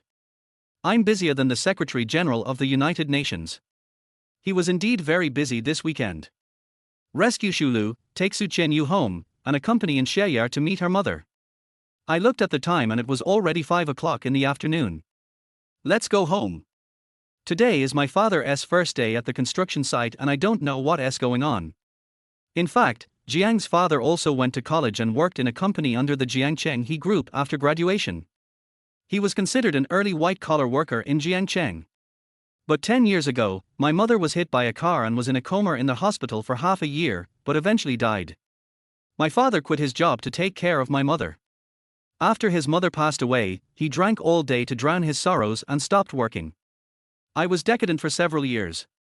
By the time he cheered up, he was no longer able to adapt to work outside after not working for several years. I'm getting older and I keep running into rejections at interviews. The villagers also asked him to go to the construction site, but he was too embarrassed to do so. However, after what happened to He Hongye, Jiang's father finally tore off his worthless self-esteem. When I got home, the yard was quiet and my father seemed not to have come back yet. Jiang Feng opened the gate of the yard and prepared to go in. At this time, a courier came over. Jiang Feng, right, said the courier. It's me. There's a delivery for you. Jiang Feng was a little surprised. He didn't buy anything. I bought a set of hand cream, but it was delivered to Su Qianyue's house. With doubts, Jiang Feng accepted the express delivery. It's an envelope. Jiang Feng opened the envelope with a puzzled look on his face. Then, he was stunned. The envelope contained a ticket to Chen Yui's Jiangcheng concert. And it's the front row seat. According to the market value, the ticket price for this seat seems to be 5,000 yuan, but it is impossible to get it. Seats in the same area have been sold for 20,000 yuan in the second-hand market. Jiang Feng looked at the concert tickets in silence. No need to guess, it must have been sent by Shen Yue. In addition to the ticket, there was also a cartoon piece of paper in the envelope with a line of words written on it, a ticket I owed you back then. Back then, when they were young and ignorant, Jiang Feng and Shen Yue were looking forward to the future. Jiang Feng wrote a song for Chen Yue, and then Chen Yue became famous by singing the song Jiang Feng wrote for her. Shen Yue also said, if I become famous in the future and come to Jiangcheng for a concert, I will definitely leave the best seat for you. Looking at the words on the card in his hand, Jiang Feng showed a hint of self-mockery. So it's to fulfill the promise. Well, Sister Shen Yue is still very trustworthy. He tore off the cartoon paper and was about to tear up the ticket in his hand. But after thinking about it, he changed his mind. It's worth 20,000. My current situation is not to the point where I would treat money as dirt. Jiang Feng finally put away the ticket and started cooking. Not long after, my father came back. The father and son had dinner together. Alas, there must be many people in our village laughing at us, father and son, a pair of bachelors, said Jiang's father. It's their turn to say what they want. Jiang Feng was quite calm. By the way, I saw Yue's Jiangcheng concert poster at the bus stop today. Are you still in touch with her? Jiang's father asked. No. Jiang Feng said calmly. Well, that's true. He's a big star now. We're not from the same world anymore. Okay, let's eat. After dinner, Jiang Feng left home. When he has nothing to do, he likes to go running at night. But in recent years, life has been too stressful and he has no time to run at night. Not far in front of Jiangjie village is the moat of Jiangcheng, and you can jog along the moat. About half an hour later, Jiang Feng saw a girl from afar sitting on a bench under a street lamp by the moat, reading a book quietly. She was wearing headphones and concentrating on reading the book in her hands. Familiar people. His sister-in-law Xie Liang. Former sister-in-law. On the surface, Xie Liang is quiet and gentle, which fits the temperament of a literary young woman, but in fact, his former sister-in-law is a bit scheming and has a sharp tongue. She made no distinction as to who she was mocking. She has ridiculed her sister and mother. Of course, Jiang Feng was not spared either. This girl's main theme is treating everyone equally. However, she is indeed not very talkative. Although she is quiet, this girl has a very strong psychological quality and can really remain calm even when faced with a mountain collapse. Jiang Feng has the ability to eavesdrop on people's thoughts. The worse the other person's psychological quality is, the easier it is for Jiang Feng to eavesdrop on their thoughts. However, it is difficult for people with strong psychological qualities to eavesdrop on other people's thoughts.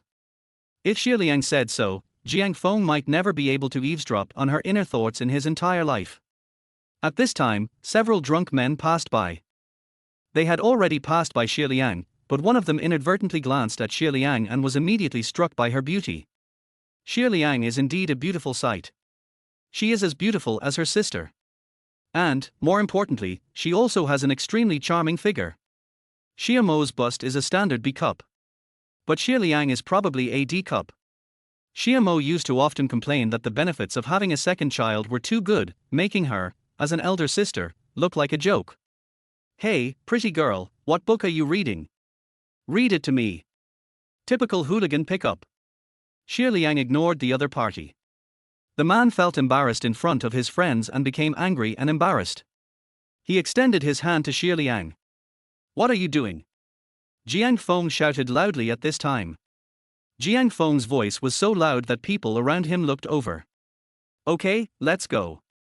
Among the group of people, a man who was not very drunk saw this and quickly pulled the man who was chatting up Xie Liang away, and the others followed suit and left. But when he passed by Jiang Feng, the man threatened again. Boy, you like to be a hero and save the beauty, right? Just wait. Jiang Feng ignored him, and the man was later pulled away by his friends. After calming down, Jiang Feng came to Xie Liang.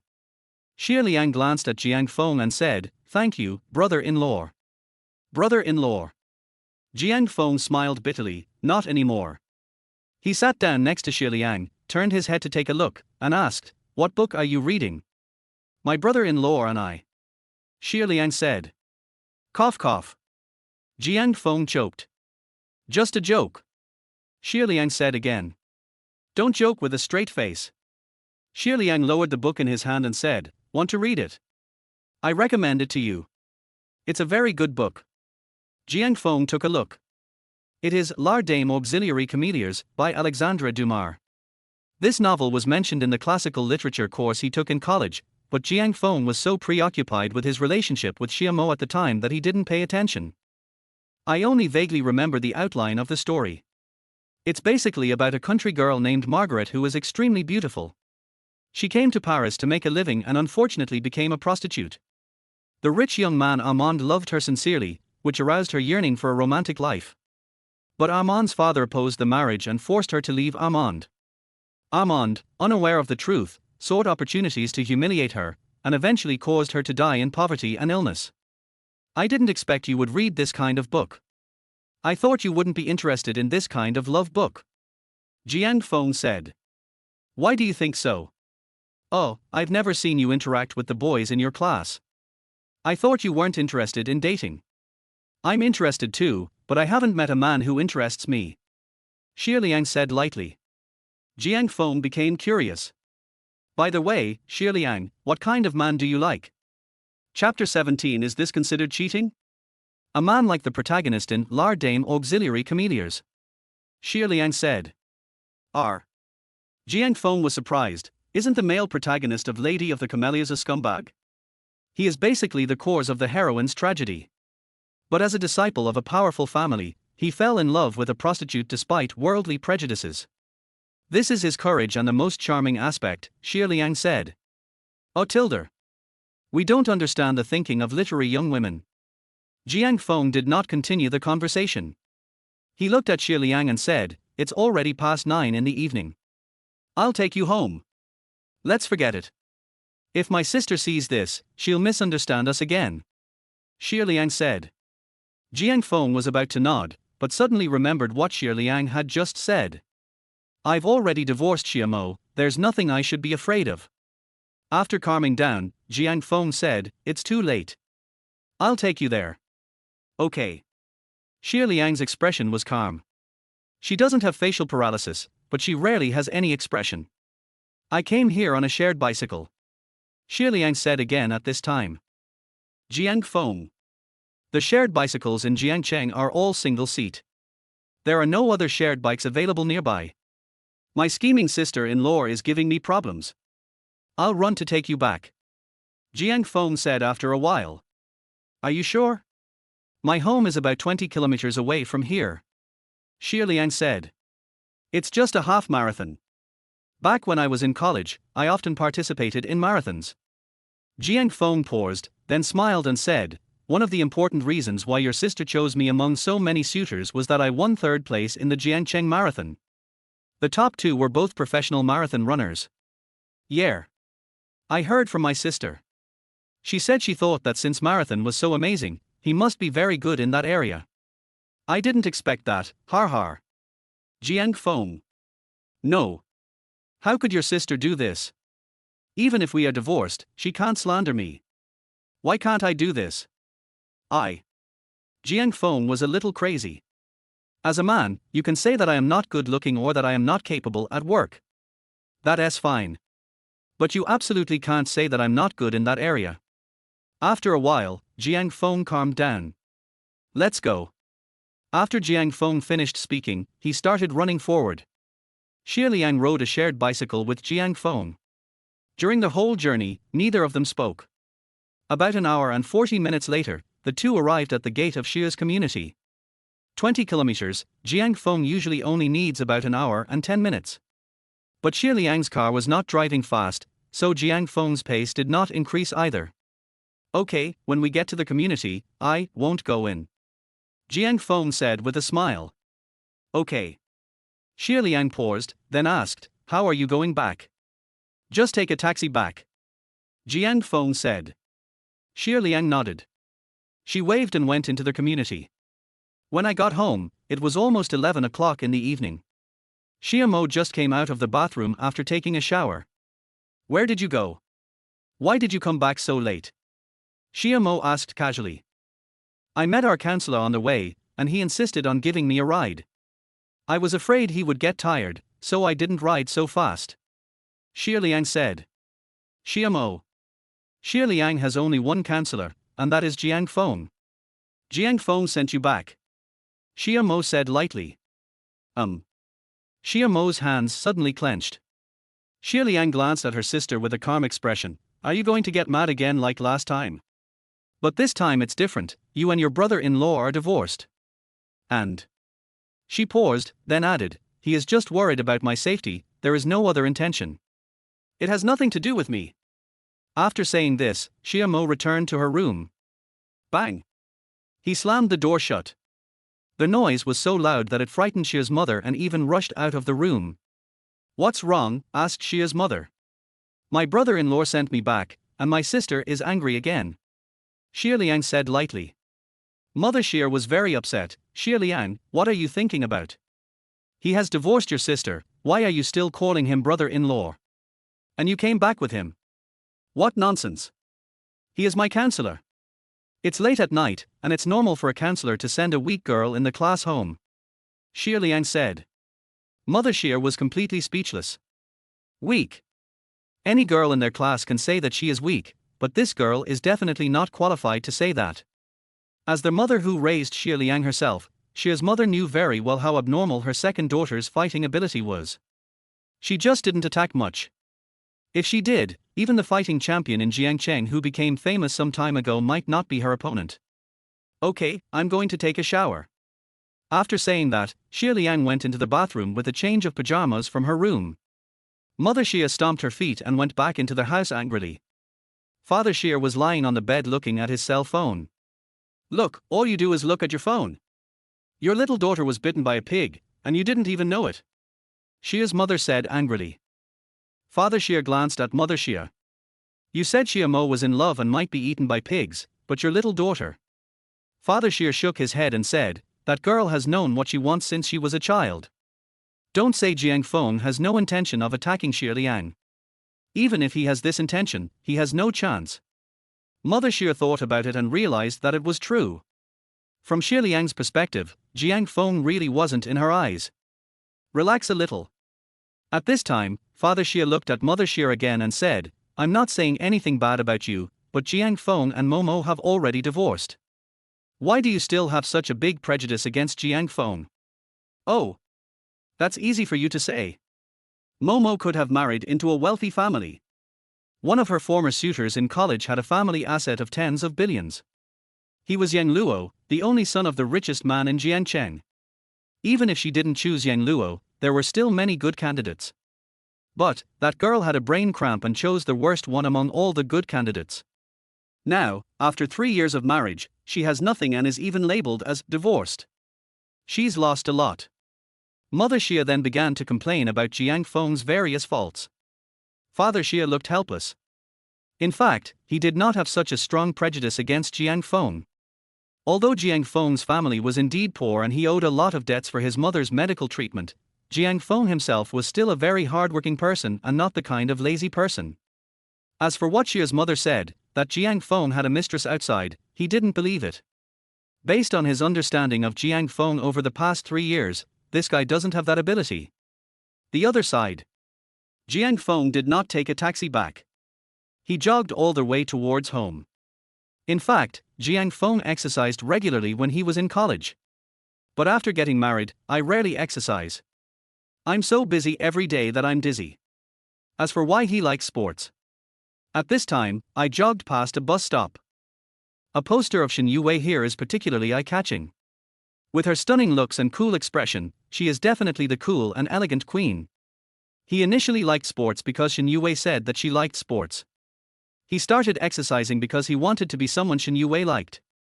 But later, Jiang Feng himself also became interested in sports. He took a look at the poster, shook his head, didn't think any more about it, and continued jogging forward. About 10 minutes later, a car suddenly stopped slowly beside Jiang Feng. The car window rolled down to reveal a familiar face. Liu Jiyin. Jiang Feng now gets a headache whenever he sees Liu Jiyin. His father cheated on Liu Jiyin's mother. Fortunately, Liu Jiyin didn't know his identity, otherwise, with Liu Jiyin's personality, he would definitely cause trouble for himself. Oh, Dad, you really know how to make trouble for your son. While thinking secretly, Liu Jiyin said, Jiang Feng, it's so late, what are you doing? Night run. It's too late. I heard that Jiangcheng is not very safe at night recently. There is a serial killer. Liu Jiyin said. Is this true or false? Really? This matter was not made public because we didn't want to cause social panic. But in the past week, 3 people have been killed. Liu Jiyin paused, then said, get in the car. I'll take you home. No need. Jiang Feng said quickly. If Liu Jiyin saw her father. Liu Jiyin looked suspicious. Jiang Feng, you are not the serial killer, are you? How is that possible? Jiang Feng paused, then said, that's troublesome. Afterwards, he got into Liu Jiyin's car. The Xingfu community on Ping'an Road. Jiang Feng said. That was the neighborhood where he rented a house. Good. A moment later, Liu Jiyin's car arrived at the gate of Xingfu community. I'm here. Thanks. Jiang Feng said. We're already at the doorstep, won't you invite me up for a cup of tea? Liu Jiyin asked again. Jiang Feng looked suspicious. Liu Jiyin, you are not the serial killer, are you? Are you scared? Liu Jiyin chuckled. I believe in Qin Yue's judgment. Her friend won't be a perverted murderer. Jiang Feng said with a smile. Wife control. Jiang Feng sweats slightly. You really don't want to invite me up to sit down? Liu Jiyin asked again. She is very interested in Jiang Feng now, but it is not that she is interested in Jiang Feng, but that she wants to know about Jiang Feng and Su Qianyu. Su Qianyu is a girl who keeps her mouth shut. If she doesn't want to talk about something, it's useless no matter how hard you try to pry her open. Liu Jin had no choice but to start with Jiang Feng. Jiang Feng's eyes flickered. Okay, let's go. Jiang Feng said. He also wanted to take the opportunity to find out the situation on Liu Jin's mother's side. Seeing Jiang Feng agreed, Liu Jin immediately got out of the car, looking very excited. Jiang Feng sweats slightly. You really dare to go to a single man's house so late at night? Jiang Feng said. Liu Jin grinned. I naturally have ways to defend myself. So, don't have any bad thoughts.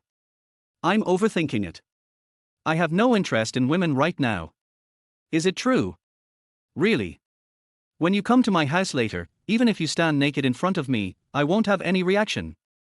Jiang Feng joked. Oh, you're so young. Liu Jin paused, then said, but don't be discouraged. Medical technology is very advanced now, there is still hope. Oh, the men's department of our hospital is pretty good. Jiang Feng's mouth twitched. Liu Jin and Su Qianyu have completely different personalities. Su Qianyu is a very conservative woman, she won't make dirty jokes with you. After a little while, the two went upstairs together. Jiang Feng opened the door and Liu Jin walked in. It's very clean, which is a bit beyond my expectation. There aren't many single men's apartments that are so neatly tidy. I deserve 5 points. Liu Jin said. Jiang Feng said nothing. It wasn't him who cleaned up, but Yang Dao helped him clean up in the afternoon. Don't you want to know how I rate you? Liu Jin asked again. How many? At these 5 points, it's 60 points, I passed. Liu Jin said. Oh, thank you so much, Dr. Liu. Jiang Feng paused, then said, do you know how much I value you? How many points? Also 60 points. Hey, that's too much. A beauty like me who has a pretty face and a nice figure only got 60 points. Liu Jin paused, then asked, what are the deductions?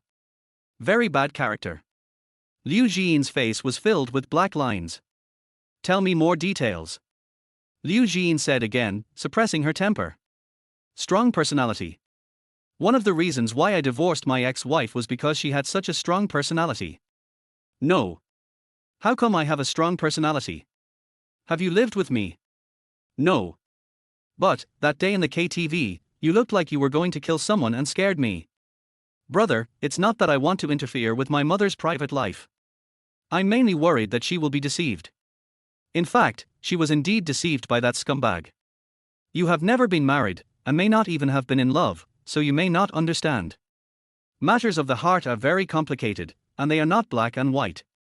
You said your mother was cheated, so what was she cheated of? Emotionally.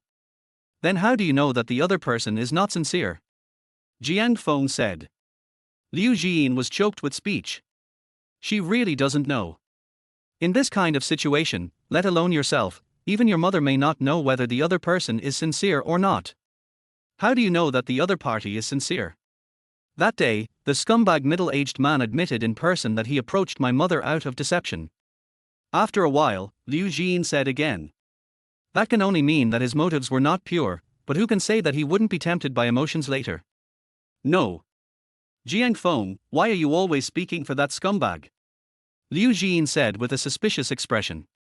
I feel. You just think I have a bad personality, right? To prove that I have a bad personality, you actually sympathize with a scumbag. Deduct 50 points. Let's go, no need to see me off. After saying that, Liu Jin left angrily. Back in the car, Liu Jin called Su Qianyu. After a few beeps, the call was connected. Hello, Jin. Su Qianyu's voice came from the phone. Qianyu, I was bullied. Liu Jin said. Who is it? Jiang Feng. Jiang Feng? What did he do to you? He said I had a terrible personality. Really? Liu Jin. Su Qianyu, are you really my best friend? Liu Jin said depressedly. Su Qianyu smiled and said, of course. But it's rare to see you being defeated by others. Usually you are the one who defeats others. She paused, then said, so, what happened to you? Are you home? Liu Jin asked. Where else can I be if I'm not home? Is Wuxia at home? No. Su Qianyu said calmly.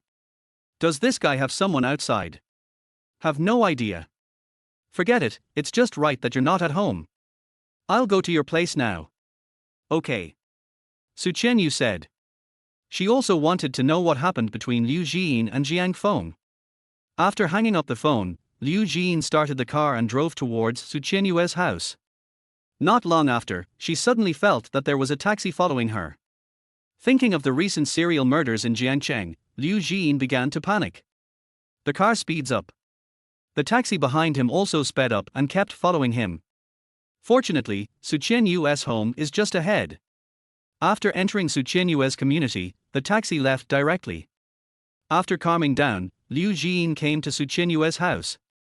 After seeing Su Qianyu, Liu Jin first hugged Su Qianyu. Hey, you gay woman, let me go.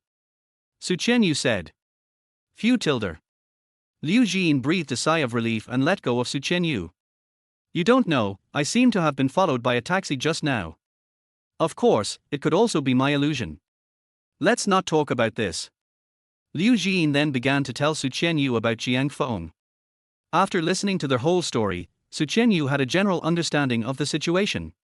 Qianyu, do you think Jiang Feng was too much? He only gave me a score of 60 and even said in front of me that I have a bad personality. How did this guy find such a beautiful wife with such low EQ?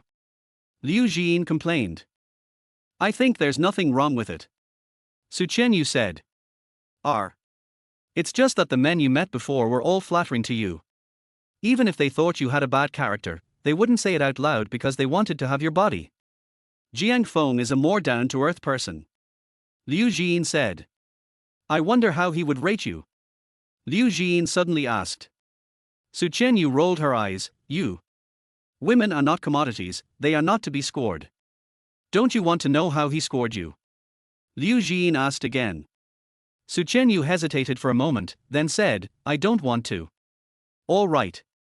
Liu Jin paused, then lay down on Su Qianyu's bed and continued, You're right. Maybe the men I met before were all flatterers. Now I suddenly meet a man who doesn't spoil me, and I feel a little unbalanced. But. She sat up suddenly and said angrily, But this Jiang Feng is still very irritating. Su Qianyu smiled and said, Okay. Don't be angry. I'll take a day off tomorrow. I can listen to you complain all night, but don't you still have to go to work tomorrow? Heart-tilder doctors have a hard life. You have to grit your teeth and stick to the path you have chosen. Okay, let's go to sleep. Afterwards, Su Qianyu and Liu Jin lay down side by side. After a while, Liu Jin suddenly asked again, Qianyu, what are you and Wuxia going to do? Let it be. Su Qianyu said lightly. Are you willing? Originally, you married him not out of love, but because his father had done a favor to your family, and the two elders brought you together. There's nothing wrong with this kind of marriage, it was always like this before. But, you've been married for 3 years, and Wuxia has been unwilling to sleep with you. Isn't this making you a widow? Liu Jin said. Liu Jin only recently found out that Su Qianyu and Wuxia had never slept together in 3 years of marriage. It was only because she forced Su Qianyu that she told him. I don't care. Su Qianyu said calmly. Don't you have that need? Su Qianyu. What about you? You don't even have a boyfriend. How do you meet your needs? Of course, I have to work hard to make enough food and clothing for myself. Me too. Liu Jin's eyes lit up. Oh, I want to see it. Go away. Su Qianyu paused, then said, If you don't sleep, I'll send you back. Liu Jin smiled and said nothing more. Fell asleep quickly. But Su Qianyu couldn't fall asleep. There are many things on my mind. Students matters, family matters, Wuxia's matters, and Jiang Feng's matters. She had never thought about Jiang Feng before. But recently, she has been in contact with Jiang Feng a lot more. Lying in the marital chamber, thinking about another man. Is this considered mental infidelity? However, if your husband doesn't care, it's not considered infidelity. Su Qianyu showed a hint of self-mockery. She really didn't know what Wuxia was thinking. She had never imagined that such a beautiful woman like her would have to stay alone for 3 years after getting married. Well, With a light sigh, Su Qianyu closed her eyes again. Gradually, I felt sleepy and fell asleep. The other side. In fact, it was not Liu Jian's illusion. The taxi was indeed following Liu Jian's car. But he didn't mean to harm her, he meant to protect her. Jiang Feng was sitting in the car. He heard about the Jiangcheng serial murder case and was a little worried about Liu Jian. It doesn't mean that driving is absolutely safe. If it was a premeditated killing, there are many ways to get you stopped. So, after Liu Jian left his rental house, Jiang Feng followed quietly. After Liu Jian drove away, he also stopped a taxi and kept following her. Only after confirming that Liu Jian had entered Su Qianyue's residential area did Jiang Feng let the taxi driver return. On their way back, Jiang Feng looked out the car window, not knowing what he was thinking. When passing by a relatively remote area, a faint voice suddenly sounded in Jiang Feng's mind, "Save me, someone save me, I have a heart attack." Jiang Feng suddenly said, "Master, stop the car." What happened again? The taxi driver is now very suspicious of Jiang Feng and is hesitating whether to drive the taxi directly into the police station. Someone nearby had a heart attack, Jiang Feng said. The taxi driver took one look. I didn't see anyone. He looked suspicious. He strongly suspected that Jiang Feng wanted to escape the bill. There really is something wrong with this guy. He just asked me to follow a private car, and now he wants to run away. Just when the taxi driver was about to call the police, Jiang Feng handed his cell phone directly to the driver. Can you use my cell phone as collateral first? Jiang Feng said. The driver checked his phone and it was genuine. Only then did he pull over. Cell phones are much more expensive than car fares. Jiang Feng quickly got out of the car, and then saw a middle-aged man walking on the darker sidewalk next to him. The taxi driver who got off with Jiang Feng was a little surprised. There really is someone. Looking from the road, it's pitch black and you can't see anyone at all. He glanced at Jiang Feng and thought, this guy has really good eyesight. Brother, there is no surveillance here. If you encounter someone trying to blackmail you, you will be in trouble. The taxi driver advised again. Jiang Feng didn't finish his words, he came to the middle-aged man who fell to the ground. About 50 years old. He seemed unable to move his limbs, and whispered, medicine. Jiang Feng quickly felt his pocket, found a box of quick-acting heart pills, and gave him a few pills. After a while, the middle-aged man gradually came to his senses. Thanks, young man. If it weren't for you today, I would have been in trouble, said the middle-aged man. Uncle, if you have a heart disease, don't run at night. Jiang Feng said. I thought I should be fine if I was jogging and I had medicine with me. But I had a sudden heart attack just now and I found that I couldn't move my limbs and couldn't even take medicine from my pocket. It was so late and there was no one on the road. If you hadn't stopped to save me, I would have died. I wouldn't be willing to die like this. I haven't even hugged my grandson. Oh, grandson-in-law, said the man. Don't do this next time. Jiang Feng paused, then said, call your family and ask them to pick you up. My house is just ahead, said the middle-aged man. Then you should go back quickly. After saying that, Jiang Feng turned around and prepared to leave. Young man, what's your name? Leave your phone number with me. I'll come to thank you someday. The middle-aged man said again. Jiang Feng smiled, no need. After saying that, he got back into the taxi and asked the taxi driver to drive away.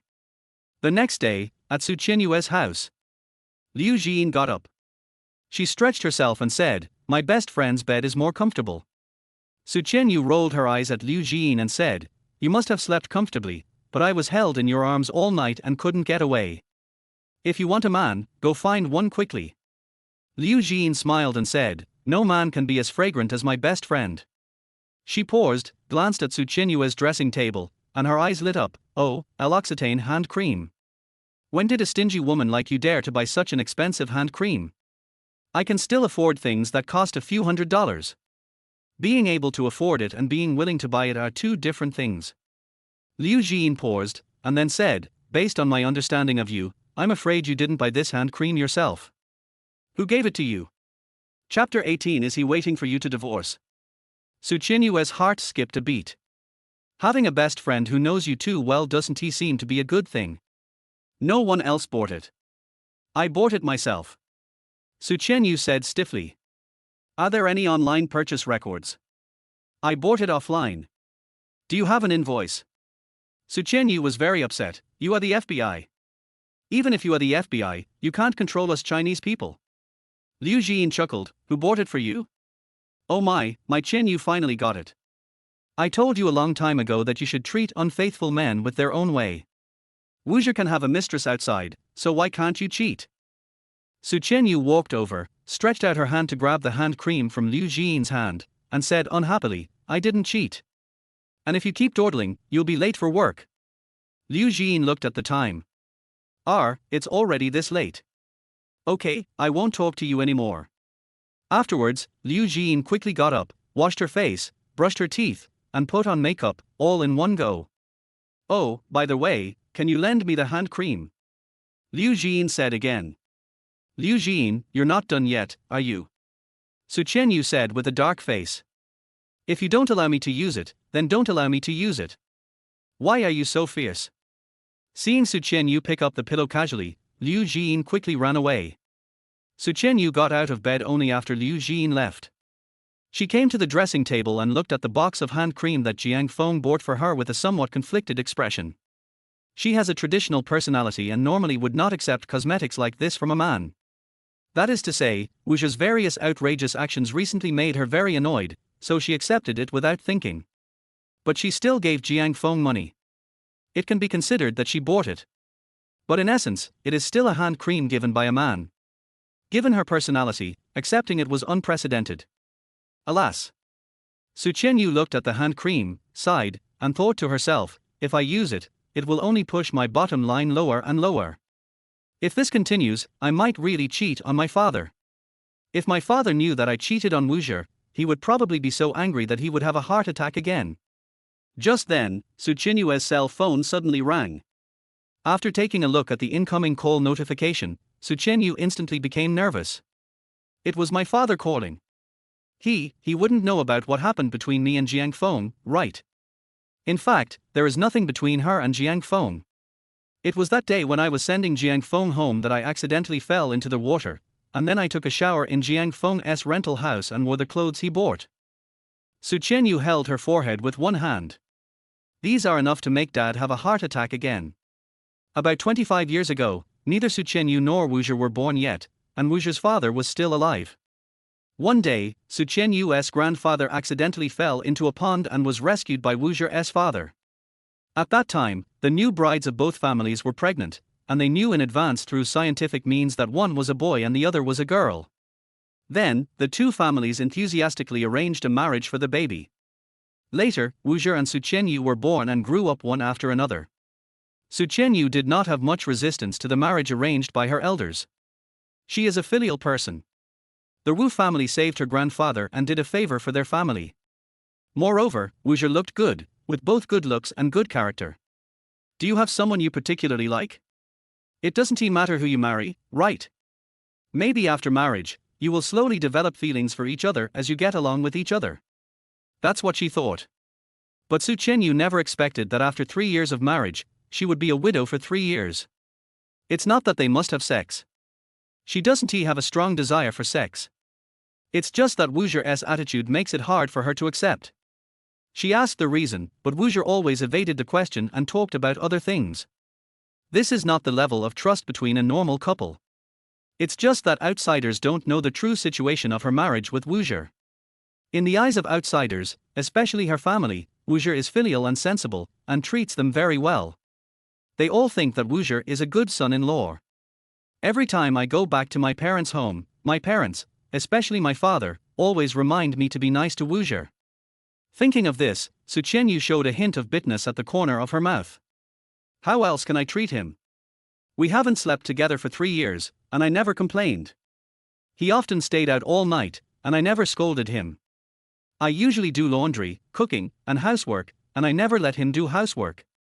What else can a standard good wife do? In short, Wuxia is highly regarded in the Su family. Su Qianyu is very clear that if her father knew that she had taken a bath in another man's house, he would definitely scold her. And if I really cheated on my parents, I'm afraid I won't even be able to enter my parents' house anymore. Few tilde. After letting out a breath and calming herself down, Su Chenyu pressed the answer button. Hello, Dad. Su Chenyu's tone was a little nervous. Chenyu, do you have anything to do today? A middle-aged man's voice came from the phone. What's wrong? Su Chenyu asked tentatively. I had a sudden heart attack last night when I was jogging. A young man passing by saved me, but I don't know who he is. Our family motto is to repay a favor. I can't sleep or eat because I can't find that young man, said the middle-aged man. Su Chenyu's expression changed slightly. Are you okay? It's okay. I just want to find the young man who saved people right now, said Su's father. Dad, I'll take care of the finding. You must go to the hospital right now for a comprehensive checkup. Su Chenyu said. I'm fine, I'm going home now to take you to the hospital. After saying that, Su Chenyu hung up the phone. Afterwards, she packed up her things and hurried back to her parents' home. Then, Su's father was forcibly taken out of the house. And this Mr. Su was none other than the uncle whom Jiang Feng had rescued last night. Su Chenyu was driving. Su's father and mother sat in the back row. I'm really fine. Father Su said again. It's all right. You old man is just being stubborn. Mother Su paused, then said unhappily, you said it yourself. When you were sick yesterday, you couldn't even take the medicine out of your pocket. If a young man hadn't happened to pass by and helped you get the medicine without fear of being blackmailed by you, and fed you the medicine himself, you would have been a corpse by now. Your condition is so serious, but you still don't want to go to the hospital. You're old, your bones are starting to soften, but your mouth is still as hard as before. Father Su said nothing. By the way, Dad, what does the person who saved you look like? Su Chenyu said at this time. A young man, probably about your age, about 24 or 25. He took a taxi. I asked for his contact information so that I could visit him someday to thank him, but he said that he doesn't leave his name when doing good deeds, so I didn't give it to me. However, he took a taxi. I remember the license plate number of the taxi. See if you can contact the taxi driver. He may know the information about the young man, said Su's father. I understand. Just focus on your treatment, and I'll take care of finding someone. Su Chenyu said. Okay. Father Su paused, then said, by the way, Chenyu, didn't Wuxia come with you? He had to work overtime and left early in the morning. Su Chenyu said calmly. In fact, Wuxia didn't he go home at all yesterday. Father Su glanced at Su Chenyu and said, Chenyu, are you two okay? It's okay, nothing can happen to the two of us. But I always feel that you have some emotion when you mentioned Wuxia, said Su's father. You are too sensitive. It's nothing. Su Chenyu said. Father Su still looked suspicious. He paused, then said, invite Wuxia to my house for dinner tonight. You should take care of your health first. Su Chenyu paused, then said calmly, if you need to be hospitalized, Wuxia and I will go to visit you. Although Wuxia often does not return home, he is still very cooperative with his mother's family. This is also the reason why her parents still think that she and Wuxia are very loving. 20 minutes later, we arrived at the hospital. It is the Jiancheng Renai Hospital where Liu Jiyin works. However, Su Chenyu did not go to find Liu Jiyin. Cardiology belongs to internal medicine, and Liu Jiyin is a surgeon.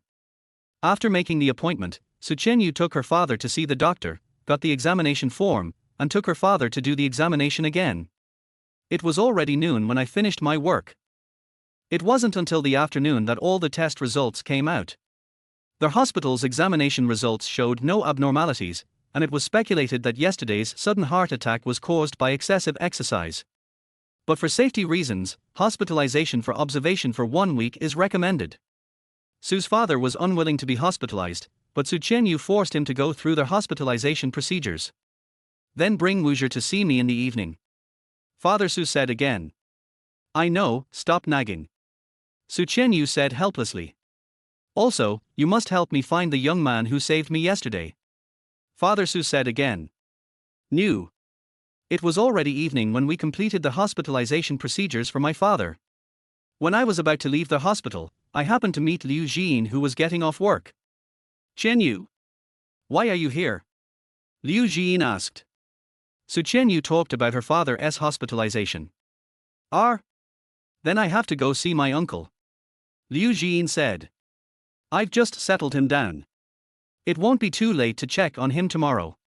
Besides, I have something else to do. Su Qianyu said. What's up? A date. I'm not going to date you. Su Qianyu said unhappily. She paused, then told the story of how her father had a heart attack and was rescued. My dad asked me to find his savior as soon as possible. I'm going to the traffic police station to see if I can find the taxi driver through the license plate number, and then find the passengers in the taxi. Taxi. Liu Jian recalled that she was followed by a taxi last night, and asked, what's the license plate? Su Qianyu told the license plate number. Liu Jian. Isn't this the taxi that followed me last night? Friend. At this time, Su Qianyu asked again, what's wrong with you? You said that the passenger in this taxi saved your father. Yes. My father said that the road where he fell was very dark and there was no surveillance to prove it, but the young man still ran over to help my father. Su Qianyu paused and said with emotion, there are still many good people in this world. Liu Jian had a strange expression. Judging from the time, the taxi met Su's father after it failed to follow him. Can a sneaky guy like that do good things? Liu Jian had almost forgotten about this matter, but now she suddenly wanted to know who the other person was. I have a friend at the DMV, I asked him to help check it out. Liu Jian then went to the side and made a phone call. After a while, she returned to Su Qianyu. You can check, but it's time to get off work now, so you have to wait until tomorrow. Liu Jian said. Tomorrow, then. Su Qianyu was not too anxious. It's better to find someone during the day. Instead, Liu Jian was more anxious. I want to see who was following me yesterday.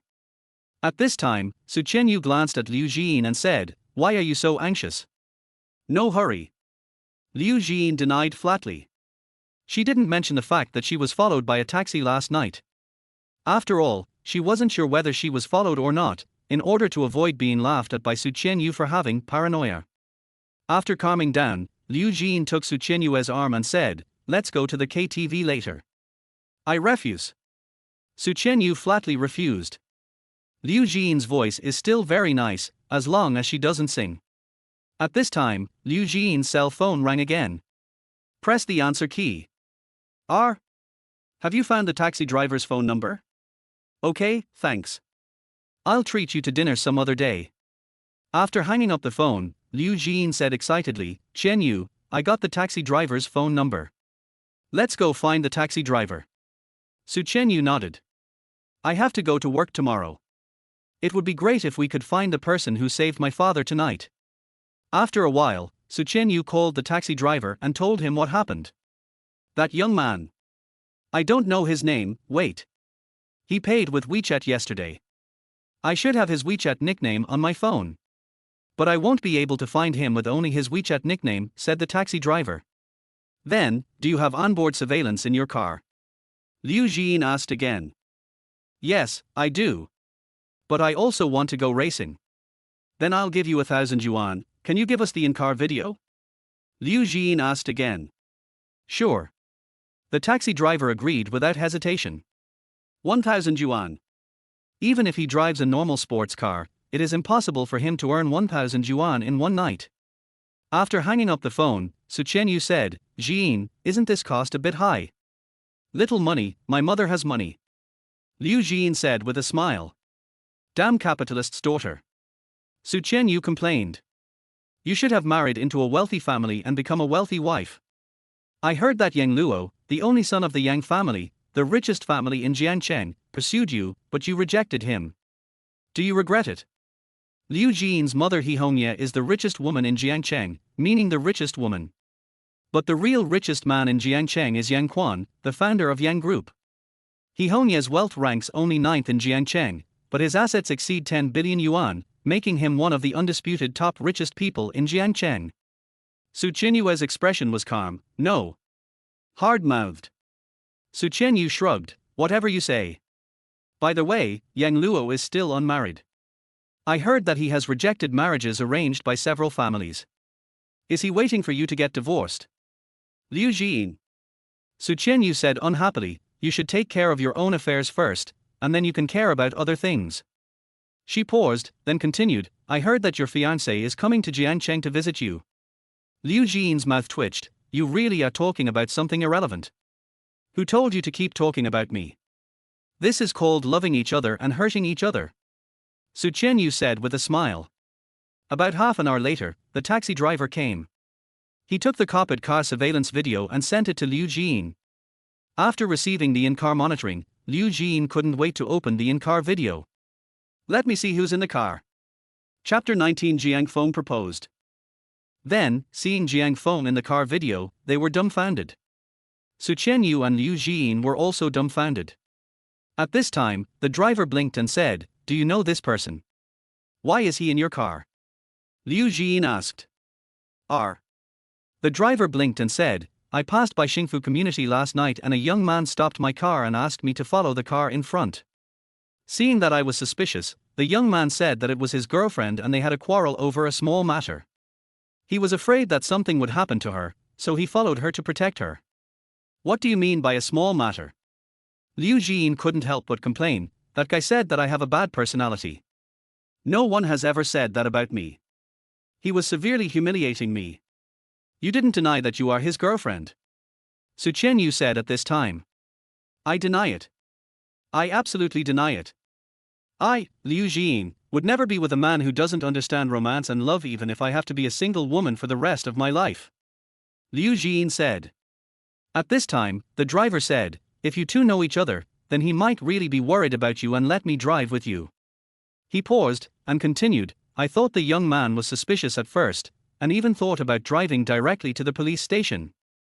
But then, on a remote road, he suddenly risked being blackmailed to save a person who had a heart attack, which changed my impression of him. The young man is still a good person. Liu Jian remained silent.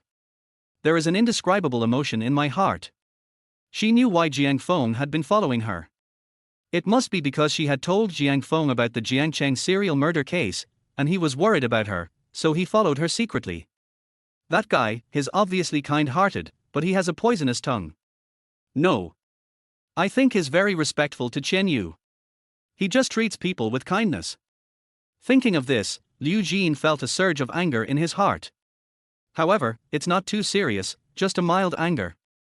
At this time, the driver also noticed that Liu Jian's mood was a little strange, and hurriedly said, Well, if there is nothing else, I will leave first. After saying that, the driver left. Su Qianyu looked at Liu Jian and said, Woman, Jiang Feng obviously meant well, why are you even angrier? Liu Jian looked at Su Qianyu and said nothing. Su Qianyu's scalp tingled when she was looked at. What are you looking at me for? HMPH, Jiang Feng is a man who only takes advantage of others. He is mean to me but acts like a bootlicker to you, said Liu Jian. Su Qianyu's face was dark. What nonsense are you talking about? Jiang Feng doesn't know my father. If it was someone else last night, he would have saved him too. That being said, he obviously treats you differently. You're overthinking it. Or rather, Jiang Feng didn't scold me mainly because we are colleagues. We see each other every day. If our relationship becomes strained, how can we cooperate with each other in the future? But my intuition tells me. Shut up. Stop relying on your intuition. Su Qianyu interrupted Liu Jian directly. Liu Jian smiled and did not continue to dwell on this topic. At this time, Liu Jian's phone rang again. It was her mother Hongya who called. After answering her mother's call, Liu Jian looked at Su Qianyu and said, Qianyu, my mother asked me to go to her place for dinner.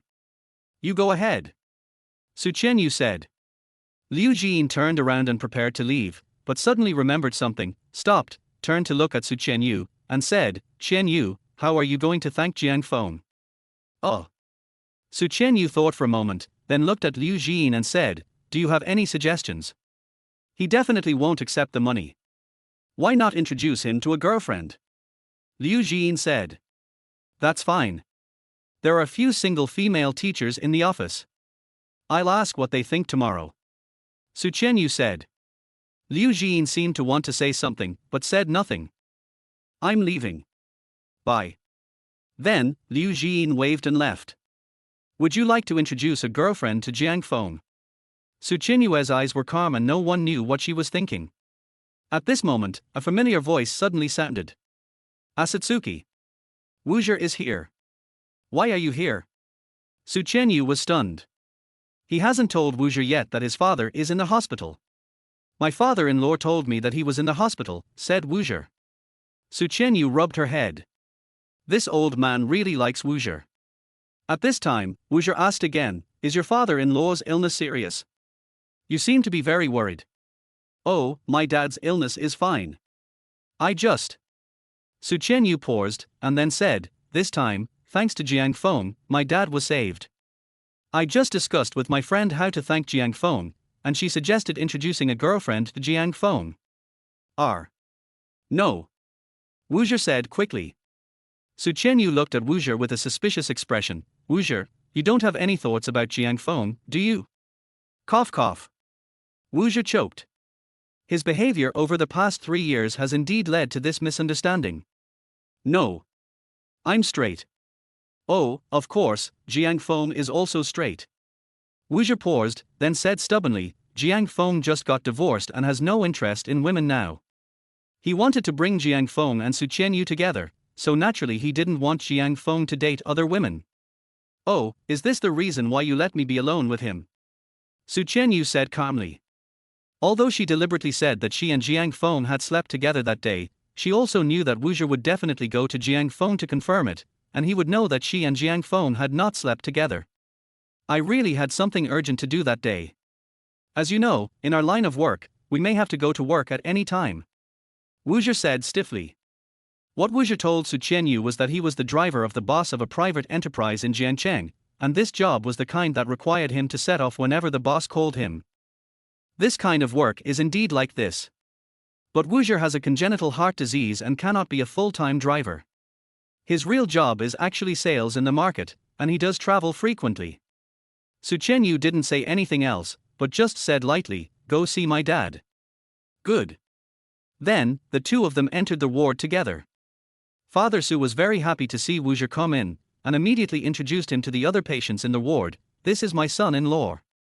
Su Chenyu just stood at the door and didn't go in. She looked at the happy father-in-law and son-in-law in front of her, but she didn't feel any sense of empathy. At this time, Su's mother came over. Chenyu, tell mom the truth, did you and Wuzher have a fight? Su's mother said. Unlike many strong mothers-in-law, Su's mother is more quiet and easygoing. Su Chenyu inherited her mother's personality. No. Su Chenyu said. They certainly didn't quarrel. How can we quarrel when we can't even see each other? Why do I feel like you've been a little cold towards Wuzher recently?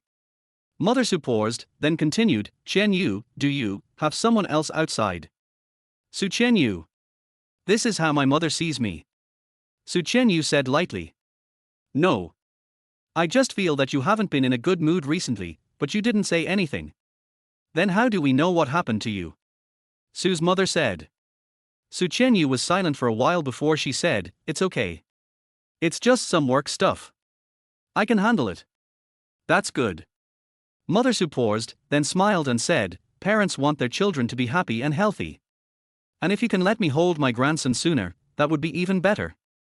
We are all busy with our careers and have no plans to have children for the time being, said Su Chenyu. On the surface, Su Chenyu's inner thoughts were, we are not in the same room, how could a child fall from the sky? It's okay. Wuzher's mother can help you take care of the child. If she's busy and doesn't have time or doesn't want to, then your father and I can help you take care of the child. I really like children. Then you urge my sister. She is already 28 years old and hasn't gotten married yet. Not to mention getting married, she probably doesn't even have a boyfriend. Su Chenyu shifted the blame to someone else. How dare I urge her? Your sister has that kind of temper. Last time, when I mentioned it to her, she just hung up the phone. She has the same temper as your father and won't listen to advice. Su's mother complained. You just bully me. Su Chenyu said. Mother Su glared at Su Chenyu and said unhappily, how can I bully you by asking you to have a baby? If you don't have a baby, what's the point of getting married? Su Chenyu didn't say anything. Su's mother added, Chenyu, I'm not forcing you to have a baby. It's just that children are an important factor in maintaining the relationship between husband and wife. If you don't want children, you will easily go to extremes when you have conflicts in the future, such as getting a divorce out of anger. Su Qianyu still didn't speak. Well, it's up to you, Su's mother said again. At 9 o'clock in the evening, Su Qianyu and Wu Zhi came out of the hospital. Are you going home tonight? Su Qianyu asked. Oh, I'm going to Jiang Feng's place tonight, because. You don't need to explain so much to me. We are just a couple living together. No, maybe we can't even be considered a couple living together. After saying that, Su Qianyu left. Wu Zhi was a little conflicted and wanted to follow, but finally gave up. He finally went to Jiang Feng. Why are you here? Jiang Feng had just taken a shower and was getting ready for bed. He looked at Wu Zhi and asked, Why are you looking so sullen? What happened? I may have made Su Qianyu angry. What's wrong? She asked me if I was going home tonight, and I said I would go to your place, said Wu Zhi. Jiang Feng rolled his eyes. Aren't you trying to trick me? Su Qianyu thought I had an affair with you. I am more wrong than Do Yi.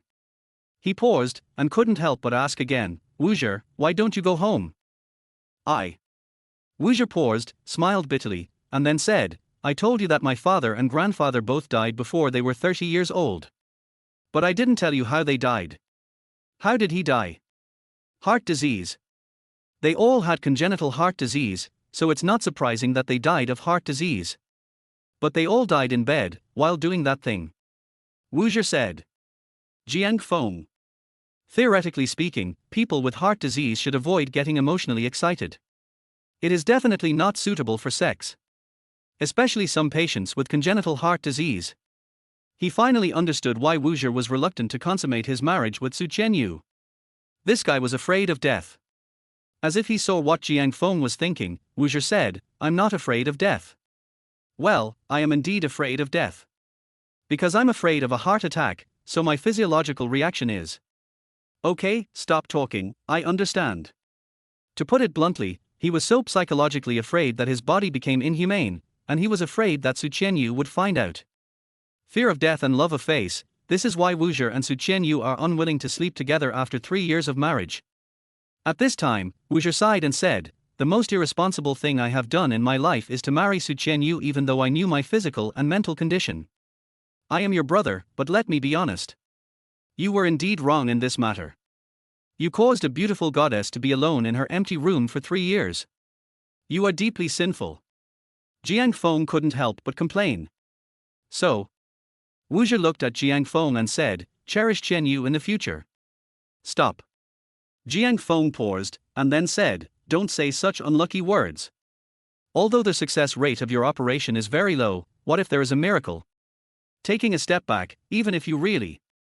He paused, then continued, even if the operation fails and you really die, whether Su Qianyu and I will be together or not, I will take care of her for you. Okay. Wu Zhi didn't say anything else. If you stay at my place today, please sleep in the guest room. I can't stand 2 grown men sleeping in the same bed. Jiang Feng said. There is another reason that Jiang Feng didn't mention. That is, the master bedroom is his and Xia Mo's wedding room. Jiang Feng rented this apartment for 5 years at one time.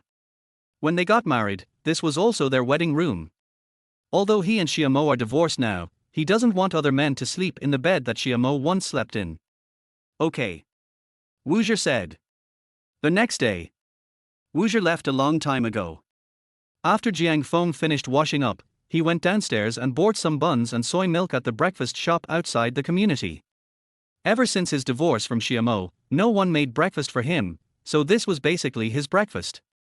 After breakfast, Jiang Feng rode his electric bike to school. After returning to school, Jiang Feng was surrounded by his colleagues as soon as he entered the office. Jiang Feng, I heard that you saved a student who was about to jump off the building over the weekend, someone asked. What about students jumping off the building? That never happened. Jiang Feng flatly denied it. No matter what the reason was, Shulu's jumping off the building that day would seriously affect her future employment. As Shulu's counselor, Jiang Feng didn't want too many people to know that Shulu jumped off the building. Who spread it? Teacher Yang would definitely not say anything nonsense. At this time, Jiang Feng's cell phone rang. It's Yang Dao calling. Jiang Feng pressed the answer button. Hello. Teacher Jiang, I don't know why so many people in the school know about Shulu jumping off the building. The school has a large-scale recruitment for graduates today, and I'm worried that it will affect Shulu's employment. Yang Dao said. Let's talk to Shulu so that the child won't be upset again. Jiang Feng said. Afterwards, Jiang Feng and Yang Dao found Shulu in the girls' dormitory together. Seniors usually complete the departure procedures between June 17th and 22nd. Before that, they can continue to live in school dormitories. When Shulu was found, she seemed to be in good spirits. Doesn't she know that the news of her jumping off the building has spread? At this time, Shulu ran to Jiang Feng and said with a grin, Teacher Jiang, has the leader cancelled your punishment? Why are you praising me? No. I specifically told your leaders about how you helped me clear the grievances. Didn't they cancel the punishment against you? Shulu said. Jiang Feng's face was filled with black lines. So it was you who said that? He paused, and then said unhappily, You are a bit stupid. How can you just say that you jumped off a building? If those companies knew that you jumped off a building, would they hire you? It doesn't matter. As long as the punishment imposed on teacher Jiang can be cancelled, it will be fine. The punishment was unfair in the first place. A scumbag who attempts to secretly take photos of his own head teacher should be severely beaten. I think teacher Jiang is not wrong and the punishment is unreasonable. Shulu said. Jiang Feng held his forehead with one hand. I have a bit of a headache. It really doesn't matter to me, but this matter concerns your whole life. Teacher, ever since I was rescued by you, I have figured it out. My life is not that fragile. Even if I can't get into a big company, it doesn't mean my life is over. You once told us that if there is no road ahead, then we will make one ourselves. Shulu said. Compared to when she jumped off the building before, she is now much more mature and resolute. Jiang Feng gradually felt relieved. There was also a hint of a smile on his face. Okay. As long as you keep this up, I believe you will have a bright future. Thank you, teacher. I hope you can find a girlfriend soon. Shulu said. Jiang Feng sweats slightly. Judging from this girl's expression, she probably knows about her divorce. But it doesn't matter. Although he didn't make it public, he didn't intend to hide it. At this time, Shulu stretched out her hand and made a frame gesture, enclosing Jiang Feng and Yang Dao in their frame. She smiled and said, I think teacher Yang and teacher Jiang are a good match. You girl, stop talking nonsense. Jiang Feng said unhappily. After a while, Jiang Feng and Yang Dao came out of the girls' dormitory together. Well, teacher Yang, don't take the students' nonsense seriously. Jiang Feng said. I don't care. Yang Dao said with a smile. She paused, then continued, By the way, have you eaten the fish-flavored shredded pork rice I left for you in the refrigerator? How does it taste? Very good. Jiang Feng paused, then smiled and said, I want to eat your cooking every day, and I won't get tired of it even if I eat it every day. After saying that, Jiang Feng and Yang Dao suddenly thought of something. Generally speaking, wanting to eat someone's cooking every day basically means wanting to become a husband and wife. Only couples eat each other's cooking every day. Jiang Feng was a little embarrassed. That's not what he meant. But I don't know if Yang Dao misunderstood me, and I don't know what Yang Dao thinks. At the critical moment, this mind-reading skill no longer works. It's not that it doesn't work. Mind reading is about providing feedback based on the other person's mental state. If your psychological defense is strong enough, Jiang Feng will not be able to hear your inner voice. However, Yang Dao didn't seem to hear any hidden meaning. She smiled and said, When I retire, I will open a restaurant. You must keep your word and come to support me every day. Of course. Jiang Feng quickly followed the topic. At this time, Yang Dao looked at the time and said, Okay, I won't talk to you anymore. I have to go back to the office. Jiang Feng nodded, Okay, bye. Yang Dao said nothing more and left. After pulling Jiang Feng's sight away, Yang Dao's pace gradually slowed down. What Jiang Feng said just now should not have any other meaning, right? Yang Dao had a calm expression and no one knew what he was thinking. But what Yang Dao didn't know was that before she returned to the office, the gossip about her and Jiang Feng had already spread in a teacher's office. Wow, I just accidentally heard a super exciting secret. A young female teacher said excitedly. What's the explosive secret? Stop keeping us in suspense and tell us quickly, someone said. I just heard Jiang Feng propose to teacher Yang from our office. Wow, this is so real. The gossip hormones in the office are rising rapidly. Su Qianyu is also in this office. She was originally reviewing the lesson plan and subconsciously raised her head when she heard this. I heard Jiang Feng say that he wanted teacher Yang to cook for him every day. Isn't this a proposal? At least it's a confession of love. The female teacher said again. I've long said there's something wrong between them. Maybe Yang Dao got divorced because of Jiang Feng. What did teacher Yang Dao say? Someone else asked at this time. Teacher Yang Dao did not respond. She pretended not to understand and said that she would open a restaurant after retirement and let Jiang Feng come to eat every day, said the female teacher. This is obviously a polite refusal. Think about it. Although teacher Yang is divorced and has a child, she is still pretty and has a good figure, and she has many suitors. Why would she choose Jiang Feng? I heard that Jiang Feng also got divorced recently and was dumped by his wife. Normal. Jiang Feng seems to owe a lot of money. I once saw him working part-time as a delivery man on the weekend. He does everything. I've seen him handing out flyers before. With the housing prices and consumption levels in Jiangcheng, his salary as a counselor is not enough. He may be able to support himself, but it's a pipe dream for him to find a wife. Any woman with a little sense will not entrust her life to a man with no future prospects. Teacher Liu, what you said is biased. Who said that counselors have no future? Don't forget that Ning Yang, the counselor who just joined last year, is the second son of the Ning Group, and his family assets are worth tens of billions. You also know that Ning Yang is the son of the Ning Group. What is Jiang Feng? It's not wrong to say that he has no future, right? Indeed. Even if they are doing the same job, the difference in prospects is still obvious. Su Qianyu couldn't listen anymore. She suddenly stood up and was about to say something. At this time, Yang Dao came back. Seeing that everyone was looking at her, Yang Dao blinked. What's wrong? Is there something on my face? Everyone was just talking about the gossip between you and Jiang Feng, saying that Jiang Feng confessed his love to you, someone said. Yang Dao didn't say anything. She wasn't sure if it was a confession. It seems to be true. Someone else said at this time. Where did you hear that? Stop gossiping, it's not true. After saying this, Yang Dao returned to her desk. Her desk is right next to Su Qianyu's desk. Teacher Yang, you are such a hidden talent. When did your relationship with Jiang Feng develop to the point of marriage? Su Qianyu said with a smile. Yang Dao rolled her eyes. You are joining them in making trouble. Where there is wind there is no wave. It's just a misunderstanding. Yang Dao paused, and then said, you should have heard about Jiang Feng saving a student who jumped off a building. That student was in my class. I planned to treat him to a meal to thank him, and we've already gone to the Miracle Hotel. Su Qianyu was stunned for a moment, then said, so, you went to the Miracle Hotel that day, didn't you go to get a room?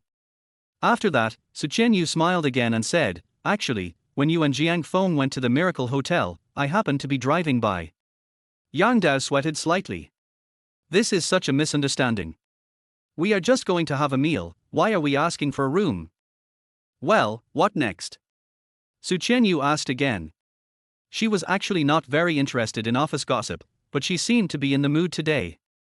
Even when we arrived at the restaurant of Miracle Hotel, Jiang Feng didn't really want to eat when we ordered. I asked him what he wanted to eat, and he said he wanted to eat the fish-flavored shredded pork rice that I made. I made it once before when we took the students in our class to an orphanage for charity, and he thought it was okay. Then, Yang Dao was a little hesitant. Then what? Su Qianyu asked again. So, Yang Dao smiled, then said, we went to his rental house, and I cooked for him. He said the progress was slow. He has already gone to his rental house. Su Qianyu said. She had actually been there. Even took a shower there. At this time, Yang Dao said again, oh, you really think too much. She paused, and then continued, when I finished cooking, he left. Why? He said that a friend of his was drunk and he had to go pick her up. Although he didn't say whether it was a man or a woman, I could tell it was definitely a woman. I said at the time that if he wasn't in a hurry, he could go after dinner. But he was in a hurry. It was obvious that he cared about that woman a lot. I don't know what kind of woman made him care so much about her. Hearing this, Su Chenyu was also stunned. Judging from the time, the woman Jiang Feng went to pick up should be her. Chapter 20 Pregnant Female Partner. At this time, Yang Dao glanced at Su Chenyu, blinked, and said, Teacher Su, the person Jiang Feng is going to pick up is not you, right? Cough cough. Su Chenyu choked, then said with a stiff upper lip, How could that be? When have you ever seen me drunk? Just as she finished speaking, a new teacher who joined the company at the same time as Su Chenyu came over and looked at Su Chenyu and said, Teacher Su, Jiang Feng took you away from our party on Saturday, but he didn't do anything to you, right? I saw that you were almost drunk at the time. Slap in the face on the spot. Su Chenyu's face was filled with embarrassment at that moment. She calmed down and said, I'm not drunk, and he didn't do anything to me. That's good. After saying that, the new teacher left. It's really you. Yang Dao said with a smile. Don't think too much. That day, something happened to a student in our class, and he took me to deal with it. Su Chenyu said stiffly. All right. Yang Dao smiled and said nothing more. Su Chenyu didn't say anything else and continued to look down at the lesson plan, but her mind was obviously not on it. Does he like to eat fish-flavored shredded pork rice?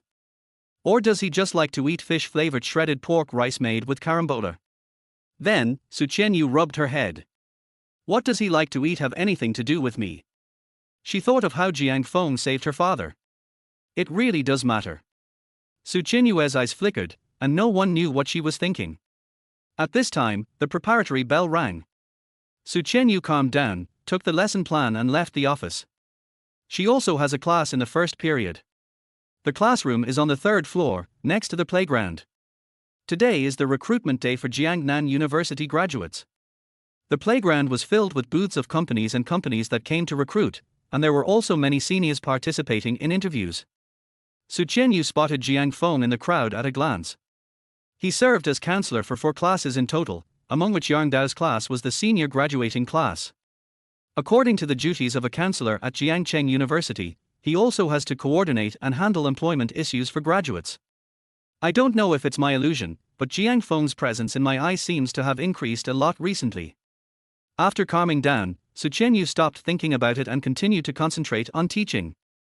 On the playground. In fact, although the counselor's job scope includes guiding graduates in employment, in reality, the counselor can't provide much help for these top students from 985 universities in finding employment. The application process basically depends on the students themselves. When students from Jiangnan University apply for jobs, they basically don't communicate anything with their counselors. Of course, there are exceptions. For example, not far away, there were many graduates surrounding a male counselor asking questions. His name is Ning Yang, and he is the second son of the Ning group in Jiangcheng. Jiangcheng is the capital of Huai province. It is also a large city with a population of tens of millions and has many private enterprise groups. Although the Ning group is not among the top 10, it is also a relatively large private group in Jiangcheng. Ning Yang was not an illegitimate child, but a real young master from a wealthy family. No one would have thought that such a person would become a counselor at a university. It seems to be doing pretty well. After Jiang Feng was disqualified from the selection of outstanding counselors this year, Ning Yang is the biggest favorite. He is handsome, rich, and approachable.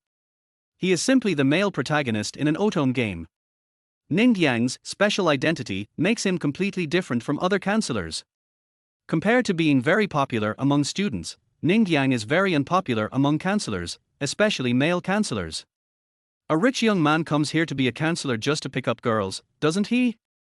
His motives are not pure, said a man the same age as Jiang Feng. His name is Yu Wei, and he is also a counselor. Jiang Feng didn't say anything. He had no prejudice against Ning Yang. Who says you can't do an ordinary job if your family is rich? Moreover, Ning Yang did a good job as a counselor, and there was no news that he had dated any female students. In fact, Jiang Feng is now different from other counselors. He now has the ability to eavesdrop on other people's thoughts. He kept wandering around the recruitment booths of various companies on the playground. It seemed like he was just strolling around, but during this stroll, Jiang Feng had acquired a lot of information by eavesdropping on people's thoughts. At this time, a girl saw Jiang Feng and ran over happily and said, "Teacher Jiang, I've been selected." "Really? That's great." Jiang Feng was also very happy. This girl's name is Sun Wan, and she shares a dormitory with Shulu.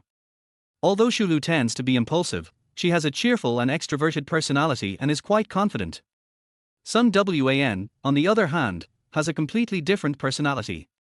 Coming from a poor rural family, she has basically had to rely on subsidies for poor students to survive for the past 4 years. Compared with other students, she is more sensitive and has low self-esteem. If she is to successfully find a suitable job, it is important to develop her confidence. You know, many outstanding students in the class have not yet been selected. Which company? Jiang Feng asked again. It's not very famous, but their company has a good future.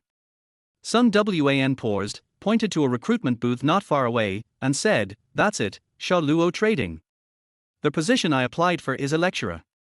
The monthly salary is 10,000 yuan during the internship period, and a guaranteed 15,000 yuan after becoming a regular employee." When Jiang Feng heard the name of Shaluo Trading, he frowned. He had just learned through eavesdropping that Shaluo Trading was suspected to be a pyramid scheme company. He was still thinking about how to collect evidence. After all, if you rashly call the police and fail to produce solid evidence, you would be embarrassed. "I can't tell people that I heard their voices." Sun Wan was so excited that she didn't notice the change in Jiang Feng's expression. She continued, "Just now, the HR in charge of recruitment at Shaluo Trading said that we will go to Sanshui tomorrow for a centralized training assessment. The assessment will count as an internship and you will get paid. If you pass the assessment, you will be directly converted to a regular employee." Sun Wan, "That's a scam company, you can't go there." Jiang Feng said seriously. Sun Wan was stunned for a moment, and then her mood quickly dropped. "Teacher Jiang, do you also think that only those students who are good at studying, have a good family background, and are good looking can find good jobs?" "That's not what I meant. Jiang Feng has a headache." At this time, Yang Dao came over. "What's wrong?" Sun Wan said nothing, turned around and ran away. Jiang Feng said seriously, "Sun Wan said that she was hired by the company called Shaluo Trading, but I feel like there's something fishy about this company." He paused, looked at Yang Dao, and said, "You go and look after Sun Wan. I will find a way to investigate this company." "I see." Yang Dao then went to find Sun Wan. After Yang Dao left, Shulu also came over. "Teacher Jiang, how far have you and Teacher Yang progressed?" Shulu looked gossipy. Jiang Feng rolled his eyes, "Stop it." He paused, his expression becoming serious. "I have a special task for you to do." Shulu's eyes lit up. "What pose does the teacher need me to pose?" Jiang Feng rubbed his head. "You girl." He, just kidding." "So, what does the teacher want me to do?" Shulu said again.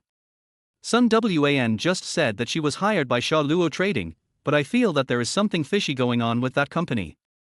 It is not convenient for me to come forward, so you can investigate as a job applicant. Good. Soon after. Shulu is back. I was also selected. She also held a PDF training notice in her hand. There is indeed something wrong with this company. Although the content looks quite formal, there is a problem with the official seal. People who are not familiar with business registration information and administrative documents may not be able to see it, but because I have been working in sales for a year and have experience in this area, I can see the flaws and loopholes in the documents. Shulu paused, and then said, "But the existing evidence is not enough to call the police to arrest them." She paused, looked at Jiang Feng, and said, "Teacher, how about I go undercover?" "Absolutely not." Jiang Feng flatly refused. He paused, then continued, "I will find evidence of their crimes. This is a teacher's duty. Just don't mess around." "Teacher Jiang is really kind and gentle to women," Shulu said with a smile. Jiang Feng rubbed his forehead. Although Shulu was quite cheerful before, it is obvious that she has become even more free since she jumped off the building and was rescued by Jiang Feng. However, it can also be seen that after experiencing this incident, Shulu's psychological endurance has improved a lot. I could hear Shulu's inner voice before, but now I can't hear it anymore. That's a good thing. At this time, Shulu approached Jiang Feng and bowed slightly. It's already the end of May and it's quite hot today, so Shulu is wearing cool clothes. When he bowed in front of Jiang Feng, his chest was exposed. Jiang Feng raised his head with an embarrassed look on his face. Ms. Jiang is shy. How cute. After saying that, Shulu ran away. Jiang Feng's mouth twitched slightly. I was molested by a female student. At this time, footsteps were heard, and then a handsome young man came to Jiang Feng. Ningjiang. Jiang Feng is very popular among female students. Ningjiang said. I don't dare to compete with Teacher Ning. Jiang Feng paused, then smiled and said, you can actually fight your way out of the group of girls surrounding you. You are really capable. Everyone was very easy to talk to. I just said I had something to say to Teacher Jiang, and they made way for me, Ningjiang said. So, what does Teacher Ning want to tell me?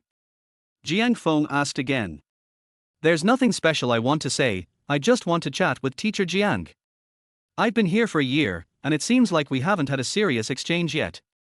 Ningjiang paused, looked at Jiang Feng, and asked, why does Teacher Jiang want to be a counselor? Because I failed in my application for a teaching position. Okay. So why do you want to be a teacher? It must be my mother's last wish. Jiang Feng paused, then said calmly, unfortunately, I failed the postgraduate entrance examination and lost the qualification to be a teacher at Jiang University. Jiangcheng University is a double first-class university, and one of the criteria for recruiting new teachers is that they must have at least a graduate degree. If you want to be a teacher, you don't have to be in Jiangda, right? Jiang Feng didn't say anything. In fact, this is true. But there was a reason why he insisted on coming to Jiangda. That is, he suspected that his mother had once been a student of Jiang University.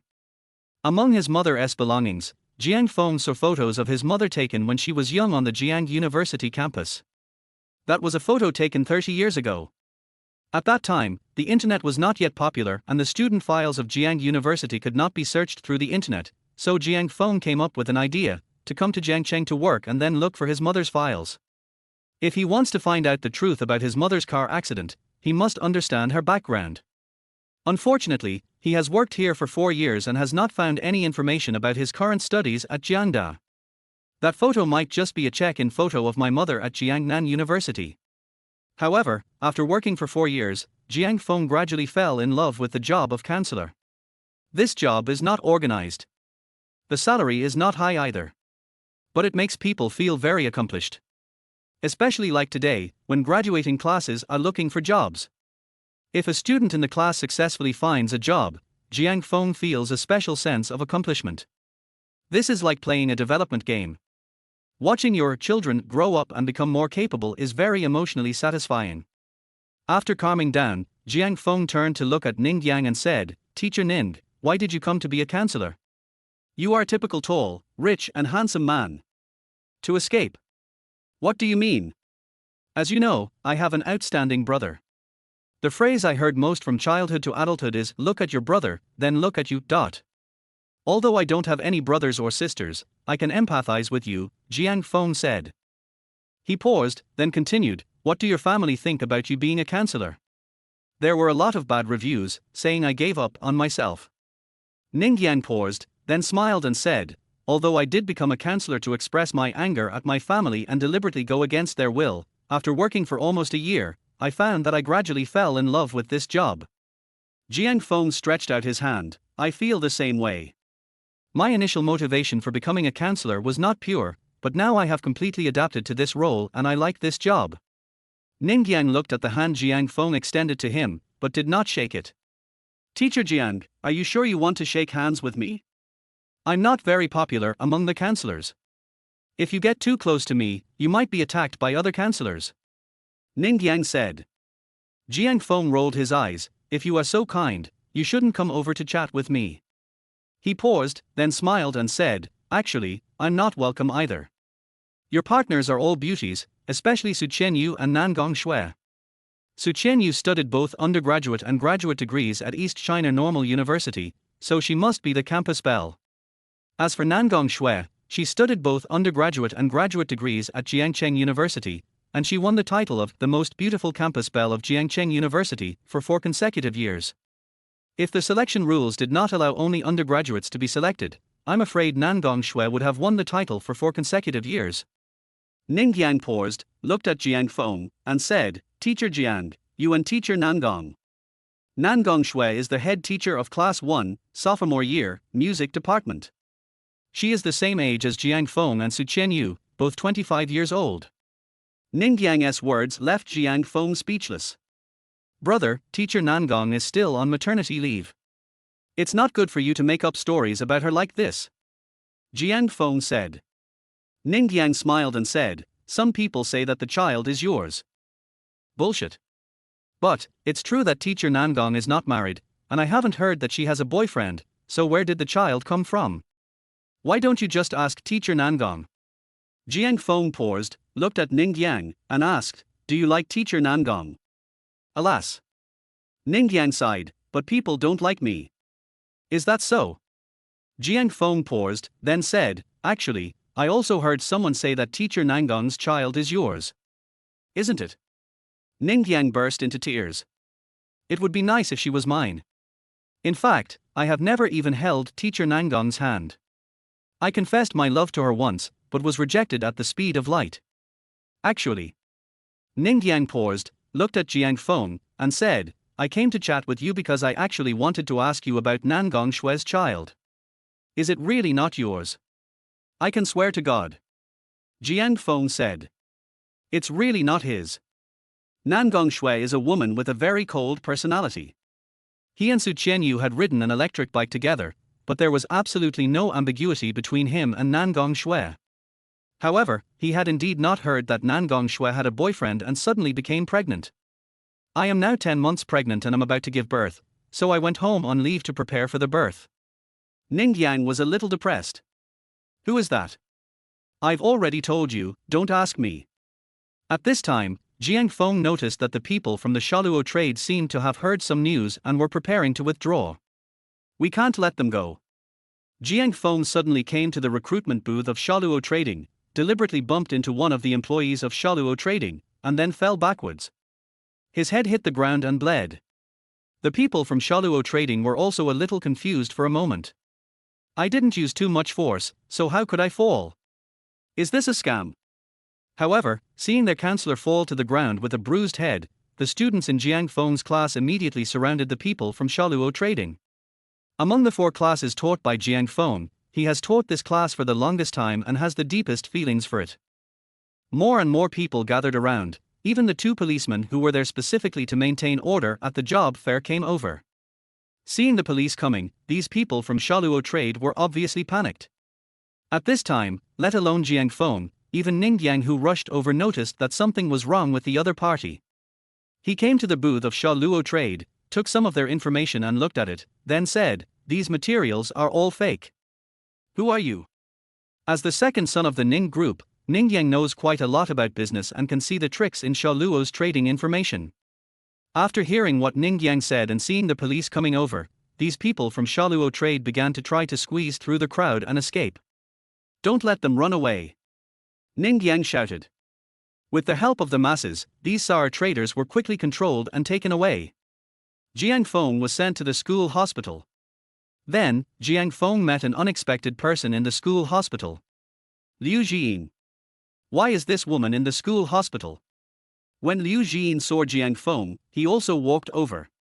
What happened to you? Did you fight with someone? Liu Jiying asked. No. Just a little surprise. Come here, I'll disinfect you with iodine. Liu Jiying said.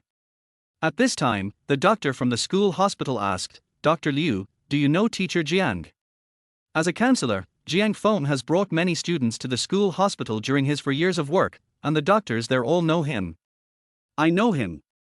Liu Jiying paused, then said, I'll just take care of his wound, you can take care of other patients first. Okay. The school doctor then left. Jiang Feng and Liu Jiying were the only ones left in the treatment room. Jiang Feng. Liu Jiying said. What's wrong? How did Qianyu thank you? Liu Jiying asked. Why? Jiang Feng asked in surprise. He took Su Qianyu back home, but Su Qianyu took care of him all night when he was drunk, so they were even. Although I bought her a set of hand cream online the next day, Su Qianyu gave me money again. Neither of them owes anyone any favor now. Liu Jin blinked. Didn't she tell you? The man you saved on Saturday night was her father. The middle-aged man who had the heart attack. Yeah. That's Qianyue's biological father. Liu Jin paused and continued, we found the taxi driver yesterday, and then recognized you through the in-car surveillance. Jiang Feng's mouth twitched slightly. You have chosen the wrong profession. You should be police officers. At this time, Liu Jin said again, but don't be discouraged. From what I know about Qianyu, that girl will definitely find a way to repay you. Maybe. She grinned, then said, sleeping with you is possible. Sleep with your sister. At this moment, as the door of the treatment room was pushed open, Su Qianyue's voice suddenly rang out. She just saw Jiang Feng fall down while trying to scam someone upstairs, but she was still in class and couldn't go downstairs. Not appropriate either. As a married woman, it is easy to attract criticism for her to care so much about other men. So, Su Qianyu came over after the get out of class. As soon as I arrived, I heard someone talking nonsense. Su Qianyu said speechlessly. Then have you thought about repaying Jiang Feng? Liu Jin paused and continued, back then, Wuzhe's father saved your grandfather, and the two families got married. If you two had children, you could have arranged a marriage. Unfortunately, you two don't have any children. There are many ways to repay a favor, and it doesn't mean you have to repay it with your own body. So, what is your thank you gift? Liu Jin asked again. Su Qianyu didn't say anything, but looked at Jiang Feng with a hesitant expression, but still spoke. Chapter 21 Su Qianyue's thank you gift. Do you want to kiss Jiang Feng? Liu Jin asked again. Get lost. How can you get out without balls? Su Qianyu. Then roll the ball.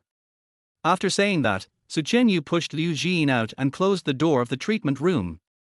Then, she looked at Jiang Feng and said, I heard that you like to eat fish-flavored shredded pork rice. Well. Jiang Feng blinked, wondering why Su Qianyu knew all this. At this time, Su Qianyu said again, or do you only like to eat the fish-flavored shredded pork rice made by teacher Liu? No. I like this dish. Jiang Feng said. I can also cook this dish. My morning classes are over. I'll go back and make it for you, and then bring it to school for your lunch today. Su Qianyu paused, and added, it's a thank you gift for saving my father. Okay. Jiang Feng nodded. Jiang Feng knew that Su Qianyu didn't like to owe favors to others. Then I'll go back. After saying that, Su Qianyu left the treatment room. Liu Jin is outside. It came out so quickly. Is Jiang Feng a quick shooter? Liu Jin asked. Woman, if you don't make dirty jokes for a day, you will suffocate to death. Su Qianyu said with a dark face. Liu Jin smiled and said, I just think it's unfair. Why can Wuzhe cheat but you can't? You, take care of your own business first. Let's go. Su Qianyu then left. Liu Jin returned to the treatment room and continued to treat Jiang Feng's head wound. What did Qianyu promise you? Liu Jin asked curiously. She said. Jiang Feng paused, deliberately stopping, and then said, keep it a secret. Liu Jin was a little crazy. Hey, Jiang Feng, I find that you are a bit mean. Or are you only mean to me? Liu Jin said. I am a person who puts others in their shoes. You mean, because I'm not nice to you, you're not nice to me. Are you nice to me? Jiang Feng asked back. Liu Jin was choked with speech. We're not that familiar with each other. How do you want me to treat you well? Liu Jin asked after a while. No need. The affection between people who just met by chance is just right. Too cold is not good. After all, we are all friends of Teacher Su. It would be uncomfortable for Teacher Su to be caught in the middle when two friends have a conflict. Too close is not good either. Why? It affects my chances of finding a girlfriend. Liu Jin. She had a dark face. She had never been despised by a man like this in her life. Jiang Feng, do you know what I want to do now? At this time, Liu Jin said again. You want to hit me? Wrong. I want to beat you to death. Liu Jin said. Jiang Feng smiled and said, but you won't. You are just a bit harsh in words, but you are kind-hearted. You can't do anything that is against the will of heaven and earth. Liu Jin was stunned. HMPH, don't think I'll forgive you just because you slap me and give me some honey. Although he said this, Liu Jin did not stop treating Jiang Feng's wound. After a moment. Okay. It's nothing serious. If you're worried, go get a brain CT scan. But seeing how energetic you were in arguing with me, you probably don't have a concussion. Liu Jin said. Thanks. Verbal thanks are the least valuable. Then what kind of thank you gift do you want? Jiang Feng asked. Liu Jin was about to speak when her cell phone rang. Let me take a call first. Liu Jin did not avoid Jiang Feng and directly pressed the answer button in the treatment room. Hello, Mom. Liu Jin said. The person who called seemed to be Liu Jin's mother Hihongya. Dongfang Bai has come to Jiangcheng. Would you like to have dinner together tonight? Hihongya said. That's not good. We don't even know each other very well. You were classmates in middle school. Have you forgotten? You said it was something that happened in middle school. I am a Pisces. Let alone classmates from so long ago, I have almost forgotten even my college classmates. Liu Jin said. Hihongya. After a while, Hihongya said again, don't talk so much nonsense. Dongfang Bai's parents are here. They came to Jiangcheng this time to prepare to formalize your marriage with Dongfang Bai. Don't talk so much nonsense, tonight. But I have an appointment with someone for dinner tonight. You notified me too late. Liu Jin said again. Who did you meet? You don't know him. If you don't tell me who he is, how would I know whether I know him or not? Hihongya asked again. Jiang Feng. Liu Jin said. Jiang Feng. Who is Jiang Feng? Hihongya asked again. Teacher from Jiang University. What is the relationship between you two? Hihongya asked again. Friend. Based on what I know about you, if they were just ordinary friends, would you invite him to dinner? Hihongya paused, then asked, You're not cheating on me, are you? Hey, comrade Hihongya, I advise you not to talk nonsense.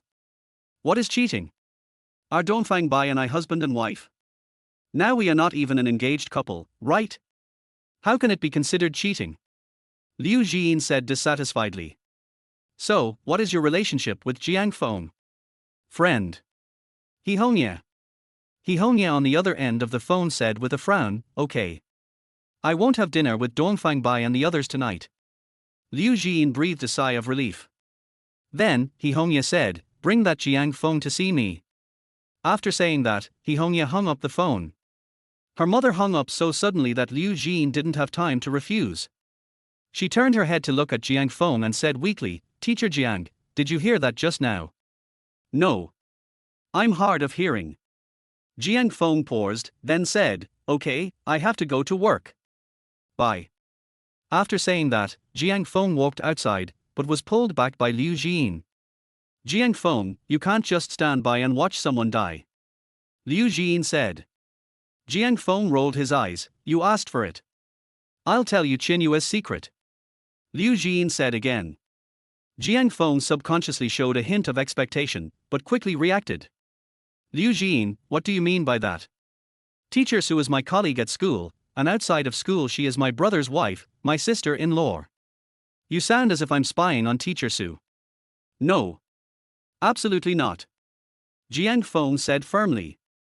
I also have photos of Chen Yu wearing a bikini. At this time, Liu Jin said again. Gurgle tilde. Jiang Feng swallowed his saliva. Su Chen Yu is a woman with a relatively traditional and conservative personality. She has never been seen wearing black stockings, let alone a bikini. To say I'm not interested would be a lie. But principles. People should have principles. Although Wuzher said that he wanted to match me with Su Chen Yu, Wuzher is still alive after all.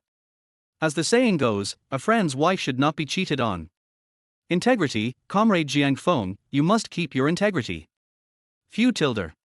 Taking a deep breath, Jiang Feng gradually calmed down.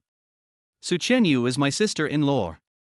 I have nothing but respect for her and absolutely no improper thoughts about her. Jiang Feng said. Just as he finished speaking, a voice came from outside the door. Teacher Su, what are you doing standing at the door of the treatment room? Jiang Feng and Liu Jin in the treatment room were both stunned. Then, Liu Jin opened the door of the treatment room. Su Chenyu was indeed outside the door. She looked a little embarrassed. He lifted his bangs and said with a smile, I just got here too, so I didn't hear what you were talking about. This statement is a bit like, there is no silver here, but there are 300 taels of silver. At this time, Su Chenyu looked at Jiang Feng again and said, Teacher Jiang, I suddenly remembered that our gas stove is broken and we can't cook. So, I'm going to order a takeaway of fish-flavored pork shreds as a thank you gift. Is that okay? All is fine. Jiang Feng now felt inexplicably guilty for some reason. That's good. It's a relief for everyone. Let's go. After saying that, Su Chenyu left. Chenyu, wait for me. Liu Jin also followed. The two left the school hospital together. Are you jealous? Liu Jin asked. It's inexplicable. Who are you jealous of? Actually, Jiang Feng is just being stubborn. He said he's not interested in your bikini photos, but... Before Liu Jin finished speaking, Su Chenyu suddenly stopped and stared at Liu Jin, and then said, Liu Jin, I treat you as my best friend, but you actually want to use my photo to trade with a man. Isn't that too much? I'm sorry, I was wrong. I was just too anxious. Liu Jin put his hands together. Su Chenyu rolled her eyes at Liu Jin, then asked, so, what happened? Liu Jin told Dongfang Bai about her engagement. Didn't you say before that you would just leave everything to fate? You also said that white people from the East are not bad. Anyway, I don't have anyone I like, so it doesn't matter who I marry. What, have you changed your mind? Have you found someone you like? Jiang Feng. Su Chenyu said again. Absolutely impossible. Liu Jin denied flatly. She paused, gritted her teeth, and added, Jiang Feng always makes me angry. Su Chenyu glanced at Liu Jin and said nothing. She understands her best friend. She is actually a person who doesn't care much about what others think. Jiang Feng was the first man who made her feel entangled. Su Chenyu's eyes were calm and no one knew what she was thinking. At this time, Liu Jin sighed, forget it. Escape is not a solution. Although Dongfang Bai and I didn't like each other before, what if we are attracted to each other this time? People's moods are different at different times and places. Su Chenyu smiled and said, come on. Get married soon. Why don't you marry yourself off earlier? Then what? Su Chenyu didn't say anything. Oh, I'm sorry. Liu Jin said again. Su Chenyu smiled, I'm not that fragile. My marriage situation is indeed very bad, that's a fact. She paused, then said, all right. I won't say any more. I'm leaving now. After separating from Liu Jin, Su Chenyu returned home. I sat in the living room and watched TV for a while, but I was obviously distracted.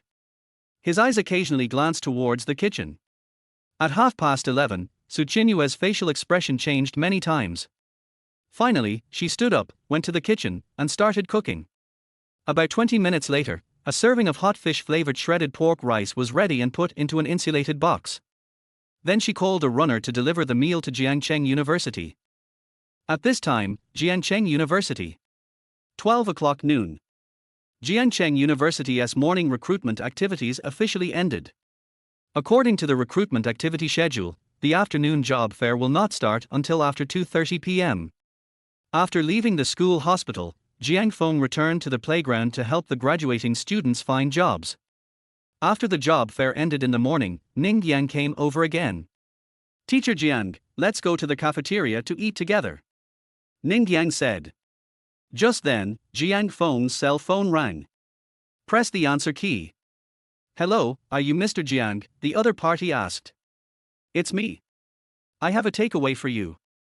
Where are you? I'll deliver it to you. I'm on the playground. Not long after, the errand boy gave Jiang Feng the fish-flavored shredded pork rice made by Su Chenyu. You have already ordered takeout. Ning Yang walked over and said. Yes. What did you order? Ning Yang sniffed it and said, "It smells good." It seems to be the smell of fish-flavored shredded pork rice. Jiang Feng then opened the lunch box. It is indeed fish-flavored shredded pork rice. No need to think, it must have been ordered by Su Qianyu. In the lunchbox, half is white rice and the other half is shredded pork with fish flavor. The thin and long shreds of meat are clearly visible, and the color is bright red and attractive. The shredded fungus, carrots, and lettuce are intertwined and scattered, like a colorful painting. The emerald green onions and orange-red pickled peppers are dotted among them, just like the twinkling stars in the night sky, adding a bit of playfulness and agility to this dish. But which restaurant made this? It looks really good. And it smells really good. I wonder how it tastes. Then, Jiang Feng took a bite and his eyes lit up. The first thing you feel is the tenderness and freshness of the shredded meat. It dances lightly between your teeth, and every fiber is full of delicious flavor. Then, the crispness of wood ear, the sweetness of carrot, and the tenderness of lettuce bloom on the tip of the tongue one after another. Their tastes intertwine and complement each other, playing a harmonious symphony of taste. The fish-flavored shredded pork rice bowl he had eaten before, which was already delicious, but it was obvious that this one tasted even better. Which restaurant did Su Qianyu order the fish-flavored pork shreds from? I must go try it next time. But I was too embarrassed to ask Su Qianyu directly. After all, what happened in the school hospital today made the two of them feel a little awkward. As I was pondering, a faint fragrance came to me, a familiar scent of perfume. The carambola is here. Wow, what delicious shredded pork with fish flavor. Which beautiful girl made it for you? Yang Dao chuckled. What? Takeout. Jiang Feng said. Which restaurant made this? Well, someone ordered it for me, so I don't know. Jiang Feng said. Oh, who is it? Ning Yang said. How can you be more gossipy than a woman? Jiang Feng paused, then said, it's just an online friend. I met him while playing games. He didn't wait for Ning Yang to speak again, and asked again, Teacher Ning, aren't you hungry? Please let me have some of your fish-flavored shredded pork rice. Don't even think about it. Jiang Feng flatly refused. Ning Yang smiled and said, okay. Then I'll go to the cafeteria to eat. Then Ning Yang left. Jiang Feng, when did you become so close to Ning Yang? Yang Dao chuckled. It was Ning Yang who took the initiative to approach me. It must be for Nangong Shui. Yang Dao said. Jiang Feng was surprised, you know. Yang Dao nodded. I don't quite understand Nangong Shui's choice. Ning Yang is the second son of the Ning group. He has good looks and good character, and he is not as dissolute as many rich second generations. Of course, it is her freedom to make whatever choice she wants, and we as outsiders cannot interfere. Yang Dao said. She paused, remembered something, and continued, I talked to Nangong Shui last time, and it seems that the due date is this weekend. How much money will you get in the red envelope by then? Jiang Feng thought about it, and then said, 1,000. I am short of money now, and I can't afford too much gift money. Okay, I'll give you 1,000 then. Oh, by the way. If you're short of money, Before I could finish my words, a girl came over with a flyer. Her name is Guo Jihan, and she is a student in Nangong Shui's class. Teacher Jiang, I heard you are short of money. You have really pointy ears. Hey, I have a part-time job here. It takes a short time and makes money quickly. Don't worry, it's legal. Jiang Feng's eyes lit up. Short working hours, quick money, and legal, is this the dream job for workers? What part-time job? Jiang Feng asked impatiently. See for yourself. Then, Guo Jihan handed the flyer in her hand to Jiang Feng. Jiang Feng took a look and sweated slightly.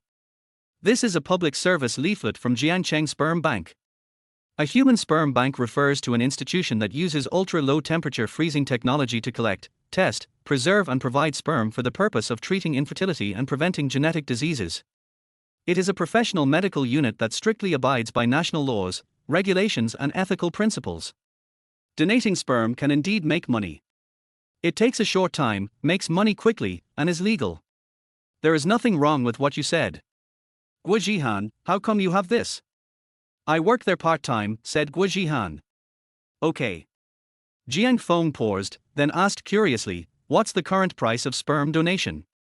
The price is fixed on the surface, but it is actually floating. It is given according to the sperm donor's situation. Generally speaking, the more handsome and educated the donor is, the higher the price. In Mr. Jiang's case, it should be at least 6,000 yuan per time. Is it so high now? Jiang Feng looked surprised. Guo Jihan blinked. Huh? Teacher Jiang, have you ever donated before? Cough cough. Jiang Feng choked. How is it possible? Jiang Feng flatly denied it. Okay. Anyway, this is a way to make money. If Mr. Jiang wants to make money, come to me. I am familiar with the process. After saying that, Wu Jihan ran away with a smile. Jiang Feng rubbed his head and said, "It seems that I have spoiled these guys too much. They all make fun of me. Teacher Jiang, won't you donate? This will benefit the country and the people, and it can also make money." Yang Dao chuckled. Jiang Feng said helplessly, "You are making fun of me too. The women in the office said that you would do anything for money, but it seems that's not always true." Yang Dao chuckled again. Jiang Feng said nothing. "Okay, I won't delay your meal. I'll go to the cafeteria to eat too." After saying that, Yang Dao left. Just after finishing this box of fish-flavored shredded pork rice, Shulu and Sun Wan came over again. Sun Wan came in front of Jiang Feng and bowed deeply without saying a word. "What's wrong?" "This is," Jiang Feng said. "We just went to the police station to ask, and found out that those people from Shaluo Trading are all pyramid scheme scammers. Sun Wan knows that she wronged you, and she came here specially to apologize to you." Shulu said. "I'm sorry." Sun Wan said again. Jiang Feng smiled, "It's okay." He paused, looked at Sun Wan, and said, "Sun Wan, you are actually no worse than other students in the class. The only thing you lack is self-confidence. I believe that as long as you are confident, you will be able to find a good job. I will try my best." Sun Wan said. Shulu went around to the back of Jiang Feng's head and said, "Teacher Jiang, you hurt yourself because you wanted to stop those pyramid scheme scammers, right? It's just a minor injury." Jiang Feng said with a smile. Shulu didn't say anything. Jiang Feng turned his head and saw that the girl had red eyes and looked like she was about to cry. "What's wrong with you again?" Jiang Feng said. "I think it's unfair. Teacher Jiang is such a nice person, but many people say bad things about you behind your back," said Shulu. Jiang Feng smiled and said, "No one is perfect. I do have many shortcomings. No one can be recognized by everyone, so it's okay. You don't need to live for others in this world. Just have a clear conscience. I don't care what others think of you. In my heart, you are the best teacher." Shulu said again. Jiang Feng smiled and said, "Thank you.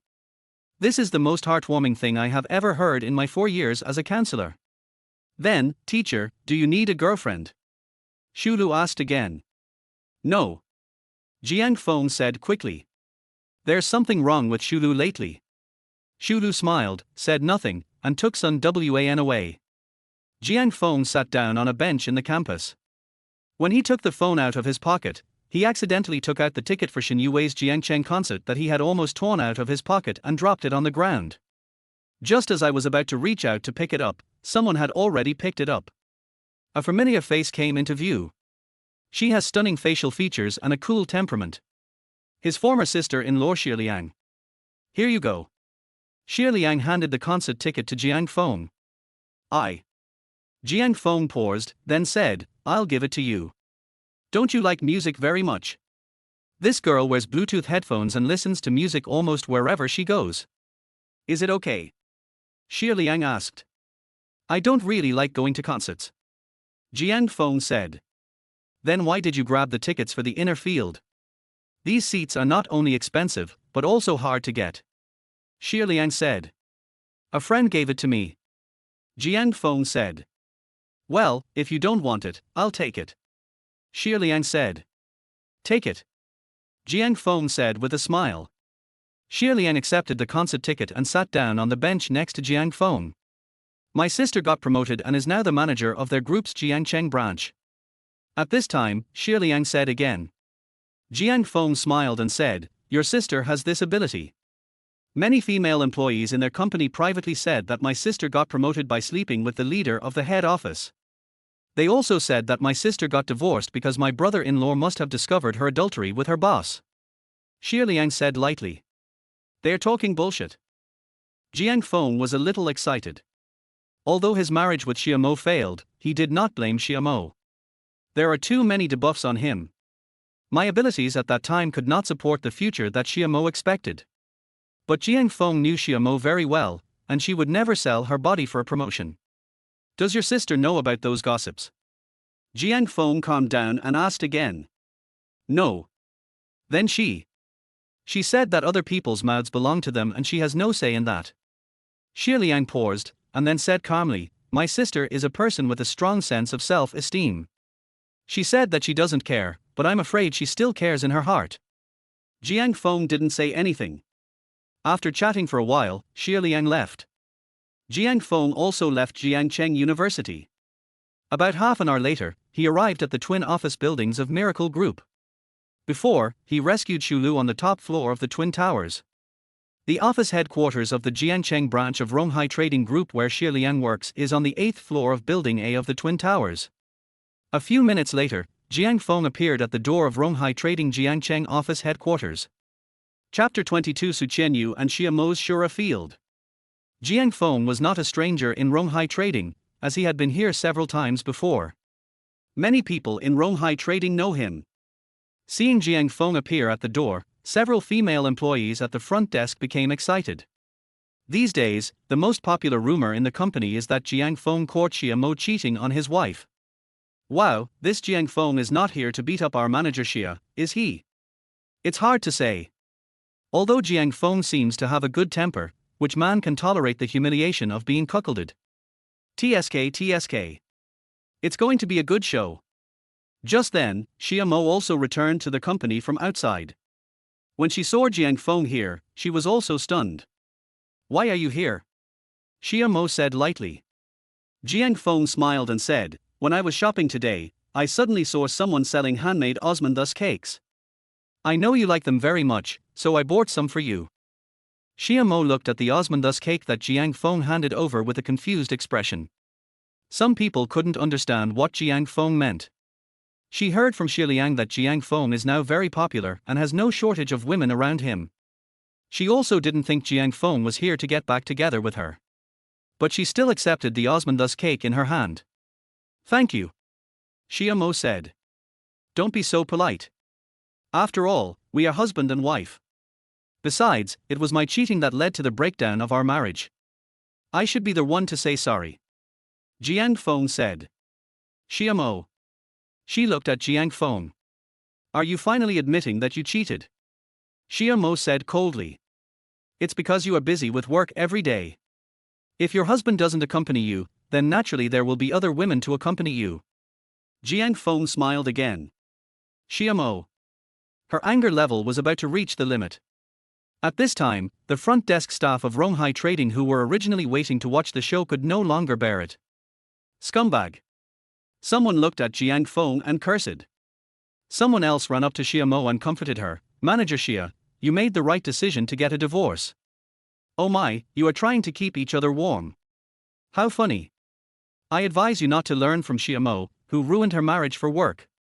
As a woman, you should stay at home and take care of your husband and children. It's shameful to show up in public," Jiang Feng said again. The tone was even more extreme. The female employees of Ronghai Trading were furious. Xie Mo also threw the osmanthus cake in her hand directly at Jiang Feng's face. "Get lost. Why are you so fierce? Just leave." Har. Seeing Xie Mo coming over with a flower pot, Jiang Feng quickly ran away. After Jiang Feng left, the female employees of Ronghai Trading surrounded Xie Mo and offered her comfort in various ways. Some people also made public reviews. "Manager Xie, I'm sorry. I once thought you abandoned your husband because you despised the poor and loved the rich. I didn't expect your ex-husband to be such a beast in human form." "It's okay, Manager Xie. It's your good fortune to divorce that scumbag. Don't be sad or afraid. We are all your strong supporters. All the jealousy that was originally caused by Xiaomo's promotion disappeared at this moment, and turned into sympathy for Xiaomo. When Xiaomo returned to her office, she had calmed down. She began to sense that something was wrong. She and Jiang Feng were college classmates, and she knew Jiang Feng's character. He was not the kind of man who would deliberately humiliate himself in public. Why did he do this today? Thinking about the change in attitude of the company's employees, especially the female employees, towards her, Xiaomo vaguely guessed something. She then called Xie Liang. After a few beeps, the call was connected. "Hello, sister." Xie Liang's voice came from the phone. "Have you told Jiang Feng that I was being ostracized and criticized in the company?" Xiaomo said. "I mentioned it." Xie Liang paused, then asked, "What did my brother-in-law do?" "Nothing." Then Xiaomo hung up the phone. She came to the French window. "You can see downstairs from here." She looked at Jiang Feng walking out of the Miracle Twins office building, her eyes becoming much gentler. Not as cold as before. Then, she saw a car stopped in front of Jiang Feng. After Jiang Feng chatted with the car owner for a few words, he got into the other's car. Xiaomo recognized that car. Suqian Yu's car. Crash tilde. Xiaomo directly pulled the curtains of the floor-to-ceiling windows, and her face became cold again. The other side. It was indeed Suqian Yu's car, but the driver was not her, but Liu Jin. "Why are you driving Suqian Yu's car? Where is your great admirer?" Jiang Feng said. "There was a car accident and it was sent to the 4S shop for repair," Liu Jin said lightly. The woman seemed to be in a low mood. But Jiang Feng didn't ask any more questions. After a while, Jiang Feng suddenly felt something was wrong. Liu Jin, this doesn't seem to be the way to our school." "Sorry, I got distracted." Liu Jin turned the steering wheel and drove towards Jiangcheng University. Are you okay?" Jiang Feng asked again. "Nothing. Just." Liu Jin smiled and said, "Sometimes I envy Chen Yu. Although her husband doesn't love her, her parents love her very much, and there is also a passionate male colleague who silently protects her." Jiang Feng's mouth twitched. If nothing unexpected happens, the enthusiastic male colleague Liu Jin mentioned is most likely referring to himself. Jiang Feng was a little conflicted, but finally said, "Well, Dr. Liu, if there is anything I can help you with, I am willing to help you." "Really? Then." Liu Jin smiled, and then said, "Accompany me to the blind date." Jiang Feng. "You're kidding again." "I'm serious." Liu Jin said again. Jiang Feng did not refuse. After hesitating for a moment, he asked, "What can I do if I go?" "I don't know." Liu Jin said. Jiang Feng's mouth twitched slightly. No words were said, and continued to remain silent. After a moment, the car arrived at the gate of Jiangcheng University. "You've arrived," Liu Jin said. Jiang Feng was still sitting in the car. "Jiang Feng?" "Teacher Jiang." At this time, Liu Jin asked again. "Few tilde." Jiang Feng exhaled, and then said, "I don't know how I can help you, but if you feel uneasy, I can accompany you to the blind date. Of course, I won't sit at the blind date table. I will wait for you nearby."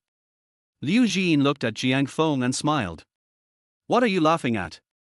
I thought you were only mean to me." Liu Jin chuckled. Jiang Feng smiled awkwardly. Some things are really hard to say. For example, he wanted to help Liu Jin, largely in order to help his father atone for his sins. The old man deceived Liu Jin's mother. "As a son, I have to accumulate some merits for my father to atone for his sins." About half an hour later, the two came to a tea house in Jiangcheng. It's called Ming Tea House, and it's a national chain of tea restaurants.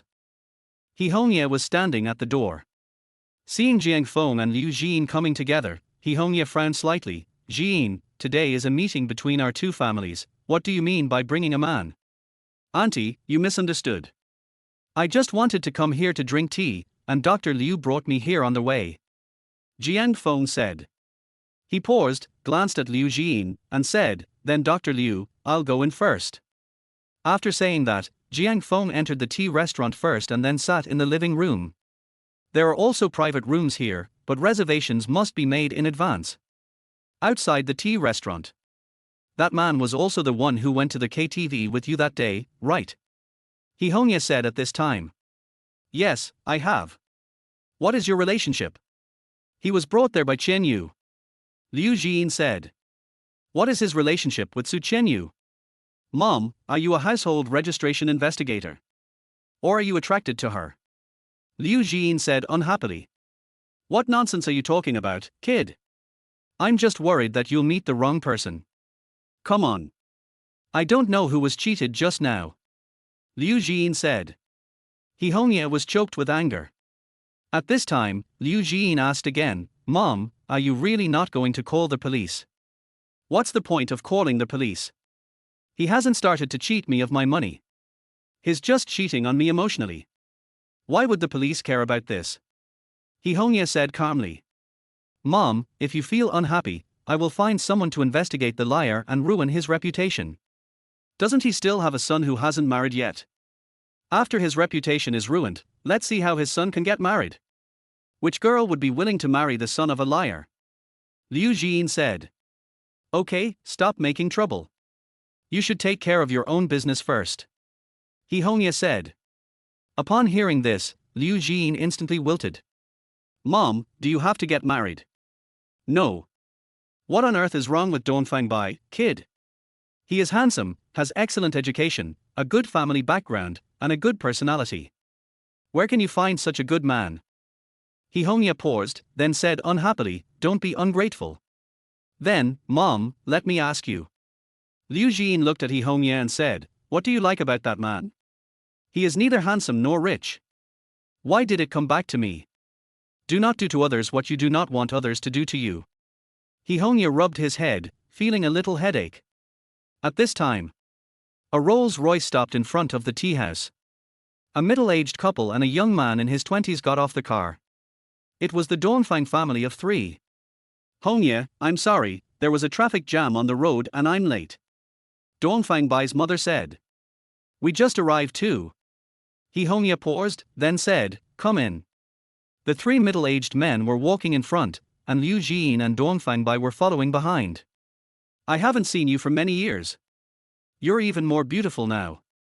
Dongfang Bai said with a smile. Thank you. You've become more handsome now. There must be a lot of girls who like you, right? Liu Jin said with a smile. There are 3,000 rivers, but I only take one scoop. If it's not the person I like, it's meaningless no matter how many suitors there are.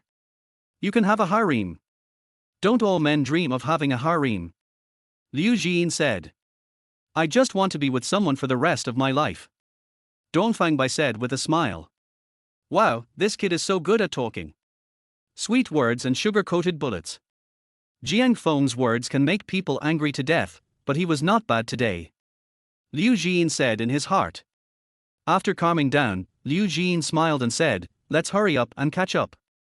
The elders have already entered the tea house. Dongfang Bai nodded, okay. At this time, in the tea house hall, Jiang Feng and a woman were sitting face to face. The woman opposite was none other than his ex-wife Xiamo. Weren't you in the office just now? Why are you here again? Are you on a blind date again? Jiang Feng couldn't help but ask. Is it not possible? Xiamo said calmly, you can take your female colleague's car, but I can't come for a blind date. Jiang Feng sweats slightly. It seems that Xiamo saw me riding in Su Qianyue's car. He calmed down and said with a smile, are you jealous? Oh. Xiamo sneered and said, Jiang Feng, narcissism is a disease. Jiang Feng looked at Xiamo. He really wanted to know what Xiamo was really thinking right now. But I don't know if it's because Xiamo's psychological defenses are too high, and my ability to eavesdrop on her thoughts has no effect on her at all. So far, he has not overheard a word of Xiamo's thoughts. Hey, when will my ability to eavesdrop on others' thoughts be able to break through Xiamo's psychological defenses? At this time, Xiamo said again, hey, ex-husband, why don't you leave? My blind date is coming soon. You have a poor vision. Let me give you some advice. Jiang Feng said. Ex-husband, are you a little thick-skinned? Jiang Feng grinned, thanks for the compliment. Well, since you want to stay here, okay. Xiamo said. After a while, a familiar subtle fragrance hits your nose. I'm sorry I'm late. A familiar voice. Jiang Feng turned his head and looked at Su Qianyu, a little dumbfounded. Seeing Jiang Feng was there too, Su Qianyu was obviously a little uncomfortable. Please sit down, Xia Mo said. Su Qianyu took a look. A tea table, with 2 rows of people sitting facing each other. Jiang Feng sat in one row and Xia Mo sat in another row. In other words, if Su Qianyu sits down, she will either sit with Xia Mo or with Jiang Feng. But for Su Qianyu, neither option is good. I didn't know you two had an appointment to meet. I suddenly remembered that I have something else to do. I'll leave first. Jiang Feng stood up and wanted to run away. Stop, Xia Mo said. Jiang Feng took a deep breath, then came to Xia Mo, leaned down, put his mouth close to Xia Mo, and whispered, Hey, Xia Mo, do you have to involve others in our matter? What? You want me to kiss you? Okay. At this time, Xia Mo suddenly said, Jiang Feng. Before he could react, Xia Mo kissed him on the mouth. Jiang Feng was petrified on the spot. I have been in love with Xia Mo and married for almost 7 years. In the past 7 years, they have kissed countless times. But today the kiss was shallow, but it felt completely different. Suddenly he recalled the feeling of his first kiss with Xia Mo, which was like an electric shock. Su Qianyu calmly watched Jiang Feng and Xia Mo show their affection. Okay, you can go. At this time, Xia Mo said again. Jiang Feng left in a daze. Teacher Su, please sit down, Xia Mo said again. Su Qianyu sat down opposite Xia Mo. Actually, you don't have to kiss Jiang Feng in front of me. I don't care. If you want to make me angry, you might as well kiss my husband, Su Qianyu said calmly. She paused, then said calmly, What do you want from me? Just tell me. I'm busy. I want to ask you about someone. Xia Mo paused, then said, Do you know that there is a person named Sister Weiwei around Jiang Feng? I haven't heard of it, Su Qianyu said lightly. In fact, she had heard of this name. That day, Jiang Feng was drunk. When I was taking care of him, he seemed to have mistaken me for someone else. He looked at me and said, Sister Weiwei, you're back. But she didn't know who this Sister Weiwei was. I thought Jiang Feng would tell you everything. At this time, Xia Mo said again. It's really incomprehensible. Why do you think Jiang Feng will tell me everything? Su Qianyu asked back. She and Xia Mo have different personalities. Xia Mo has always had a strong personality, but Su Qianyu is not. She has always been gentle and doesn't like to argue with others. But today, Su Qianyu was clearly ready to compete with Xia Mo. The atmosphere between the two women was somewhat tense, and the aura of the Shura field gradually intensified. Jiang Feng didn't go too far. I don't know what they are talking about. Their mind reading was ineffective at this time, and he was unable to eavesdrop on the thoughts of either Xia Mo or Su Qianyu. Hey, mind reader, don't let me down at the critical moment.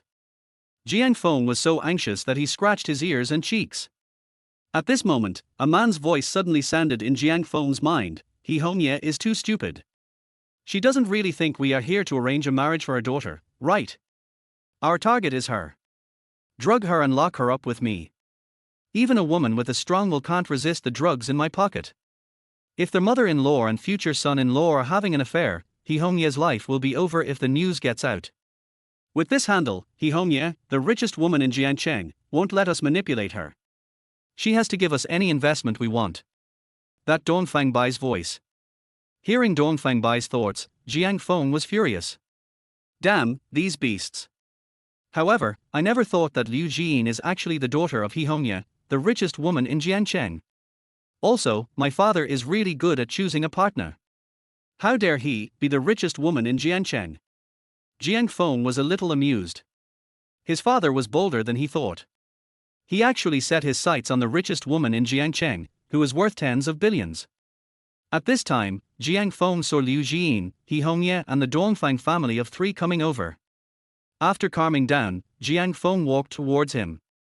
Seeing Jiang Feng walking towards him, Liu Jiyin's heart skipped a beat. She didn't know what Jiang Feng wanted to do. After a while, they passed each other. Nothing happened. At this moment, Jiang Feng suddenly turned around and said, "Wait a moment." Dongfangbai turned his head and glanced at Jiang Feng, frowning slightly. "What's the matter?" "My wallet is lost." "Did you steal it?" Jiang Feng said. "R." Dongfangbai was so angry that he laughed. "Brother, are you kidding? Do you think I look like someone who steals cell phones?" Dongfangbai said.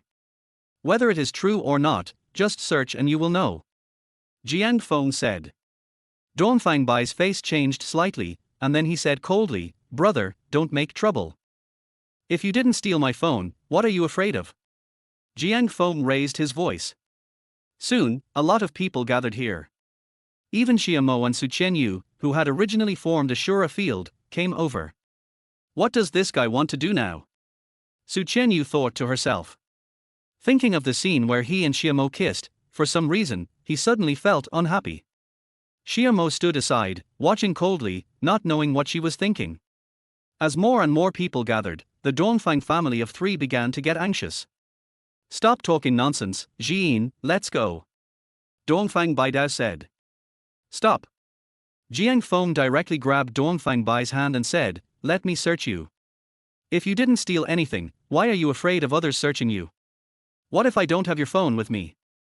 I apologize. Your apology is worth a few cents." Dongfangbai cursed. Faced with Jiang Feng's unreasonableness, it was difficult for Dongfangbai to continue to maintain his elegant demeanor. Liu Jin stood aside and said nothing. She couldn't say she knew Jiang Feng very well, but she knew that Jiang Feng was definitely not the kind of person who would make trouble out of nothing. But what on earth does this guy want to do? At this time, someone among the onlookers said, "Brother, just let him search. Why should he be searched? Then let's call the police," Jiang Feng said. "It seems the restaurant has called the police," someone nearby said. Dongfangbai became even more panicked. "Want to run immediately. Don't let him run away," Jiang Feng shouted. Then some righteous people pressed the Dongfang family of three to the ground. Soon after, the police arrived. After asking about the matter, they began to search Dongfangbai. No cell phone was found, but a bag of suspicious drug powder was found in Dongfangbai's pocket. "Wow, this isn't a drug," Jiang Feng said deliberately. "No. It's not drugs." "What is this?" the policeman asked again. "Nothing," Dongfangbai said stiffly. "It seems that I can only invite you to the police station." Afterwards, Dongfangbai and the other two were taken to the police station. Colleagues from the laboratory quickly checked the ingredients of the packet of powder and found that it contained a large amount of aphrodisiac ingredients. After hearing the news, Liu Jin was furious and cursed the Dongfang family of three. At the same time, she was also very grateful to Jiang Feng. If it weren't for Jiang Feng, she and even her mother might have been in danger. Because according to the interrogation information revealed by the police, Dongfangbai confessed that their company had financial problems, so he turned his attention to Yihonia. They wanted to take advantage of the blind date between Liu Jin and Dongfangbai to drug them, then create a scandal and force Yihonia to invest in their Dongfang family. "Fuck you. You're so shameless and insidious," Liu Jin cursed again. At this time, Su Qianyu came over. "Jin, what's going on?" She knew Jiang Feng's character better than Liu Jin, and he was definitely not the kind of person who would make trouble for no reason. "That scumbag Dongfangbai wanted to drug me, but Jiang Feng discovered it in advance," Liu Jin said. Su Qianyu smiled and said, "Now, you owe Jiang Feng a favor. Let's see how you scold him in the future." Liu Jin said nothing. "Then, how should we thank Jiang Feng? Should we repay his kindness with our own body?" Su Qianyu asked again. She said that on purpose. Before, Liu Jin had always joked that Su Qianyu should repay Jiang Feng with her own life. Unexpectedly, Liu Jin actually started to think seriously. Cough cough.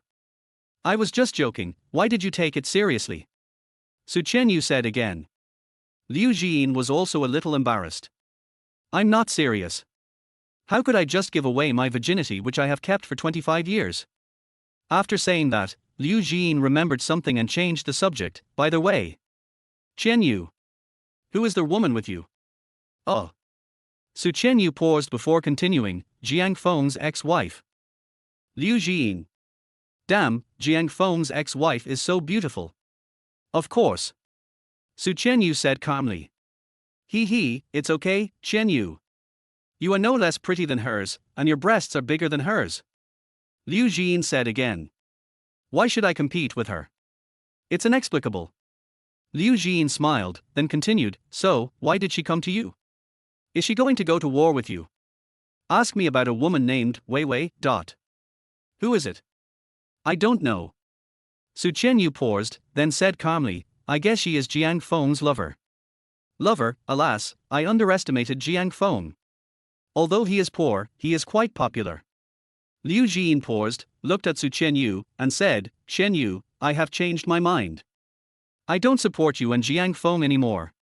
In my opinion, Jiang Feng is no different from Wu Zhi. They are both playboys. Maybe. But they are still a little different. Jiang Feng, at least he has a sense of responsibility. Just like today, he didn't have to mind his own business. But he still stood up. Maybe this is why he is so popular. Su Chenyu said calmly. Liu Jin nodded, indeed. At this time, Liu Jin's cell phone rang. Okay, I won't talk to you anymore. I have to go find my mom. Liu Jin said. Go ahead. Su Chenyu said. Su Chenyu drove away only after Liu Jin left. She was thinking about something. I thought he was only special to me. But it seems I was overthinking. He is passionate about every beautiful woman. She was silent, and no one knew what she was thinking. At this time, Su Chenyu's cell phone rang. Jiang Feng called. Chapter 23 You are my first love. Su Chenyu hesitated for a moment, but finally pressed the answer button. Hello. Su Chenyu said calmly. What does my ex-wife want to see you for? Jiang Feng's voice sounded on the phone. Tell me about a woman named Wei Wei. Su Chenyu said. I see. Jiang Feng was also sweating slightly. He didn't expect that even after their divorce, Xiamo was still obsessed with finding Wei Wei. Does this mean that she still loves me, or does she simply want to resolve her inner demons? Jiang Feng didn't know. Mind reading, why can't you hear Xiamo's inner voice? While he was thinking, Su Chenyu's voice rang through the phone again. I was at your house that day to take care of you when you were drunk. You seem to have mistaken me for someone else and called me Sister Wei Wei. Jiang Feng was in tears. It's really weird. We have been apart for 10 years, why do I keep thinking about her recently? After thinking about it, it is most likely because Chen Yue is coming to Jiangcheng for a concert. This is her first time back to Jiangcheng since her debut 10 years ago. I said I didn't care, but deep down I seemed to care a little. So, who is Wei Wei? Su Chenyu asked again at this time. She was not a woman who liked to gossip, but she seemed to be somewhat interested in the sister Wei Wei mentioned by Jiang Feng. Wei Wei, that's it, haven't you heard of a song? Huang Pinyuan's Xia Wei, there is a beautiful little girl, her name is Xia Wei. Before Jiang Feng finished singing, Su Chenyu hung up the phone. Jiang Feng was confused. When did Su Chenyu become so strong? Was she infected by Xiamo? In Jiang Feng's memory, in all the years he had known Su Chenyu, she had always been polite to him. This was the first time Su Chenyu hung up the phone before he could finish his words. Alas, it seems that Su Chenyu really hates herself. Jiang Feng smiled bitterly. The other side. Su Chenyu was also a little surprised at her rude behavior of hanging up Jiang Feng's phone directly. She just listened to Jiang Feng's nonsense and felt angry for no reason, then she hung up the phone. But after hanging up the phone, Su Chenyu realized that this behavior was wrong and not like her usual self. Think about it carefully. Jiang Feng is not related to me. Why should I be angry with him? My husband doesn't come home every night, but I'm not that angry. I feel a little weird recently. I looked at the time and it was already 6 o'clock in the afternoon. It's time to go to the hospital. About 20 minutes later, Su Chenyu arrived at Ren Ari Hospital and entered her father's ward. My father is on a video call with someone. I'm fine, don't worry, just work hard. It would be great if you could bring back a son-in-law during the new year. Father Su said. Dad, I have something else to do. I'll hang up now. After saying that, the other party hung up the phone. This girl. My sister. Su Qianyu said at this time. Qianyu, when you have time, tell me about your sister. She is already 27 or 28 years old and doesn't even have a boyfriend. She is going to be a leftover woman. Father Su said. For my sister, marriage is a cage.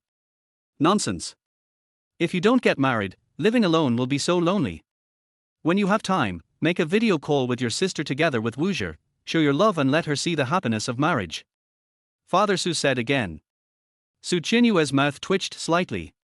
At this time, Father Su glanced at him and asked, Didn't Wuxia come with you? Oh, he's been busy with work recently. Su Qianyu said calmly. Father Su nodded. It's good for a man to be busy with his career.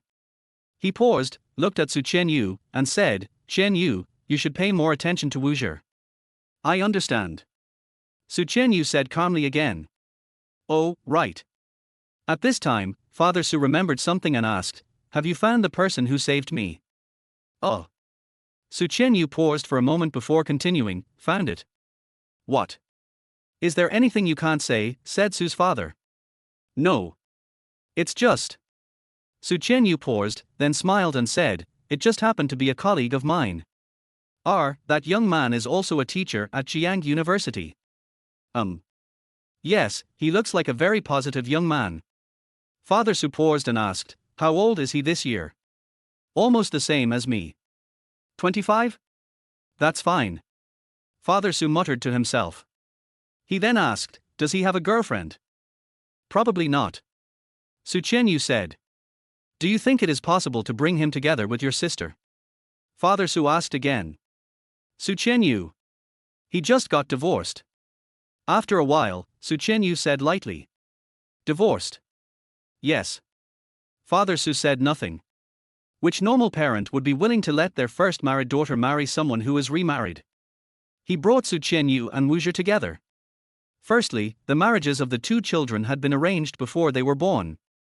Secondly, Wuxia is also getting married for the first time. But he still felt a little reluctant about letting his eldest daughter, who was still unmarried, marry a divorced man. After a while, Father Su said again, I will transfer 10,000 yuan to you. Please give it to the young man who saved me. He changed his tune. Aren't you going to match him up with my sister? Su Qianyu said deliberately. Your sister will definitely not agree. She is a very picky person, said Su's father. My sister started to take the blame. Su Qianyu did not expose her father either. No need. I've already thanked you. Su Qianyu said. It's not enough to just thank you verbally. This is a life-saving favor after all, said Su's father. I also gave him something. Su Qianyu said again. What did you give me? Invite him to dinner. Su Qianyu said calmly. All right. Father Su could never have imagined that the meal was prepared by Su Qianyu herself. After a while, Liu Jiyin also came. After exchanging some greetings, she and Su Qianyu left the ward together. You seem very happy today. Su Qianyu turned her head and looked at Liu Jiyin. Of course I'm happy. Finally, there's no pressure to get married. Liu Jiyin said. Shouldn't we thank Jiang Feng properly? Su Qianyu said. Of course I have to thank him, but I don't know how to thank him. Liu Jiyin paused, looked at Su Qianyu, and said, Qianyu, how do you thank Jiang Feng? Just treat him to a meal. Su Qianyu said. Then I'll treat him to a meal, too. After saying that, Liu Jiyin directly dialed Jiang Feng's number. Hello. Jiang Feng's voice came from the phone. Jiang Feng, today is all thanks to you, otherwise my mother and I would be in trouble. I'll treat you to dinner tonight. Don't refuse. Liu Jiyin said. Well, okay. Where shall we eat? Jiang Feng said. My house. I think cooking by myself can show my sincerity. Liu Jiyin said. Oh. Jiang Feng thought for a moment, then said, I see. Send me an address. Okay. I'll hang up now. Then Liu Jiyin hung up the phone. Jiyin, if Jiang Feng went to your 2,000 square meter villa, wouldn't he know your background? Su Qianyu said. Liu Jiyin slapped his forehead, I almost forgot. She paused, turned her head to look at Su Qianyu, then put her hands together and said, Chen Yu, let me borrow your kitchen for a while. Su Chen sighed, okay. Got it. Afterwards, Liu Jin sent the location of Su Chen home. Although Jiang Feng felt a little strange, he didn't care too much. It's normal for best friends to live in the same community. However, when he found Liu Jin according to the address, he realized that the address Liu Jin sent him was the home address of Wuzhi and Su Chen. This is the first time I know that you live with teacher Su. It's so cool for Wuzhi to live with two beauties. Jiang Feng said with envy. Do you want to switch homes with Wuzhi? Liu Jin asked with a smile. There seemed to be another purpose behind this change of home, and Jiang Feng understood it. It certainly wasn't possible before. But I'm divorced now, so I don't mind changing homes. I'm alone anyway. Jiang Feng said. Liu Jin immediately looked at Su Chen in the kitchen and raised her voice. Chen Yu, Jiang Feng said he wants to sleep with you. Phew tilde. Jiang Feng vomited blood. Hey! Liu Jin. Don't spread rumors, I didn't say that. At this time, Su Chen said in the kitchen, Liu Jin, if you are okay, come over and cook. Whose thank you banquet is it today? Receive. Afterwards, Liu Jin went to the kitchen. Su Chen walked out of the kitchen. Please sit anywhere. Su Chen said. Attitude, neither cold nor indifferent. Oh. Jiang Feng sat down on the sofa in the living room. Then, he asked, where's Wuzhi?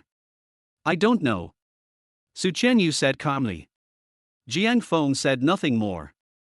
Su Chen returned to the kitchen. Liu Jin was cutting vegetables and humming a little tune, and her mood was visibly happy. Are you so happy cooking for Jiang Feng? Su Chen said. What?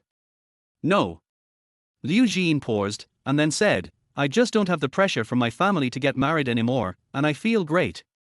She paused, then added, I am very grateful to Jiang Feng, but he is not my type. Oh. Su Chen didn't say anything else and started cooking. In the living room, Jiang Feng was watching TV absent-mindedly. Then, a variety show on TV attracted Jiang Feng's attention. Well, at the end of today's show, we will have a face-to-face interview with a mysterious guest. She is. The host paused for a moment, then excitedly said, she is the hottest pop diva in recent years, Shen Yue. Then, a stunningly beautiful woman with unparalleled beauty appeared in front of the TV camera. The audience attending the variety show were stunned at first, and then burst into warm cheers. This shows how popular Shen Yue is. Jiang Feng quietly looked at Shen Yue on TV. She put on light makeup, but even though it was just light makeup, she was still graceful and stunning, and she amazed the whole audience. Their ex-girlfriend, whom I haven't seen for 10 years, is now mature, sexy and beautiful, making many women feel ashamed of themselves. At this time, on TV, Shen Yue sat down opposite the host. Hello, Yue, said the female host. Hello, host. Shen Yue said with a smile.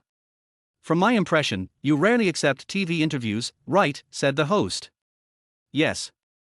I've been in the industry for 10 years, and I've been interviewed by TV stations less than 10 times, said Shen Yue.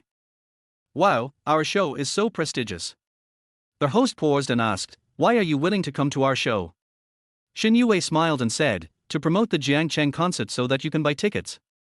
Yue, you are kidding. When have your concert tickets ever been unsold? Every time, the concert tickets are basically sold out in seconds. The host paused and then said, I heard that you are from Jiangcheng. Yes. This is my first time holding a concert in my hometown. Shen Yue said. Have you given concert tickets as gifts to your relatives and friends? The host asked again. Oh, yes. I heard that there will be a mysterious guest performer at this Jiangcheng concert. Can you tell me who the mysterious guest is? Shen Yue smiled and said, since you said he is a mysterious guest, then of course I can't reveal it. Okay. Then I have another small curiosity. The host paused and continued, the composer column of your famous song, You Are My First Love, says anonymous. But you must know who this composer is, right? I know. It's just that he didn't want to reveal his name, so he used anonymous instead. Shen Yue said calmly. Why didn't you continue to work with him afterwards? The host asked again. Chapter 24. Su Chen and Jiang Feng went to their hotel and were found out by her mother-in-law. Because Shen Yue paused, then said calmly, I made him angry. Will he go to see your Jiang Cheng concert? The host asked again. I sent him tickets for the concert, but I don't know if he will go. Shen Yue said. So? The host did not continue to ask questions. She is, after all, just the host, not a paparazzi.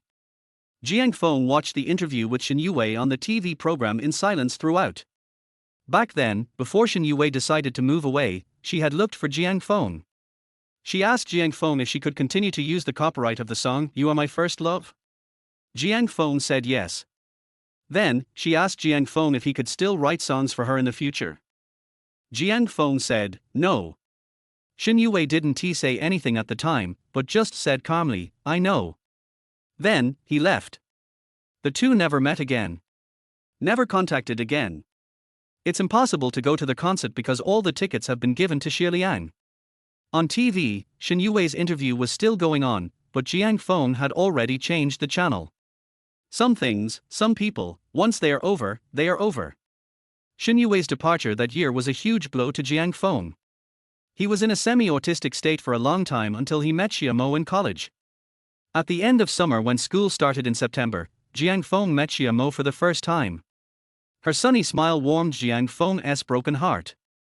The reason why he was able to come out of Shen Yue's shadow was mainly due to Xie Mo. He had also thought about growing old with Xie Mo, but life was not so smooth. After 7 years of entanglement, the two finally ended up in divorce. But the breakup with Shen Yue was different. The reason for my divorce from Xie Mo was mostly due to my own reasons. About an hour later, Su Qianyu and Liu Jin prepared the meal and brought it to the table. Wow, such a sumptuous meal.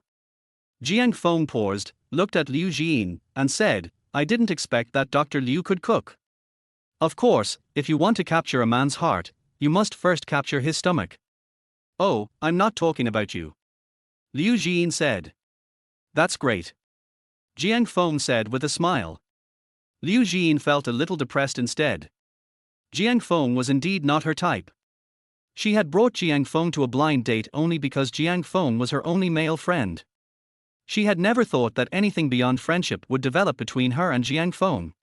But Liu Jin felt a little depressed that Jiang Feng didn't take her seriously. HMPH, married woman control. Liu Jin said again. Jiang Feng choked slightly.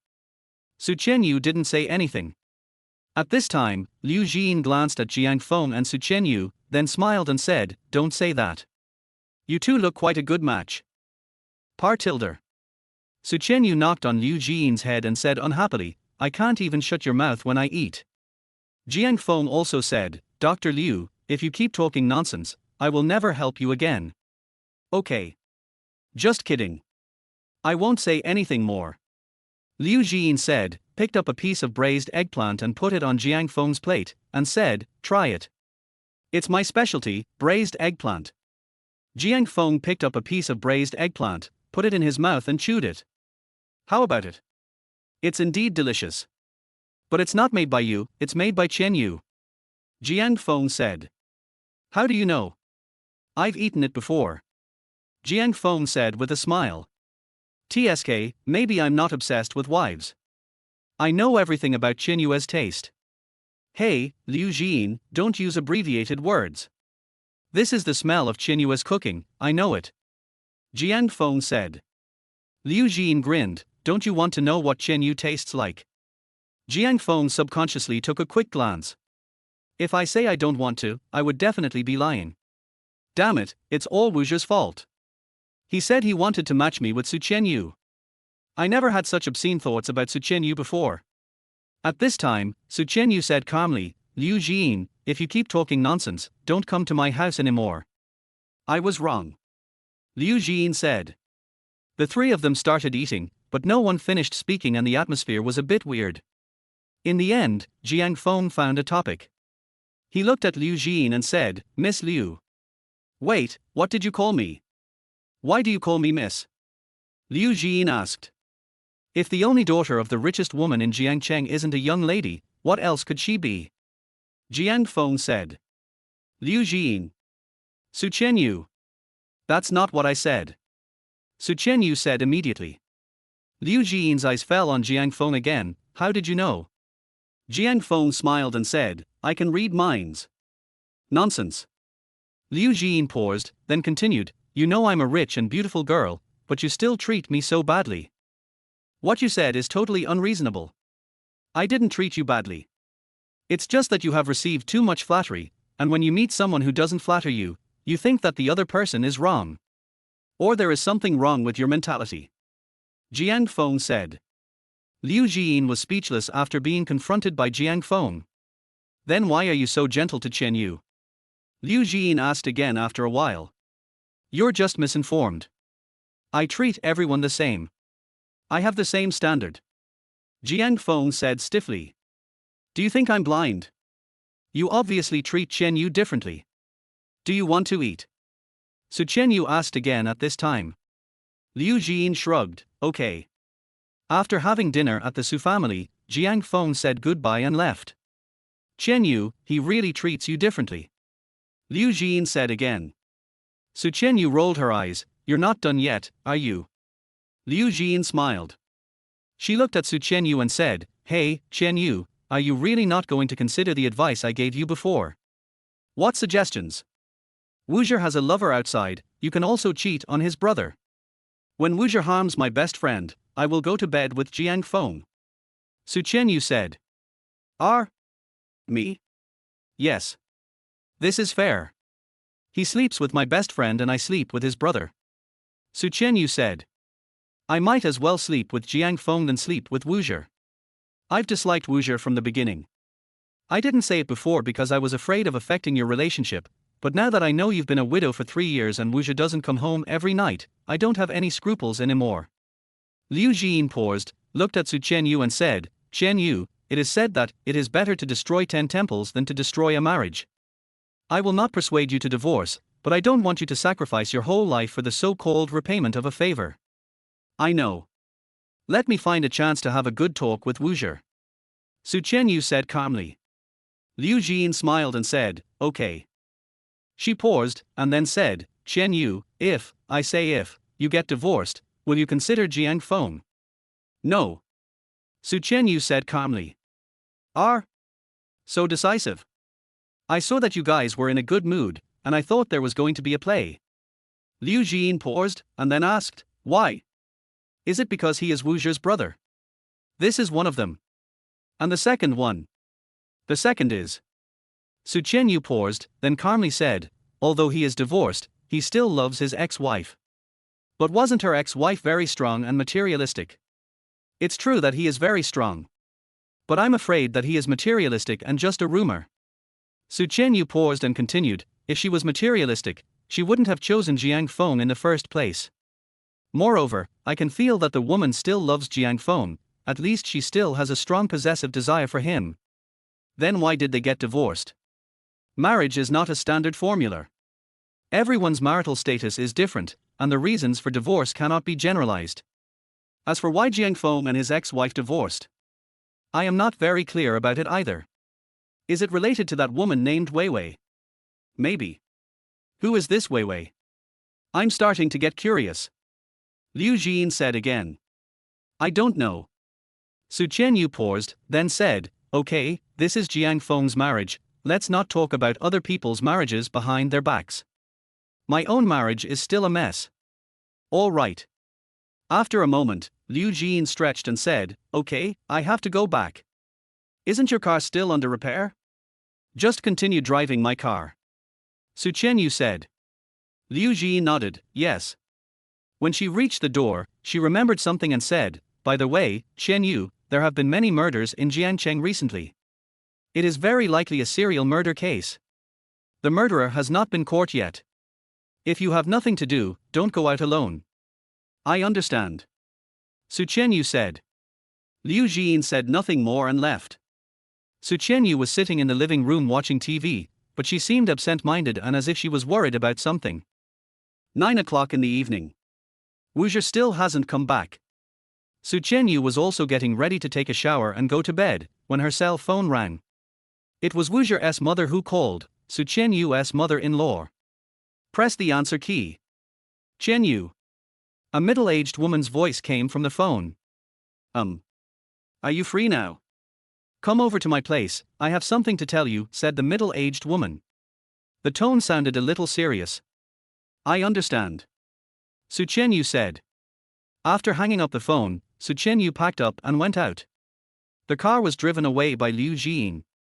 She came outside the community, stood on the roadside, and hailed a taxi. After getting in the taxi, Su Qianyu said, "Master, let's go to Nanwen community." The driver started the car and left without saying anything. Su Qianyu was sitting in the back seat of the taxi. She was about to open the window when the driver suddenly said, "The air conditioner is on in the car, don't open the window." "Oh, okay." Su Qianyu closed the car window again. She turned her head and looked out the car window, with a lot on her mind. After a while, she suddenly felt a little sleepy. This made her feel a little strange. At this time, she noticed that the taxi driver was wearing a mask. Even stranger. Now it is no longer an epidemic period, and few people wear masks, especially N95 high protection masks. Moreover, the driver was not heard coughing during the whole journey. After sniffing carefully, she seemed to smell a strange smell. Her intuition told her that this seemed to be a scent. Seeing that the car was about to enter a remote section of the road, Su Qianyu said, "Master, stop the car. I feel car sick and want to vomit." But the driver ignored her. The car accelerated instead. Su Qianyu suddenly remembered the serial murder case that Liu Jiying mentioned. Many women had been killed, and she began to panic. She took out her cell phone and dialed Wuzhi, but no one answered. In desperation, she called Jiang Feng again. This time the call was connected quickly. "Qianyu, what's wrong?" Jiang Feng said. "Save me." Su Qianyu said. "Where are you? Open a seat for me," Jiang Feng said immediately. Su Qianyu had just shared her location with Jiang Feng when the taxi driver in front stopped the car and got out from the driver's seat with a sharp knife in his hand. Su Qianyu didn't have time to talk to Jiang Feng. She used her last bit of strength to push open the back door of the car and ran towards the lights. The taxi driver followed closely behind. Su Qianyu can only run away desperately now. Fortunately, there was a forest around and it was late at night with poor visibility. Only after Su Qianyu, who had been drugged, could she barely hide and deal with the taxi driver. She turned off her cell phone because she was afraid the ringing or light would reveal her location. In this way, the two of them were in a stalemate in this area for about half an hour, and Su Qianyu was finally found by the taxi driver. "You made it so hard for me to find you." The man walked towards Su Qianyu with a sharp knife in his hand. At this time, Su Qianyu was completely forced into a desperate situation. Behind her was a moat that was more than 10 meters deep. Under normal circumstances, she could swim to safety. But at this moment, she had inhaled too much drugs and could not maintain her swimming posture at all. Jumping into the river now would basically be suicide. The taxi driver got closer. After the initial panic, Su Qianyu calmed down. She turned her head to look at the moat, then took a deep breath, jumped directly into the river. She was drugged and her body was almost uncontrollable. She couldn't swim at all and her body gradually sank into the water. A bitter smile appeared at the corner of her mouth. She had thought about how she would leave this world, but she had never expected it to be this way. Death? Fine, I'm tired too. She slowly closed her eyes and her consciousness gradually fell into sleep. She didn't know how long it had been before she gradually regained consciousness. Then, I felt someone kissing me. She opened her eyes suddenly and saw a man's mouth kissing her lips.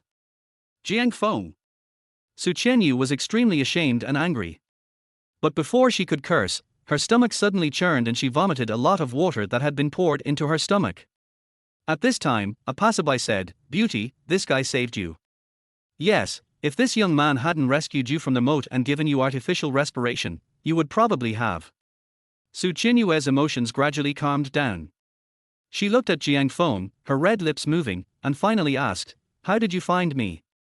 "You sent me a location share, but the signal was soon lost. I searched nearby for a long time, and finally heard that someone fell into the river, so I went into the river and rescued you," Jiang Feng said. In fact, he found Su Qianyu by reading minds. Su Qianyu's psychological defenses collapsed in panic, and it was easy for her to be overheard with her mind-reading skills. At this time, Jiang Feng asked again, "What happened?" Su Qianyu explained what happened. Jiang Feng's pupils shrank slightly. We have to call the police, Su Qianyu said at this time. We have to call the police, but it's useless now. The man has already run away. Jiang Feng paused, and then said, let's dry our clothes first, and then go to the police station to report the case. Su Qianyu paused and asked, how do I dry it? There is a hotel nearby. I stayed there once before. They have a dryer. Jiang Feng said. A hotel. If you mind, we can get 2 rooms. Su Qianyu quickly said, just one is enough. She was still in shock and didn't dare to be alone. A moment later, Jiang Feng brought Su Qianyu to a nearby hotel. Neither of them noticed that a friend of Wu Zhi's mother happened to pass by and saw this scene. After Jiang Feng and Su Qianyu entered the hotel, she called Wu Zhi's mother, Su Qianyu as mother-in-law. Hotel. Jiang Feng booked a room and took Su Qianyu in. Go take a shower first and put on the bathrobe provided by the hotel. I'll take your clothes to dry. Jiang Feng said.